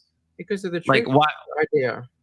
But It's just Okay, semantics. okay. Let me try a different angle. Let me try a different angle. So, would you say that it's crazy in the same way for someone to be an atheist and to believe that humans only have 2 arms? Humans most of the time have 2 arms. Yeah. No. So again, wait. I'm bringing it back to the way that you said. I'm making a comparison. So I'll ask for a yes or no question and then make my point, and then you can tell me if I'm wrong. So you were saying it's crazy to be atheist and anti-trans. And you were talking about, well, the reasons that you are anti-trans comes from the Bible. The question was, why would my lack of a God belief have anything to do with biology? And so a different question in that same realm is, do you think it is crazy? Do you think it is crazy for an atheist to believe that humans have 2 arms? Is it crazy to hold those 2 beliefs? No, that's not crazy. Okay, so if that's not crazy, then what is different about the trans argument? Because the trans argument is not a biological argument. The trans argument is that gender is a social construct which is separate from biology. And we can even see this when we say a lot of stuff like you're acting like a man, you're acting like a woman. We gender stuff in society. All societies do this. Okay. So it makes sense to talk about gender. Even as a Christian, it still makes sense to talk about gender, because if we say, like, I would say wearing a skirt, if I saw Brandon and he stood up and he's in like a mini skirt, I would say that's loser. Gotcha. Okay, fair. What do I mean? I'm not making a biological argument. I'm making a gendered argument. So those they're not the same. Yeah. Okay, I would think he was role playing in Braveheart if I saw Brandon in a skirt. But you're actually making it is specifically about gender, but it's more a philosophical take on whether or not gender theory or whatever is real, and that just brings us back to the same question: what is inherent about not having a God belief that would lead you to accepting gender theory? I feel like I just explained this. Like, again, I don't see if you agree that Brandon standing up and being in a miniskirt that would strike us all as odd. That's because we have some idea of gender. In other cultures, Brandon, if he was wearing a skirt, would be totally normal, right? So gender is a useful category. You're saying gender theory as if it's like some scary thing to say. What, Brandon? Right now? I said put a bra on me too while you're at it. No way, man. I'm doing a bit of Brandon fanfic right now. You're doing exactly what so many Christians do. You are conflating the ideology of leftism with the philosophical position of being an atheist. Nothing to do with leftism. No, that's you conflating something now. Nothing to do with leftism at all. The notion that you would accept any politics here. But I'm saying you inadvertently did. The notion that you would accept this new thing that gender is separate from sex is a political, philosophical position. It has nothing to do with religion. No, first of all, that's not the case. I already explained this.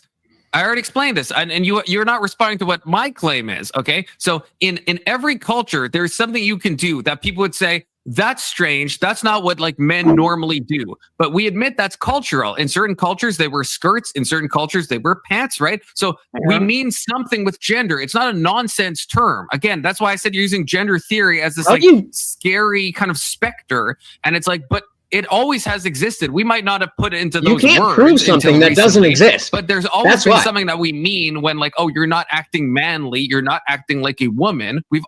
Every culture has had ways to distinguish those things. So even if we haven't made that divide between sex and gender, every culture acknowledges there is some divide in those two things. Okay, well then I'm American. That's why.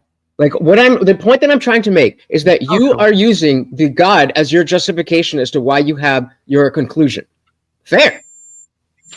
You are implying that without that starting point, you cannot end up at the same conclusion. And I'm saying there's nothing inherent about the difference between those two starting points that leads you to the conclusion that trans is stupid. I explained. Well, let's test it out. I explained why I think that trans doesn't make sense under a Christian worldview.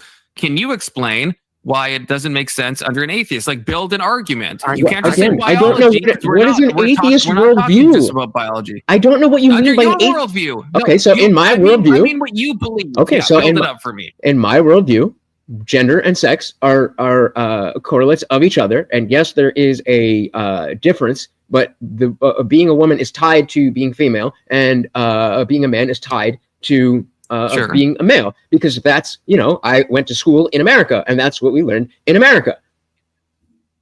Okay, so is there something bad about a woman deciding that they want to take hormones and they want to start dressing like males typically? Is there something bad about that?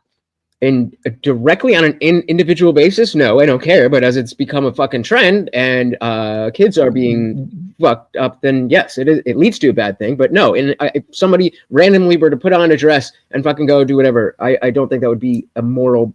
You got to focus on that. What you just said there is you don't like the so under an atheist view, you don't think trans bad.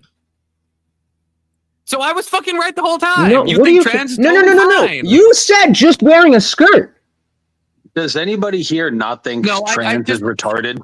I just asked you. I said okay. Trans is. You don't think it's retarded, Brandon? Wrong with someone taking HRT and like. I don't have an opinion on that stuff though. What's okay? So there you go. Brandon took HRT. Okay, I understand. Brandon wore a skirt and bra and did all this. Is something morally wrong? No, you just said no. But that doesn't right. But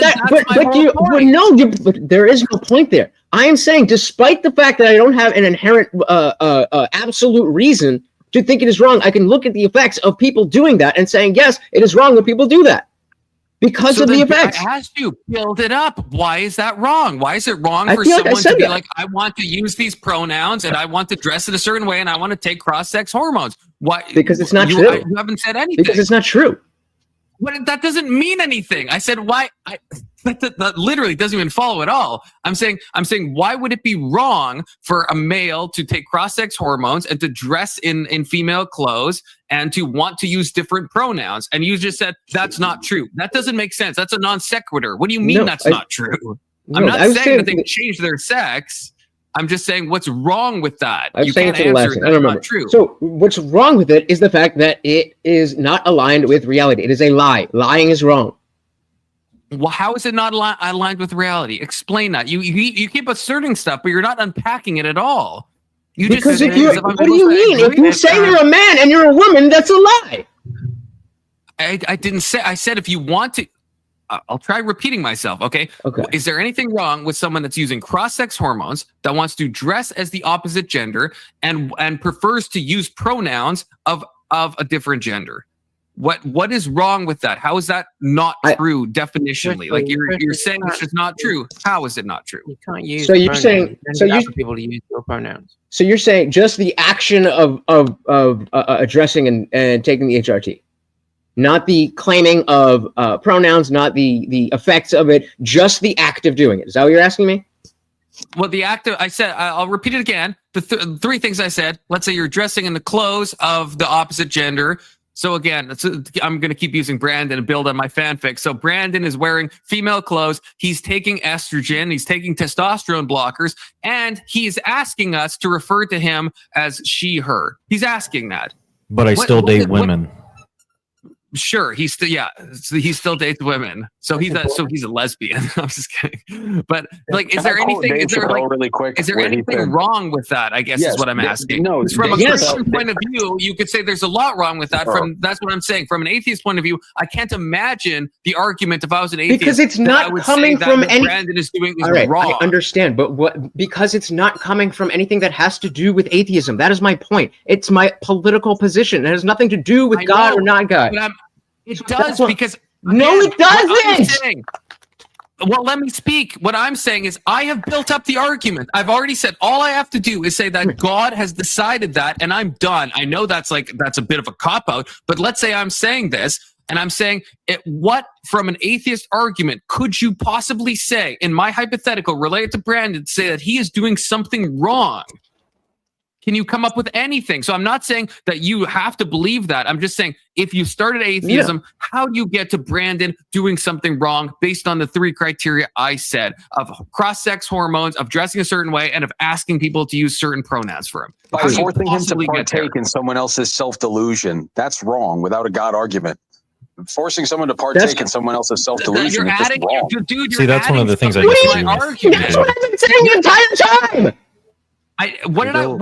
I've repeated myself so many times. In any of my things, did I say forcing somebody? No, I said Brandon is choosing the clothes he wears and the gender roles he fulfills. He's choosing to take cross-sex hormones, and he's asking people to use the pronouns he wants to be referred to. Asking by. other force in this. Yeah, the asking people to That's lie. wrong. Asking people to lie is wrong. Asking people to lie is wrong. I don't know how many times I got to say it. Lying is wrong. Shit. Asking somebody to do something that is wrong is also wrong. So you think it's that's insane. So you think it's wrong? Yeah, it's insane to say that lying is wrong.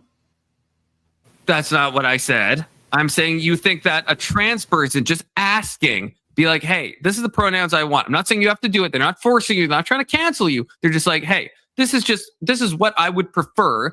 You're saying that even that simple, them saying this is what I would prefer. I prefer, if Brandon says, if he says, I prefer she, her pronouns, you think that's a moral thing. And you can build that up from fucking atheism. Yes. That's insane. Why, That's crazy. again, why do you keep shoving atheism into it? Atheism has nothing to do with trans. I don't know if you just because you get to the conclusion just because you get to the conclusion from God does not mean God is necessary to get to the conclusion. I think the things you do for different reasons. Being an atheist has nothing to do with it. Lutch, I feel like you're missing how we got here. I'm saying from a Christian worldview, I can build that up by simply just saying, God said this. God said that male and female, God said you shouldn't be effeminate. There's like different passages, right? There's like, if you look at the Bible, you could easily make an argument that's like, hey. Okay, so now do it from the glasses wearer's perspective. Now do it from the glasses wearer's perspective. Can somebody make a joke about transubstantiation? Yeah. Right So now, what is the glasses wearer's perspective on trans? I don't know. What do you say? Glasses? What? People who wear glasses. People who wear glasses. What is their position on trans? You're totally missing what I'm saying. I have built up the argument. Do you? I hear you. I make the argument. I agree. I feel like you're missing what I feel like you're missing what I'm saying. Say this. Okay, before you let me go, let me say my thing, then you can say your thing. Okay. So I'm saying, do you agree with me under my Christian thing that I have justified why trans is bad under my Christian notion? Because let's say I'm a divine command theorist. Yes. Okay. And now I'm saying my claim is that that's impossible to do if you are an atheist. That's my claim. If you disagree with that claim, then I want you to build it up. I don't disagree with your claim. I disagree with the notion that the only way to arrive at trans bad is from God. I didn't say that. I didn't say that. You are presenting it as such because of the fact that I'm not. Hold on. You are saying because I'm not using God, it is crazy that I end up at the same conclusion as you. Yeah, until I see a good argument from your worldview, which you have not provided. To be clear, you haven't even provided lying, biology, social contagion, children being trans, mutilation. I don't know what you're asking. I don't know what you're asking. I've repeated it 3 times. I think actually no. I think I've repeated it like 5 times. Can you steel man my issue with what you're asking me? I'm not. I want to.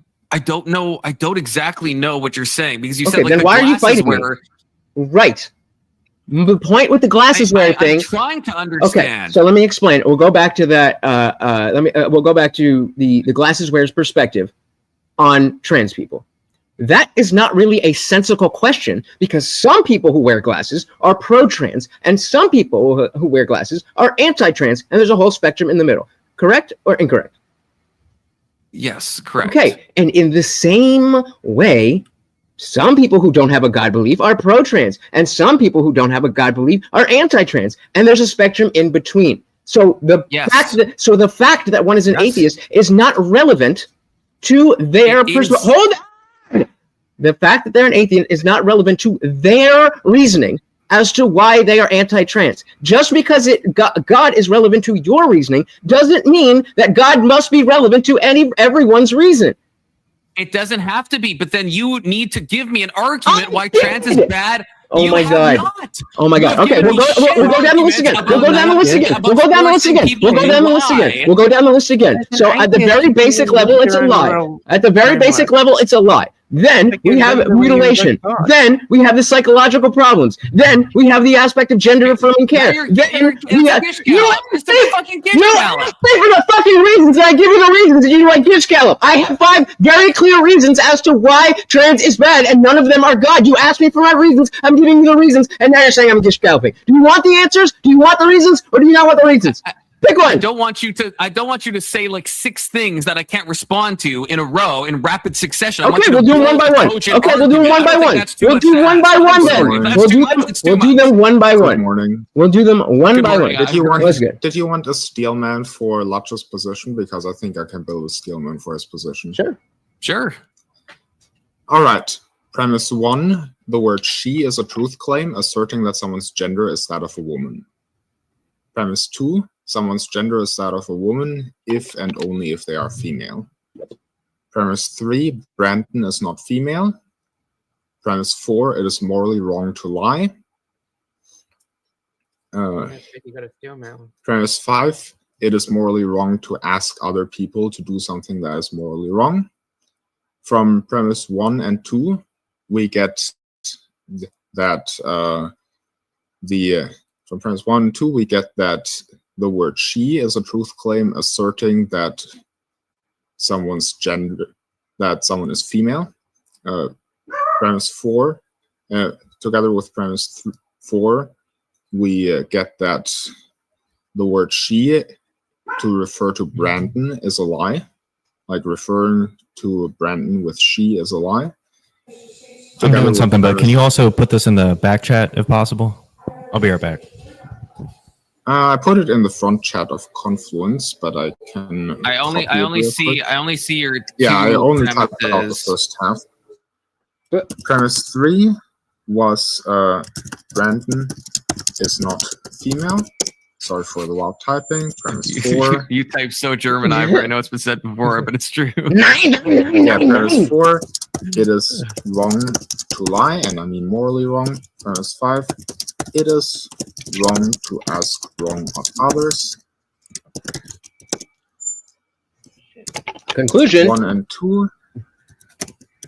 She asserts that someone is female. 1, 2, 3.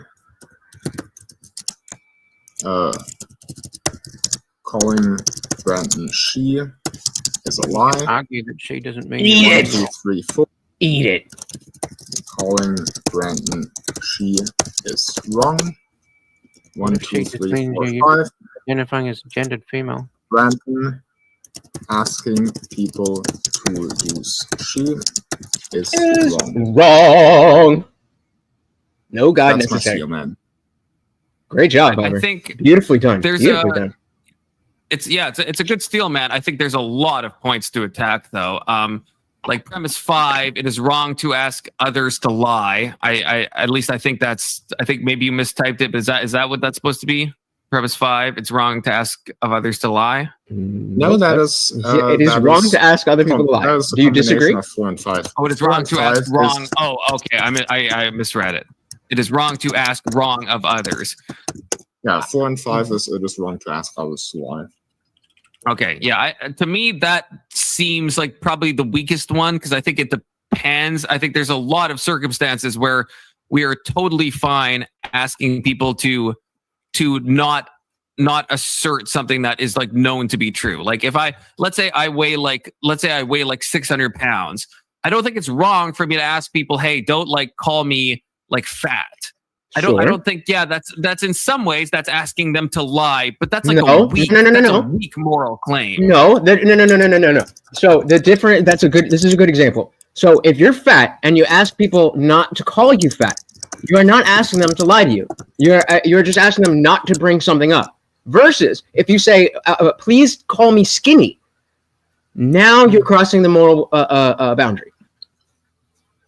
That's the fight they're trying to win, is that she doesn't mean you're female. She means your gender is expressing as female. Right. Yeah. I guess. Okay. So yeah, that could be actually a fair argument. I think I agree. I know, right? It is different to ask something else. The other thing that I think is a problem. I'm just looking in the back chat.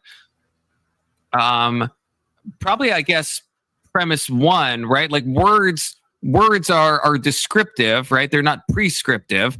So to say that the word she is a truth claim, asserting that someone's gender is that of a woman, and then with premise two, someone's gender is that of a woman only if they're female. That's like a prescriptivist view of language that I don't think makes a whole lot of sense. Because, like, again, dictionaries, we makes a lot of sense if you're not atheist. And so Podesta's, bringing up a good point. I'm sorry. Was that directed at me? I was reading the thing. No. So yeah, Podesta brings up a good point, saying she just means identifying as a woman, not that you're female. And so that is when we get into the philosophical underpinning of what is a woman. And again, you don't need to have a God belief in order to land on the tie between gender and sex. Well, let's focus on the steel man then. Engage with what I guess I just said, which I could be wrong on, but what is the problem with saying that language changes and that when we mean she now, we mean someone that just wants to be identified with a gender that doesn't match their born sex? Because why is that? Why is that like so immutable that we can't possibly change that? Well, because of the importance of language itself. Of course, words change, but they have to change organically. It has to be with the usage. It can't be, oh, now we mean this. You don't think this is an organic change? This is LGBT. The LGBT agenda is totally organic and grassroots. I'm not saying something can be both astroturfed and not astroturfed at the same time. Like the LGBT is like it's grassroots and it's astroturfed. It's a grounds up movement, though. Somebody might have stirred it up. But terrible invocation of P and not B. To be clear, that's a terrible. You literally said it, though. The world that support the movement. No, that's what momentum. I didn't let you. You're just misunderstanding how the law of non-contradiction works. To be clear, maybe you're joking. If you're I am joking. I'm joking. Jesus fuck. Okay. Well, I can't tell sometimes. A lot of people say some insane shit. Okay. So I guess why is that? Why is it a problem if you acknowledge that other words change meanings over time? Sometimes in a ham-fisted way, sometimes in an organic way, oftentimes a mix of both, right? I sell a shirt that says end semantic obfuscation, right? Part of my core thing is the woke. It used to be the woke left, but the woke use this tactic of semantic obfuscation, which is twisting the meaning or usage of words to help their agenda. That is how we've gotten to this place where people can't answer the question, what is a woman? That's how I don't think the right can answer that question too, by the way. Adult, human, female. What's a female? That's right. You can't say what's a woman by using the word female. That's a woman. What's a female? Yeah. How do you define what a woman is? See, I can do this. I want to see if Letch can do this. I'm going to put him on the spot. Well, so we have two different distinct sexes, and we call one of them female and one of them male. Yeah, the one that has the at least in humans, the one that has the body and organs oriented towards growing a baby is a female. The one in the opposite, with the organs towards insemination, is a male. Oriented towards. So how do you handle all of the edge cases? So you just ignore the edge cases? Nope. We just acknowledge that. I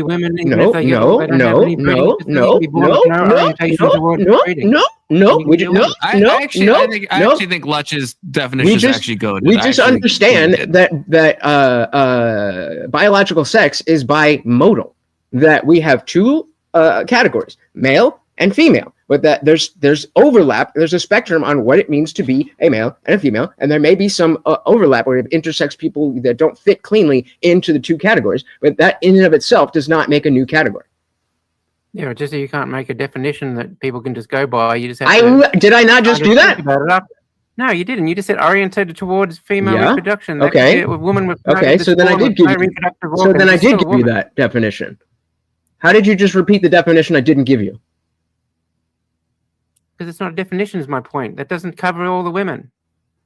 I can find women that don't meet your definition. Yeah, I don't actually think you can. I think Letch's definition actually does cover them. What's the definition? Yeah, they're of the bimodal.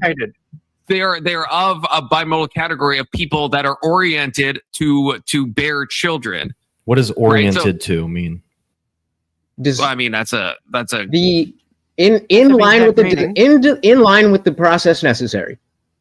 And what does in line mean? That sounds like realist talk.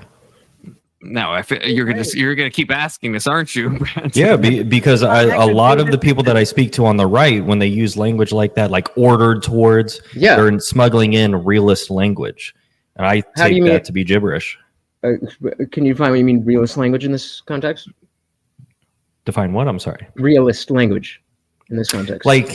Like something like when like a moral ought that is independent of our stances. So how am I doing that with oriented? Well, when you say ordered towards, what are you pointing at?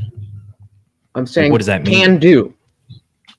Physically can do the thing. So physically can have the baby. And well, if you reduce it to can do, there are people that can't have kids that's or bear right. offspring. That's why we say oriented to. Oriented to means well, it doesn't mean can to, because tangentially the distance from the ability to actually do it versus the intention of the organs. Organs have intention. I don't know the intention of the intention of the order of organs, or the collection of organs. The fact that there is a uterus, the fact that there are ovaries. But you kind of just pointed out the issue that I have with it, because you want to say intentions, right? When we say stuff like ordered towards, that's what I mean when I say people are smuggling in realist talk, because we're obviously not referring to our intentions, right? So. Sure, and maybe people do that. I don't think and I'm sure many people do that. I don't feel that I was doing that. I think you just need to acknowledge there are edge cases that don't fit your definition. I already did. That was the whole bimodal thing. Just because edge cases exist doesn't mean it's a new category. And what sex are the edge cases? Assuming that they already exist. We're not creating a definition that like we can build groups from. We're creating a definition that says these groups exist. Well, what sex are the edge cases? It depends on the case. But like, Brandon, can I ask, just for my own edification? You're saying, first of all, I think realist language can be based, but besides that, like if you were giving a definition of like a bipedal mammal, what would you say?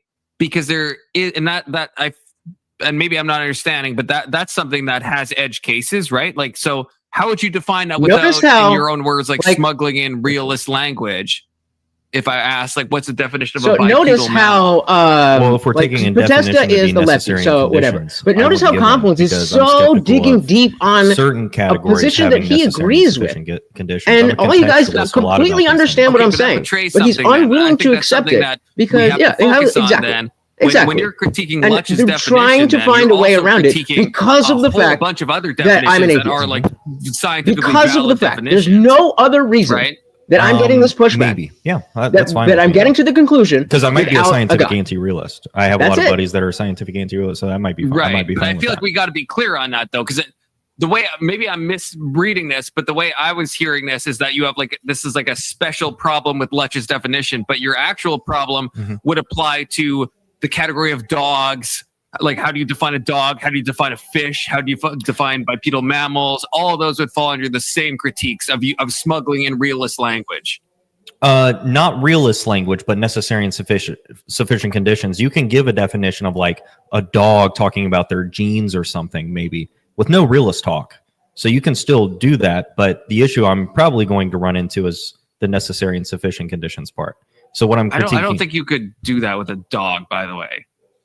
Oh, why? Because there's always going to be some, like, you could say something about their genes, but you would have to say that usually have this exact genetic code, but they're. But I know what usually means. That's not realist talk. Usually isn't realist talk. I understand that. Okay, so then let's plug that into what I was saying before. The fact that usually. Yeah, when I hear let's say oriented toward, I'm thinking like I would say it's of the type that usually produces like large gametes. That's what I usually go to, and that's what I would say is like as a female. But then you're just saying I have. You're just saying I have edge cases, and then it's just like, well, what are those? Because there are edge cases that are not men or women. But if you gave that gene definition of a dog, and you said it Yep. usually has I this know genetic what it's code, like you to be a laid it out, Christian. I know what it's like to be an able atheist. say, oh, that They also don't. then means a cat could be a dog. What you probably mean is that there could be dogs that have slightly different genetic codes, but they're all kind of like dog coded, for lack of a better word. But like they probably the category of cat doesn't enter into this. And the same with LetsChief's definition, probably male doesn't enter into the female. If a female is something that usually produces large gametes or is oriented towards or whatever we want to say, right? So, like, Sure. how could you construct the definition of dog that wouldn't include possibly cat? Because if you're saying usually that could include a cat, then maybe a cat's a dog, right? That would be the problem with that. Yeah, if you're taking a definition to be giving necessary and sufficient conditions, but it sounds like you might be taking on my view that this is contextual and there aren't necessarily necessary and sufficient conditions, but rather we kind of have these cluster of traits that we are referring to when we say a given word. But none of them, in them of themselves, those traits are necessary or sufficient. Or maybe you could say sufficient in some cases. I think I agree, but as long as we make it consistent that because when I say dog, then I don't mean cat, right? And then you can have that on this view. Yeah. And then, but in the same way, when someone says like male, they don't mean female. And so in the same way with the definitions, if you're saying someone that usually produces large gametes, then you are excluding the people who produce small gametes, right? Wait, say the last part one more time. Like if you say the people that usually produce large gametes, then you are excluding the people who produce small gametes in the same way. And No, I understand because they could also produce large gametes. They could, but I'm saying in the same way that when we're talking about the dog genetic code and we say usually, we probably don't mean it could also be a rat, it could be a monkey, it could be like any, because otherwise if we're just, if that's what we mean by usually, that could apply to any fucking animal ever or anything with a genetic code, right? Like, and you talking about the light mode? Define genetic code. Like I say, I judge anybody who doesn't use dark mode. Like I'm on my own StreamYard, and you can see that I don't have all that white light on my face because I have it in chromosomes. So even if you tried to do that, then you'd be getting fucked up. If you had 2 extra chromosomes, What was you'd I saying? be dead. If you had Oh, one dark less mode. chromosome, you'd be dead. So then should the definition of human be this amount of like how you would have to be like so ultra specific, but also not specific to both exclude everything that we consider not a human, but also include everything that we know to be a human. That would be like an onerous definition that I would posit is possibly impossible because there's so many edge cases, maybe hypothetically, but it would take up like 20 volumes to like actually like properly define that. And then we're asking what's a female. Obviously we're not looking for like a 60,000 word definition of what a female is. That would just be unwieldy. So it sounds like you're brain encoded and taking the family resemblance pill and rejecting necessary and sufficient conditions to define these sort of categories. I'm a bit You could, but I would say that is also lying. A bit. Because the Different people topics. on the right that are constantly asking, well, what is a woman, right?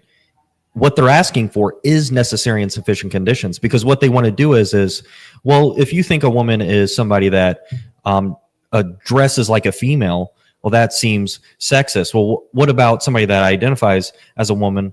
They don't dress typically as a female, but they say that they're a woman. Are they still a woman, right? But because they're treating that case as a necessary condition, that's what they're looking for. But if you reject the premise of their question, I mean, it completely falls apart. I think the problem with rejecting that, though, then is that when we move into any other definition, we are also in the same way cocked. Yes. Why is that bad? Why is that bad? It's not. It renders language useless. It renders language. What's the argument for that? The point of language is to understand each other. If you're getting this down, and why can't you do that on this view? Well, I would say you can't, because then if you any way you define a dog, you're like I guess. But by define, do you mean necessary and sufficient conditions? Well, I'm asking, like, what would you say the definition right off the dome? What would you say a dog is? It's typically a 4-legged mammal that barks. I don't know. Maybe I would throw in some sort of gene thing that has some sort of archetype. It has to bark? Exactly. You just treated it as a necessary condition. Did you see what you just did? Well, that's what I'm trying to figure out where you're coming from. So that's what I'm trying to. He said it typically does. Okay. But the problem is then that I'm not trying to gotcha anybody. I'm trying to understand. No, I didn't take it that way, but I'm just saying you literally did the thing I've been Explain explaining. what I did. Yeah. Explain how did I do that? So I started giving traits, right? Because when we say like give a definition, we want to give something that covers everything. But when I give these traits, I'm not saying that it must have this trait, right? That's not what I'm saying. For it to be this thing, it must have this trait. Just like I was saying, usually, or I was saying oriented towards, and Confluence came up with usually. So a dog usually barks in the same way that a woman usually has a uterus. I don't understand why that's... Words like usually are oriented in a definition. Definition is what one person does, not what... One person doesn't usually do something. One person either does it or they don't. Well, now you're disagreeing with Brandon. One person fits in the box. What do you say? A definition. Say it again, Podesta. Am I not coming through? Definition is what one person fits into the box. One person does not usually do something. One person does it or they don't. So you can't use usually in a definition. Wait, why can't you? What? It doesn't define, when you apply the definition to a person, it doesn't define them. And when you say define them, what is a person? I think when when you're saying define, you are also, when you're saying the word define, I think you're also smuggling in necessary and sufficient conditions. I don't know why anybody would accept Definition that. is necessary and sufficient. Definition can't be non-necessary. Okay, then it's just a semantic dispute. That's not how I use definition. If you want to use it that way, that's fine. Definition, no, you're describing, not defining, you're describing. Yeah, but defining, you just mean giving necessary and sufficient words as you conditions. want. We're not Definition disagreeing. is You're just using the word actual- differently. Okay, well, I'm using the definition and describe as different words because English is useful. Private chat. Yeah, I agree. And English is useful. Private chat. Words should have meaning. Yeah, I agree. Words do have meaning. Definition has a different meaning. None of to that. describe. What is that? What is? Oh, wait. I need to get clear here because both Lutch and James have done it now. What's the argument that if you don't have necessary and sufficient conditions when explaining what a word means, that therefore it's I'm not arguing meaningless? against sufficient descriptions. I'm arguing against everything that you put in your definition has to be correct. You can't use words like Correct. usually or Definitely. averages or sums or things that don't are necessary. You can't have non-necessary words in a definition. I don't even know what you're saying. at Yeah, this I don't point. know what- I don't Do you can't say a think? dog? The definition of a dog is that it barks. If some dogs don't bark, you Can can't you give Right, me so- one describe a necessary dog. You can condition say and- type dogs. Well, they usually bark. They kind of have 4 legs. Right, and let's say you give a Is definition. something that actually applies to all dogs. Let's say you give right, and you could say that. Okay, so are you saying that to define a word, right, is to give necessary or sufficient conditions, and if you don't do that, the word is meaningless? No, Is that I'm what you're saying saying? that you can't No, give okay. conditions that don't apply to all of the members of the set. You can't define a set by mentioning words that some of the items in the set don't apply to. You're smuggling in necessary and sufficient conditions when you say the word define and I'm not definition. smuggling in, I'm just speaking English. When you define a set, And I understand you. I know exactly what you're doing. I know you're speaking English. well, there's nothing wrong with what I'm saying. Connie, I'm not saying private there's chat. anything wrong with it. Holy shit! Do you know what a semantic dispute is? We're not actually disagreeing on a proposition. We're just using the word I'm definition saying what my differently. definition of the word definition is. Right.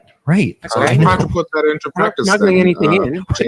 I can't We're smuggle literally things into debating my own words. definition. Can you give me one Not necessary that I'm and trying to one hide, sneak things in so you don't see them.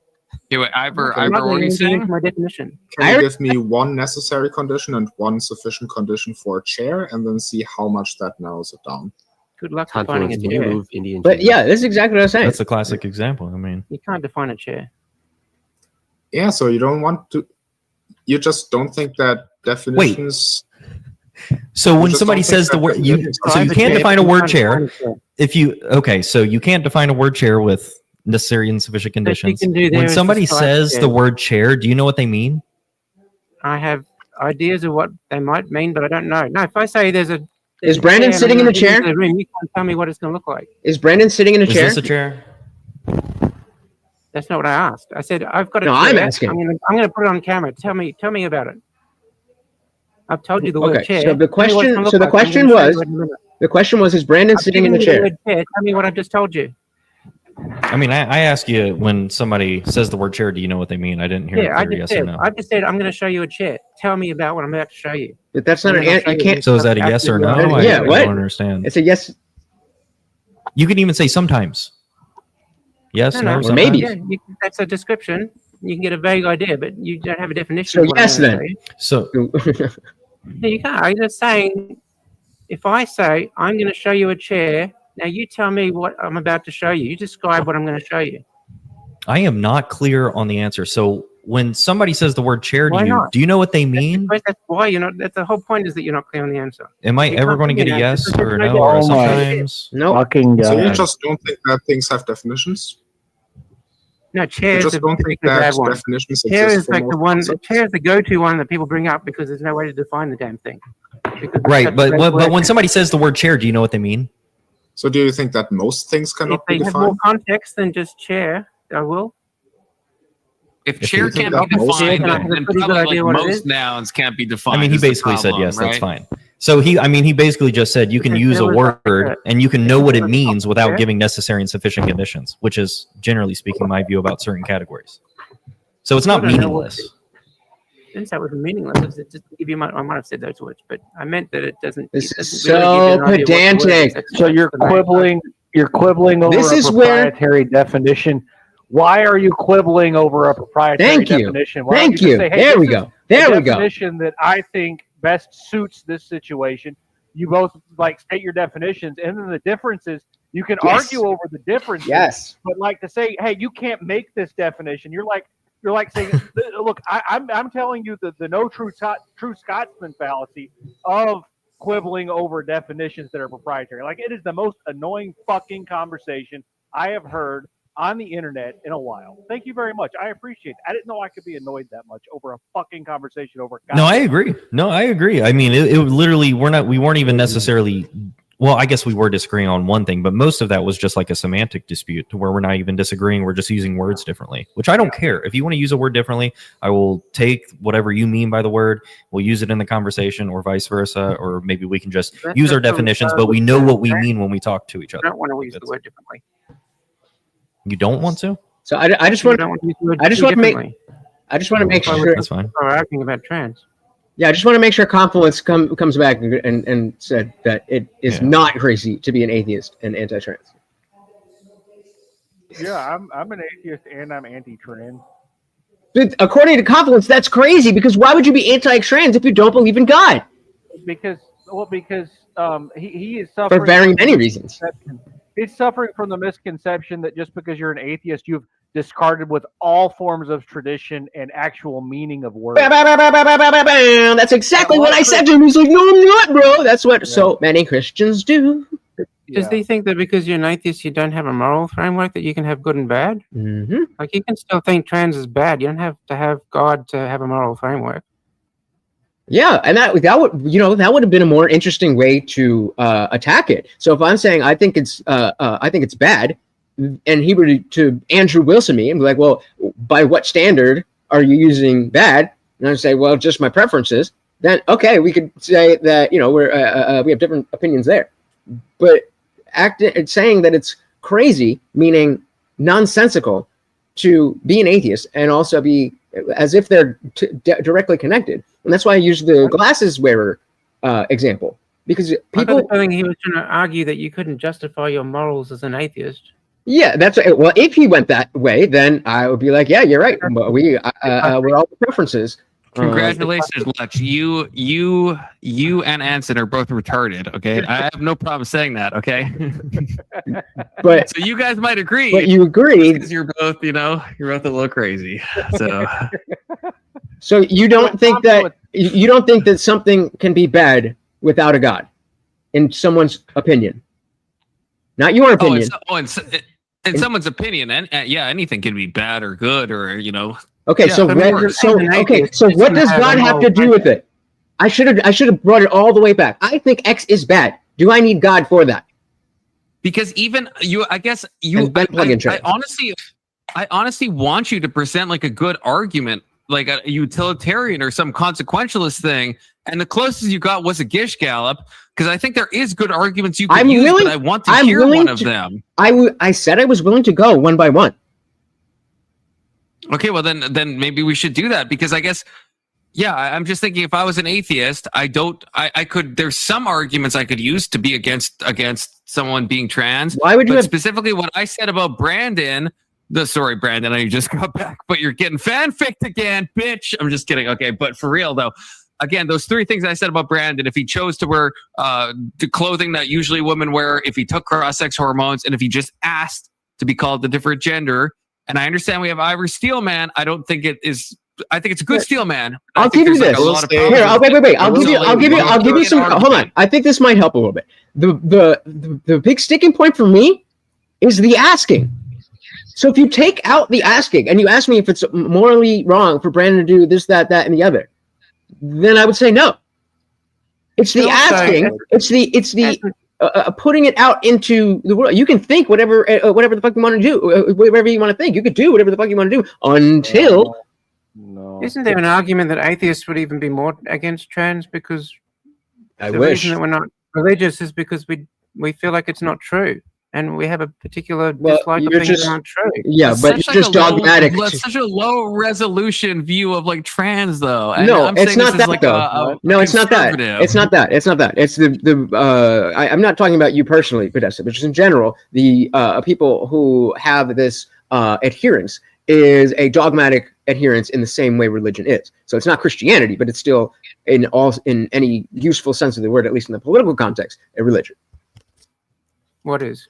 All right, I would like to clarify one detail about the Steelman. Going along with the Steelman I made was incomplete.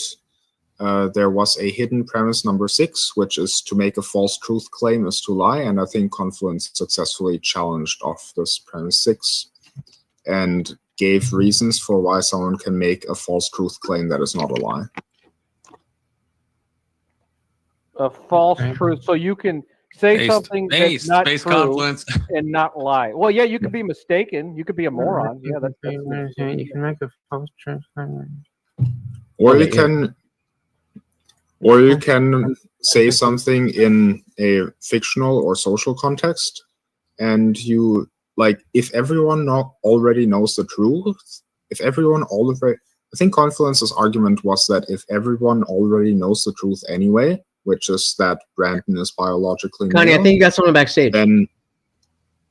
Then to use the word she is not a lie because it does not override the truth that people already know.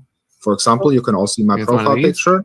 If I say that my profile picture is facing to the right, I'm not lying because I'm not overriding the truth that you already know. No, it's still a lie. Like, you don't have to have somebody to believe you because your lie could be so ridiculous that it's unbelievable, but that doesn't make it less of a lie, right? It's an internal lie on your part. Nobody's hating on anything. We're talking about truth and reality.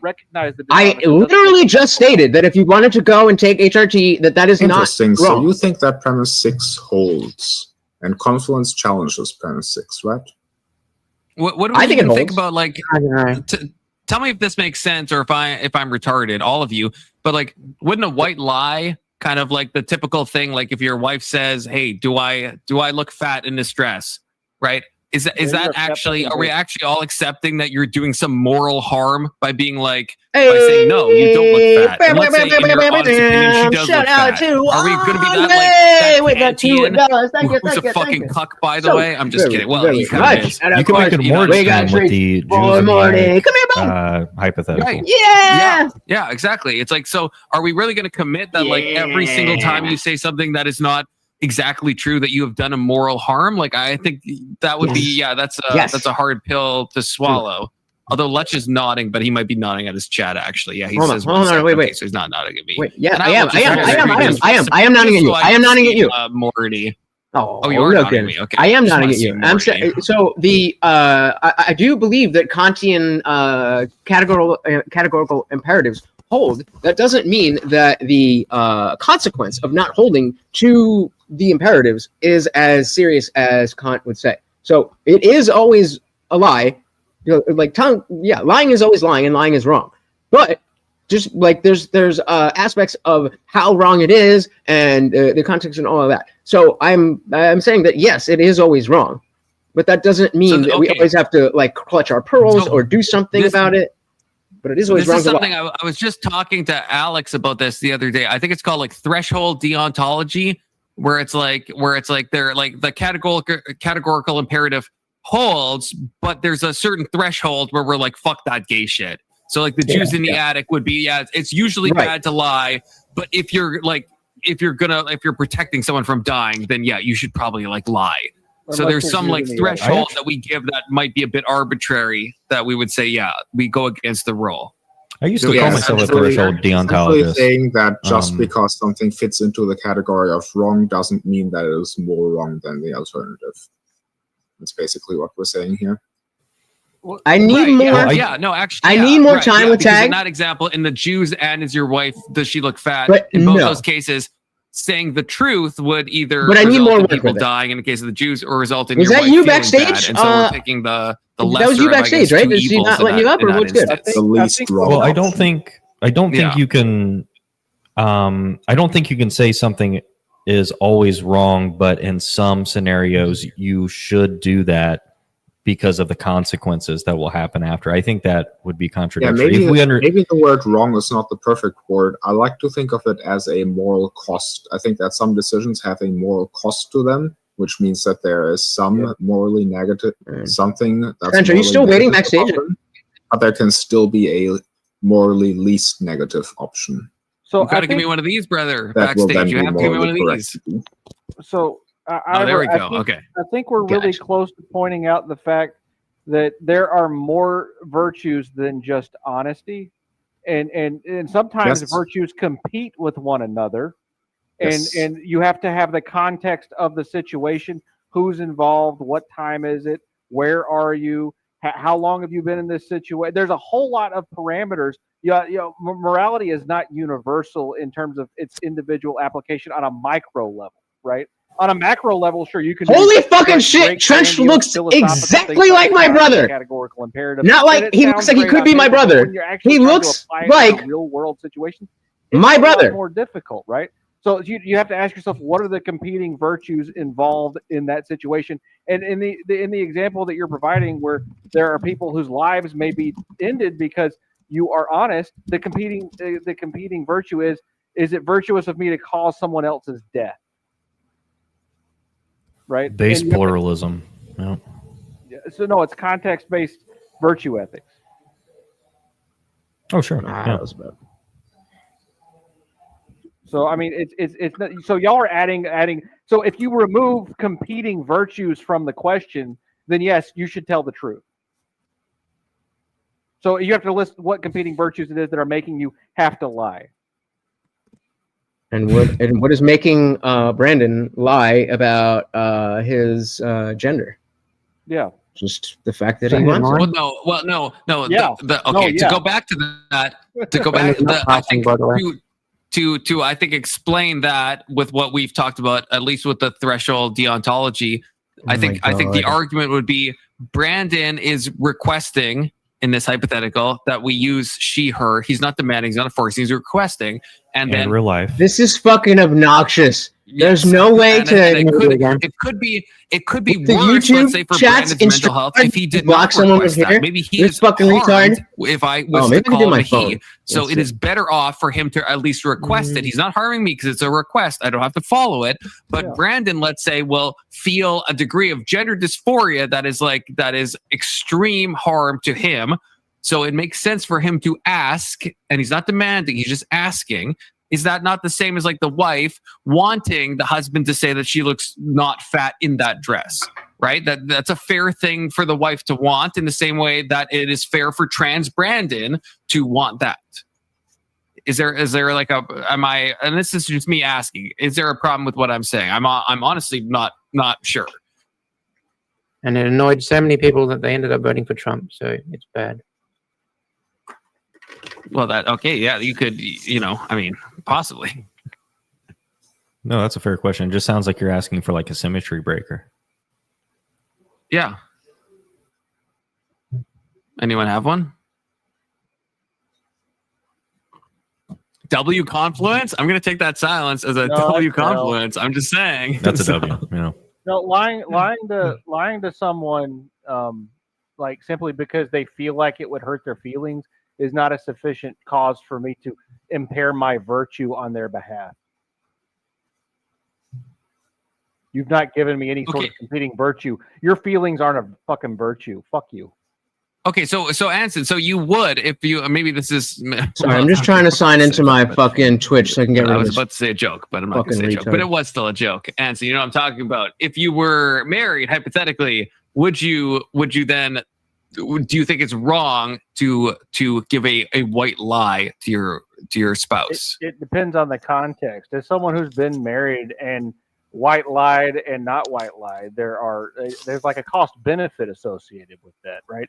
So sure, if you mislead a woman into thinking something she's not for long enough, she'll become a fucking terror. So no, I think it's better to tell them the fucking truth because it doesn't give them a delusional sense of self-perception. But in some cases, yes. No. But Anson, okay, we talked about this earlier. We were talking about like age and stuff and biology, and if someone and you and Alex were going at it about like, is your wife more attractive to you at this point versus this point? And you were like, well, no, biologically speaking, she's more attractive when she's younger. Yeah. And so is that like, you think that if your wife asks you this, let's say your wife is 30 versus 24, she's like, hey, am I just as attractive to you now?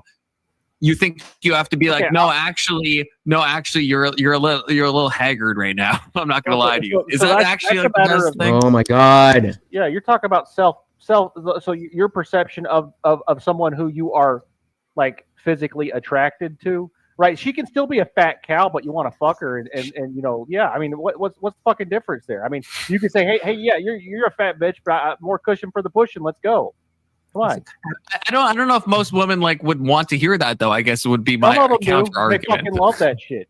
So some of them perhaps, but I think you have to, when someone asks you a question, I think you have to interpret it in the correct. That's why I guess I don't know if I would say it's lying. It's like if someone, like let's say someone asks me if their life is worth living, and let's say I'm like, no, your life kind of sucks in my mind.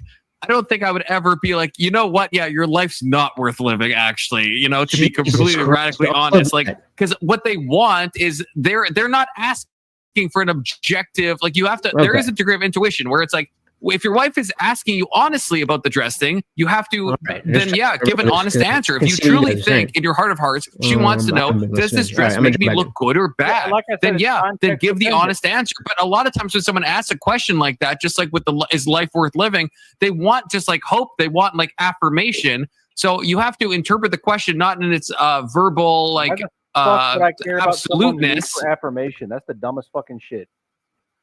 Unless I'm trying to manipulate them, like there's no fucking purpose for me to lie to somebody just to make themselves feel better. It's not a lie. My argument is that you can't look at the words they're saying. You have to look at the intentions. They fucking need tough love. I'm not gonna lie to them. If they're words are trying to express some intention, and I'm saying sometimes you can't look at the literal words. Because somebody else feels bad. It's not impairing your virtue. It's correctly understanding the question they're asking. What I'm gathering is that confluence is pro-trans.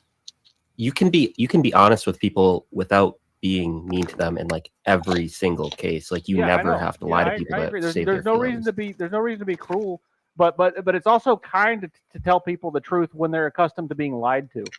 Wait, Keelan, I disagree with you. Why don't you ask that? If your wife says, "Hey, are you just as attracted to me as you were 3 years ago?" And let's say in your heart of hearts you're actually like less attracted to her now. How do you say that? Like pretend I'm the wife, Keelan. Tell me in a way that I'm not going to take that in an offensive way. Well, you're not the type of woman I would normally date. Sorry. But yeah, like the people I normally talk to, if they ask me such a direct question like that, are you as attracted to me as you were so many years ago? And I'm not, I would answer it directly saying, I am not as attracted to you as I was so many years ago. And then we have a tough conversation. No, but okay, so I thought you said, Keelan, that you could say it in a way that's like not going to be hurtful. That would So be this is hurtful like- to like the vast majority of Yeah, women, this right? is like that whole this- Jordan Peterson on Jubilee thing where he's like, I would never be in that position to lie about the Jews. Yep. Putting a lot of You've meaning committed into- so many sins that nothing you can do. It's not a Yeah, sin. yeah. I would never be in a situation where a woman would ask me that question without me having proactively been like, we should break up. Yeah, I would have turned the Jews in myself. I mean, hell. Yeah, the funny Don't thing make me is now. I that have to pull the it only- If I hadn't done, If you hadn't what? You muted yourself. Sentence, Ivor. if I hadn't done it, someone else. would have- Unfortunately, there's only one. But hey, maybe you're just better than I. Oh, I've summoned Marilyn with her own gift. Marilyn's here. Hey. I've summoned her. W. Marilyn.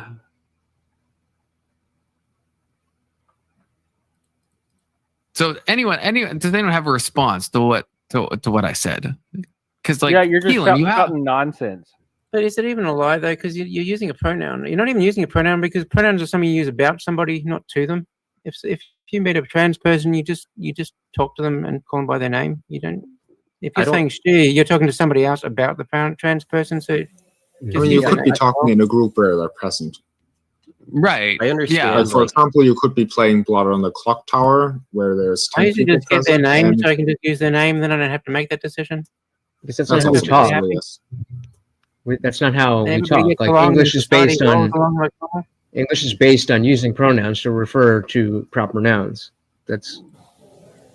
I disagree with the whole. Wait, no, that's not true. That's not true. So confidence. Every time you're in a group and you talk about somebody, you directly address them, and when you see, I just did it. No, I'm not saying that. I'm saying. So I'm saying we use Are always pronouns. used to address proper nouns. I'm saying that's. I'm Well, not I trying just- to be pedantic, but that's not how. That's not. Because you could use a pronoun Nouns. like a dog. I just you could use meant- a pronoun about. Right. I didn't mean like capital P. I just meant like an actual noun versus a pronoun. I like a legit noun. I have fine. I have an adjacent question The that's noun much I lower say stakes. because they is the noun is the pronoun you use when you don't know someone's sex.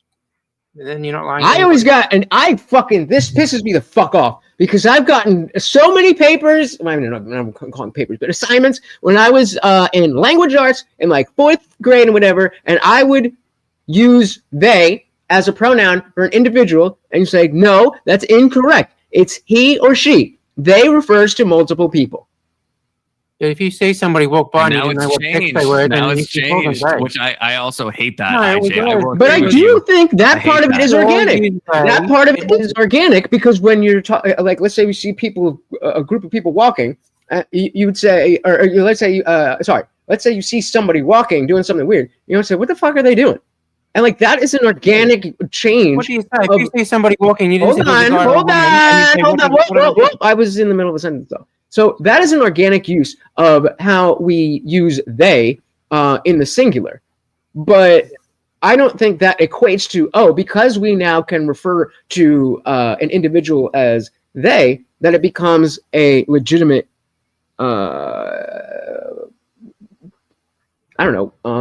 identity or whatever the fuck you want to call it. It does show that it can be used as singular.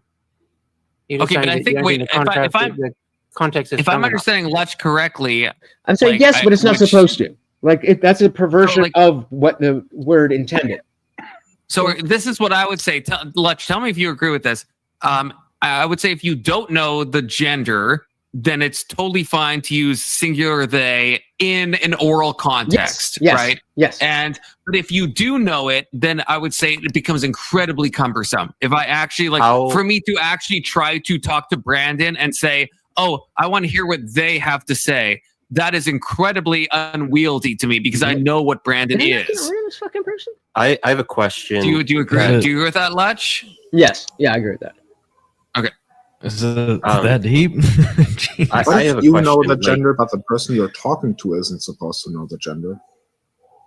Would you then use singular they? Like, for example, if I said, I was talking to a friend yesterday, and here's what they said, and I'm not disclosing the gender of the friend that I talked to. I know the gender, but I'm not disclosing it. Would that be fine? basically the same example. Yeah, and then I would say they, if you're asking what I would say, because that now to me it's a I don't know that person, so I would use they because yeah, I don't but even know if you them know the specifically. gender and I did not know the gender, you could still use singular there. Yeah, so we can at All least right, put well, just say quick they. PSA. Oh, that's true. Quick PSA. I see what you're saying. I see what you're saying. Yeah, Real quick. That's true. Quick That's PSA. True. I don't know why that is though. Quick PSA, guys. If you stream on Twitch and you block somebody and you have your StreamYard chat, then it still shows up in your StreamYard chat. So just be aware of that. I have a question. So, like, how do we know that Brandon was born a man? Like, I could why? share some. No, Don't do it. No. If you guys want. I'm wondering. I'm wondering, like, why are you calling him him? Do you like know from experience that he is a he, or do you just say that based on his appearance? Yeah, I say it based on his appearance, right? Yeah, I'm totally fine with that because I'm a conservative Christian based red pilled person. So yeah, I'm absolutely totally fine judging people on that. No, it's deeper. We evolved the ability It's to the determine test. the difference between the sexes because it's how we determine who we can fuck and have children with because we're biologically required to have that knowledge. Yeah, and we can't fuck Brandon. But Anson, sometimes we can be wrong about that, right? Like I No, was but just that- watching, you guys know you're Caleb wrong doesn't Hammer, the mean guy who that does you're- financial audits. He had a trans person on. I wasn't sure for like 60 minutes of the episode until they said I was like, just it could be a because trans someone- male, and it ended up being the opposite. No. It actually was So- someone who was born a man. I no, thought it was a no, trans no. male. Just You're trying because to I would know have that spent you a lot go of to- money on that. Wait, doesn't mean that you should buy into their deception. So wait, before we move off of the specific word thing, I want to go around and just a quick yes or no compliments. I want to see if this will work. So you obviously will go last. The question is conversate a proper word? Vanessa?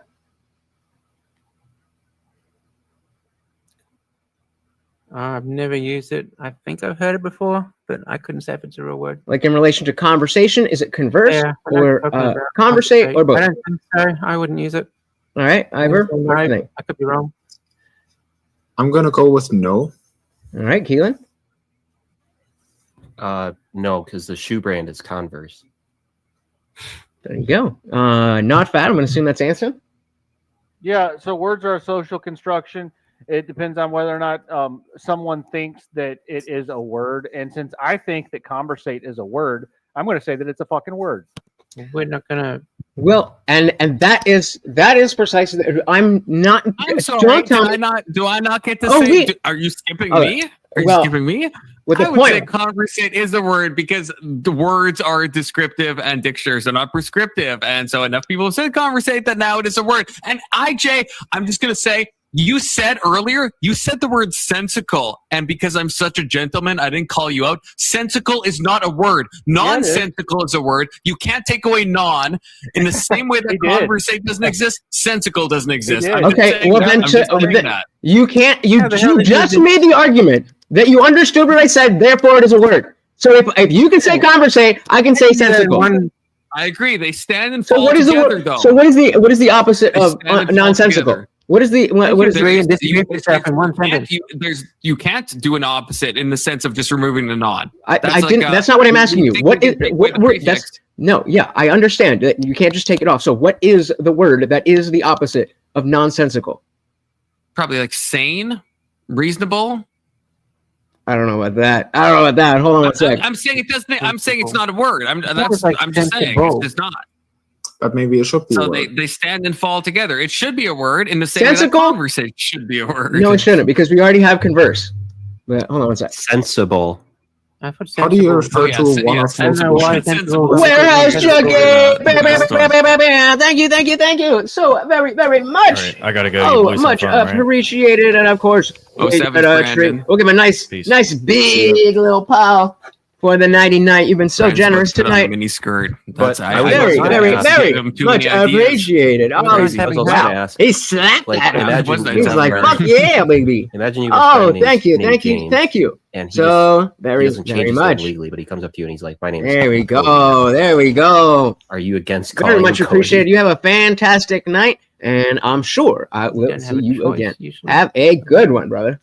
A lot of people just don't know how to. I assume you're a brother. You know, I don't want to assume your gender.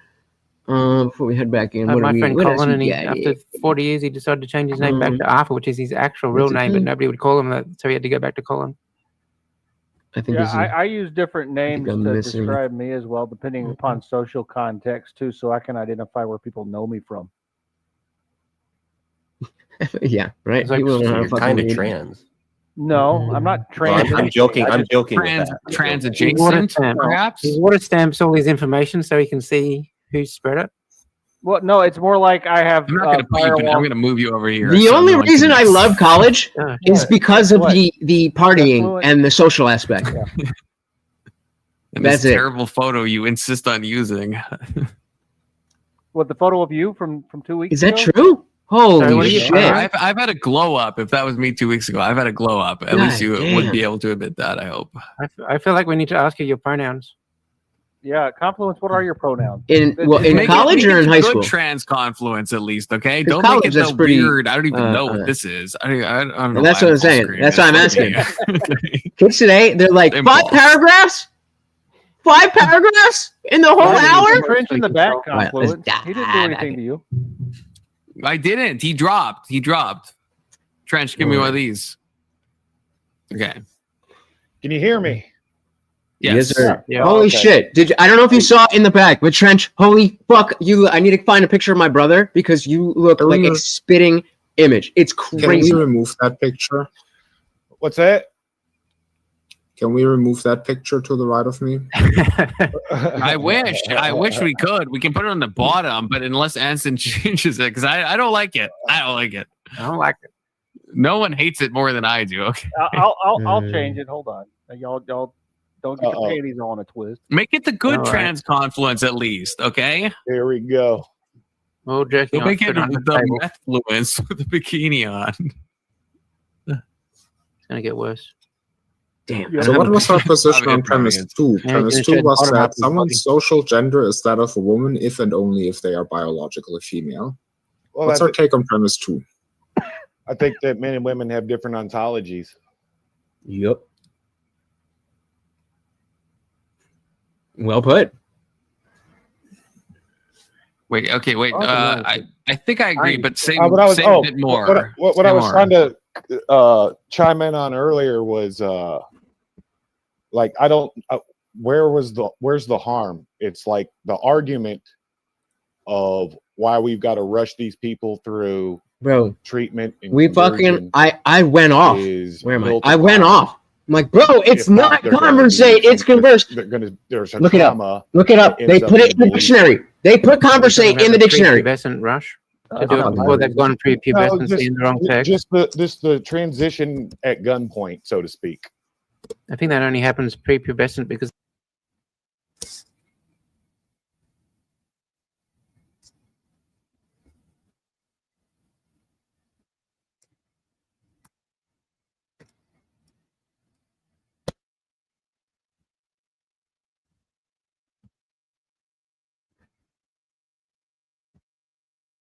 sad.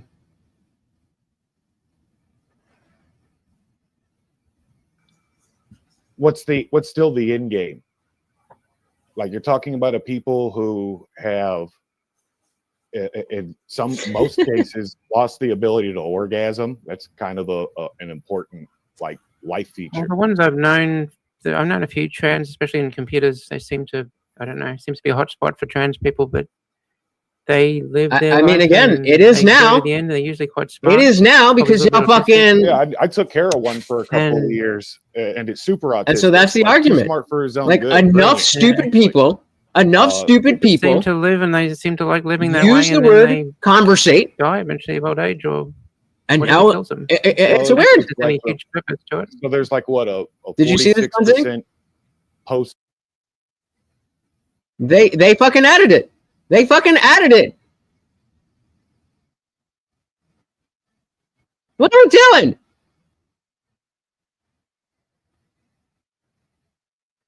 .6% completion rate. Like Yeah. I don't think like 46% suicidality and attempts maybe, but not not actually like game ending for real. But on the flip side of that is, if it's 46%, that there's probably more- includes the there's an time important- before they started. It's higher transition. after. There's an important caveat to this though, because there's like a 98% mortality survival rate for psychotherapy. Okay, hold on. We got a chat from Sticker Johnson. Steal. Don't say it. Say it. What do you think? What do you think is the Democrat Party in Germany? Always makes me say gay shit. He says, You know who the Social "Vote Democrats became Democrat," in Germany? which immediately have to hit. Disavow. That. Thank you though to Sticker Johnson. Yeah, the for Social Democrats, but who are the Democrats?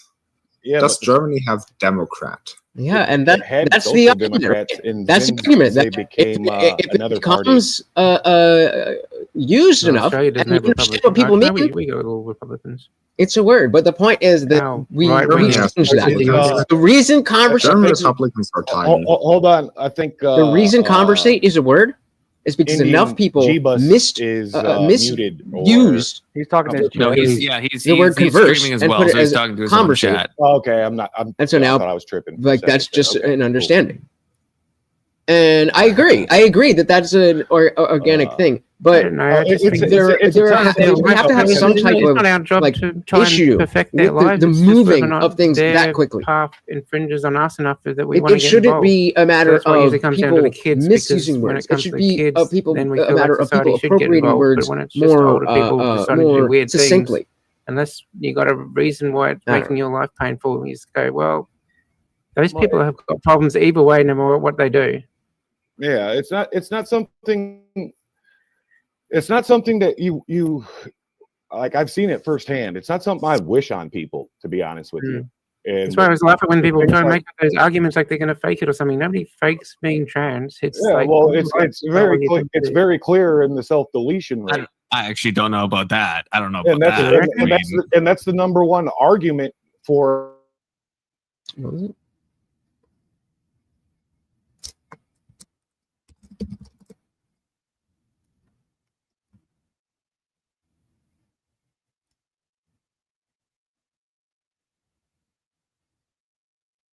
Can you see that?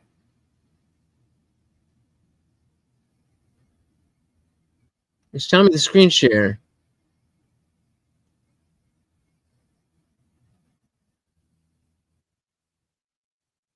Is this working? Actually, I'll just redo it.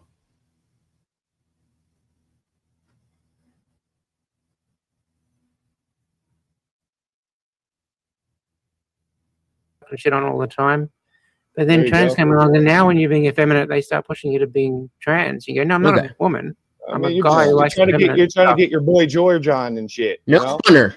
Yeah, boy, That's good not shit. become a word. Y'all are hitting on actually a really important aspect of this that you're not allowed to talk about, which is enforcing cultural norms to prevent maladaptive behavior from becoming normalized. And being trans is a maladaptive behavior because It's totally maladaptive. It's like giving when you transition somebody, it's like giving a heroin junkie heroin. Chum is like fish. Isn't that the fish I food? have a controversial opinion about that. Giving a junkie heroin is killing them. Giving a transition, trans. I mean, with a weird life. as high as a self-deletion rate post-op there exists, and this being the number one reason to transition somebody, or else this person needs to transition, or else they're going to do X to themselves. Yeah, they or say you can have a society. trans kid or a dead kid. I'm a bit libertarian. I don't care if people. I'm a recovering libertarian myself, so I get it. I mean, once upon a time, I believed that gay men should be able to grow their weed fields armed to the tooth, and I still feel that way. But like, there's got to be things that are outside of social health, because we're also talking about the health of the superorganism of our society and culture. And it sounds like we just have a disagreement about the facts and like what the actual statistics on the What is it? Attempt rates. The thing, what's the? Well, yeah, I don't think that it's. You can't. My understanding is that it was a less. They say like democracy is 3 wolves and a sheep deciding what to eat for dinner or something like that. No, I'm just saying. I'm just saying that if the numbers were the way that you described them, then we would be here agreeing with you. And if the numbers were the way that I've read that they are, then you would agree with me. We had a study come It's out just from a factual the Ivy Leagues here. If the facts were the way that you think they are, then we would agree with you. And if the facts were the way that I think they are, then you would agree with us. Okay, so there was like a Harvard study that came out, and it ended up ultimately buried. All right, I'm losing steam, guys. And all that jazz. Losing steam. But ultimately buried by the surveyors themselves, because their exact answer was, we don't want this to become a political thing. And the data that was released was pretty shocking. And it seems that if there is an ought to be, when I get a chance, I'm going to bounce out of the panel. I'm going to read what you guys have in the chat, and then I'll call it a night. Themselves with their body, having them deal with the trauma, whatever trauma, because that is the universal diagnoses. Is there's this trauma. So let's address the trauma. Let's address, hey, maybe you're gay and you have this trauma. And then, if this is a continued thing that has to happen, it's done at a mature age. I don't even think you should be in your, younger 20s.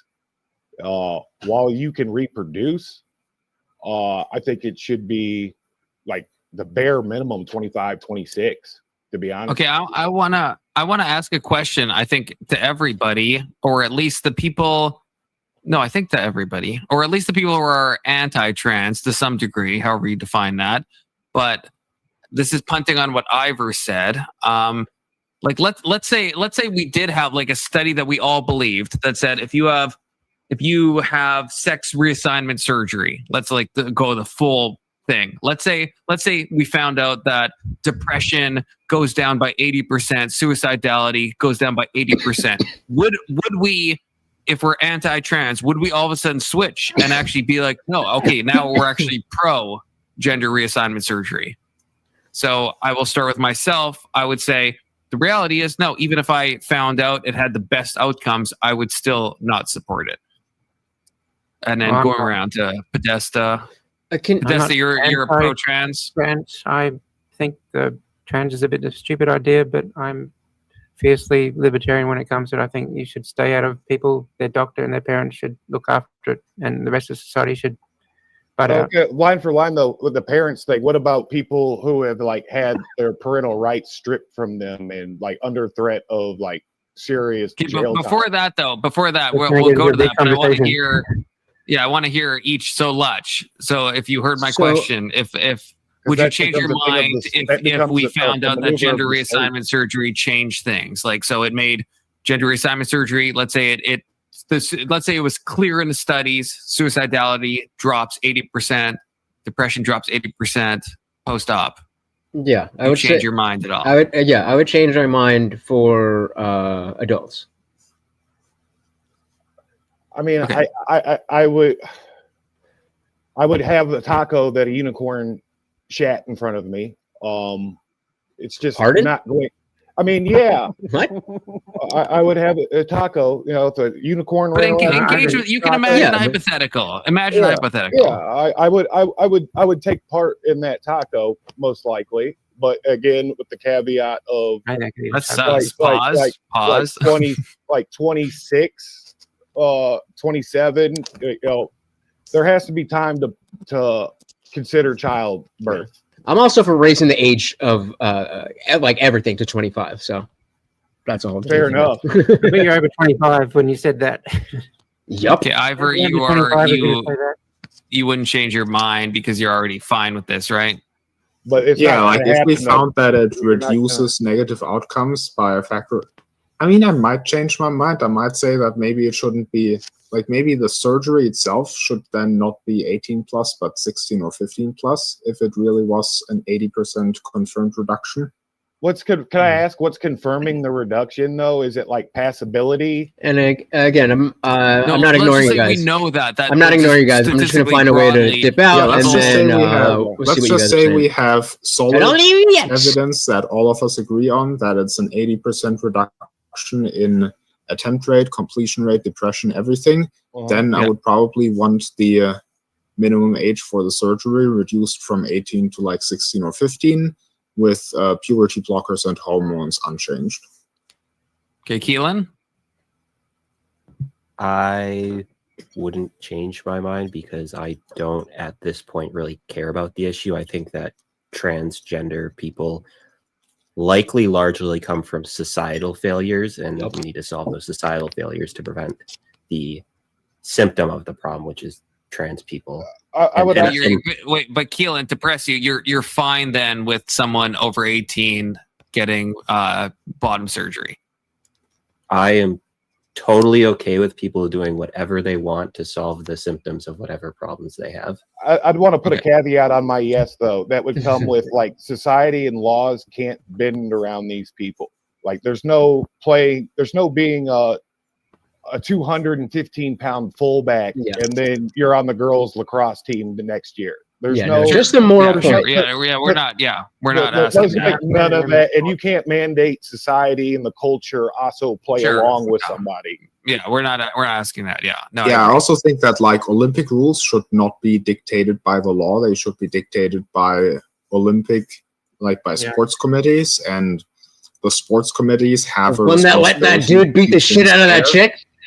Okay, well, that's a good topic. Yeah, that's a transgender woman who might have had Swire syndrome and was definitely not trans, but might have had Swire syndrome. We'll go to that. We'll go to that. I don't even care about that. I don't even care about that. Hold on. We have to complete. We can't leave Anson out unless Anson wants to be left out. But Anson, would your opinion change? Yeah, no, it wouldn't change because actually I'd probably be even more vehemently anti-trans. Because if we're making decisions under threat of someone deleting themselves, the premise is I'll delete myself if you don't let me mutilate myself. Then I think that the answer is actually a padded cell and a straitjacket. I mean, when you say it like that, it's super. No, I don't think that's engaging, honestly, with the hypothetical. It is absolutely. I think they should all go in straitjackets. Why would someone? Wait, Anson, why would somebody need to be in a padded room if they weren't suicidal? Well, the premise is that they are. Do we put insane people in padded rooms though that aren't necessarily without being a drag on society? You'd rather pay for keeping them in a padded cell than just So does that it would keep them away from normal people too, which is an added bonus. You're gonna pay for that as well. Yeah, that's correct. This is an enormous waste of money. You want to have as few people in prison as possible. We'd have a lot less of them if we did that. That's all I know. I think if we went back to like the early 90s, Gentlemen, this has been going on. It was going on before. Gentlemen, I'm gonna take my leave. It's about 2 in the morning here on the East Coast, so I will dip. But thank you for letting me hang out. A pleasure as always. And come subscribe to the channel if you have not already. Live every Monday, Wednesday, Friday, 8 p.m. Eastern, and sometimes whenever I feel like it, like right now. And you know that YouTube sucks with those notifications. Don't just hit the subscribe. You may as well ring the bell so you never miss an Indian Jesus party live ever again. Got it down, right? Goodbye. Peace out, guys. Peace out. All right. So let's see what you guys are doing here. Or saying. Doing and saying. Oh. All right. I'm going to go back a little bit.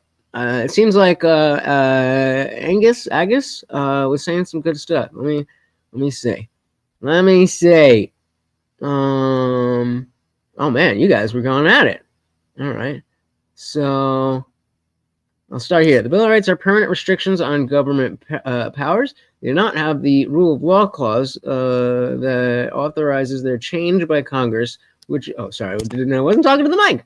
which only which only one can change the law itself through the legislative process. You'll not find the Congress shall have power to anywhere in the first 10 enumerations. Penn State Congress is forbidden, which shall not be infringed. I'm trying to catch on to what exactly we're talking about. We can add amendments. Okay. So Andre said, I want my individual rights protected. I won't force my life on other people. Don't force your life on mine. Pretty simple, right? Pretty simple. So yeah, we have our representatives.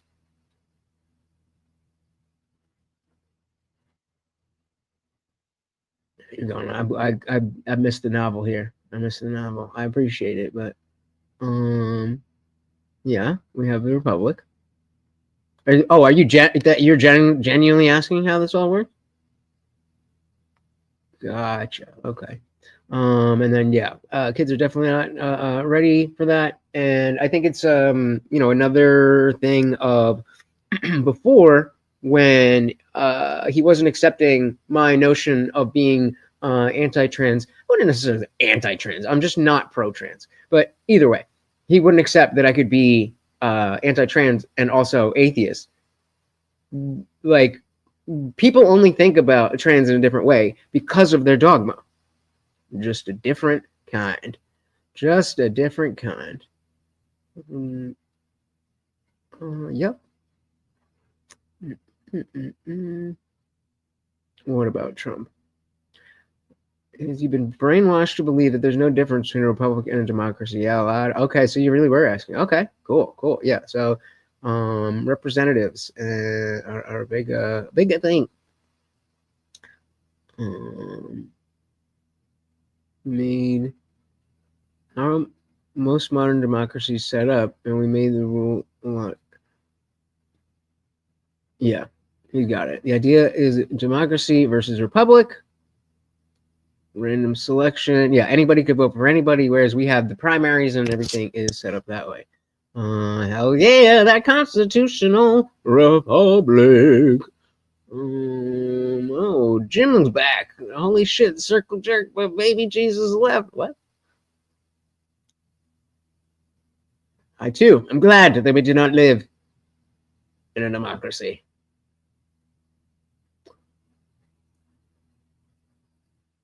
Because nobody would pay us. What do you mean? Also, we live all across the fucking world. Mr. Ellickatback, the counter hypothetical is if there was a pill that changed someone so they were no longer trans, would they be okay? Would they be okay with children taking it? I still think that's a good point. I still think no, because the principle isn't about the principle of the child is consent. So even if you could go back on it, there's other things that like yeah, right, alcohol fits this, right? I think alcohol fits. That the reason we don't allow kids to drink is not because their parents saying no, but it's because maybe it doesn't fit. But certainly if you want to get into, nasty stuff like PDF stuff, the reason that it's not okay for a 13-year-old to do that with an adult is because they can't consent. And I think it's the same thing with trans, with tattoos, with any of these things. You can't consent to them. All right, for real. For real. All right, let's be nice. And there we go. Full circle. Redefining words to fit that's how we got conversate. Thankfully, we don't have funner, but I'm sure it's coming up. I just want to join the military. I swore to protect the constitutional republic, not a democracy. Hell yeah. So, all right. Some dumb beats said you're not accepting it. A system of government by the whole population or all eligible members of a state, typically through elected representatives. The system of government by the whole population or all eligible members. Oh wait, did I just read this? Yeah, I just read that. Right. Okay, but you're still. Oh, you got it. Got it. Expanded. Yeah, Rome was a republic for thousands of years. It burned down under 10 in a democracy. There's a major difference between the two systems. So what you're applying here is that we don't have. It's not that there's no democracy. Like there's capital D democracy, meaning the system of government that is democracy. Just like when we say constitutional republic, we capitalize that. But we have democratic processes within the constitutional republic. So I think that might be where you're getting confused. Dexter's back. Welcome. Unfortunately, I'm just shutting it down. I'm a little tired. I was judging a debate, so check out the replay of this this stream. It was an interesting intellectual rights debate. Anybody who wasn't here earlier, and then we got into some religious stuff. Yeah.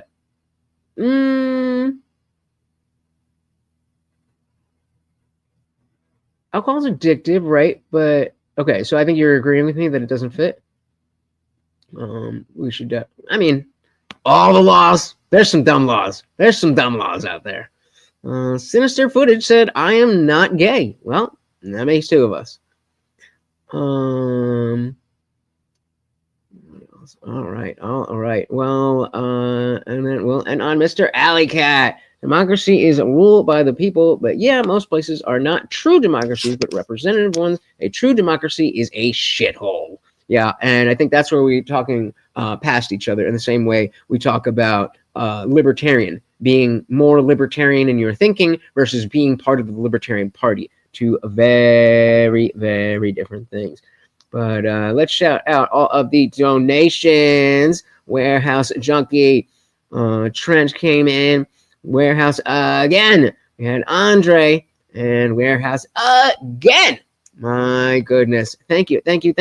So very, very much for hanging out, guys. I really do appreciate it. I wasn't sure if anybody was going to show up and be interested in seeing me judge, but they did a pretty good job of debating, and I'm glad that I was part of it. Again, if you are new here, please do hit that subscribe. I'm live every Monday, Wednesday, Friday, 8 p.m. Eastern, and just like right now, sometimes whenever I feel like it. So make sure you hit that subscribe, and you know that YouTube sucks with those notifications, so you may as well ring the bell so you never miss an Indian Jesus live party ever again. Once again, guys, I am your host, Lutch, aka, well, let's go. This is Morty, and I have been your host, Lutch, aka the Indian Jesus, here to resurrect the second coming of common sense. Until next time, guys, we are out of here. Peace.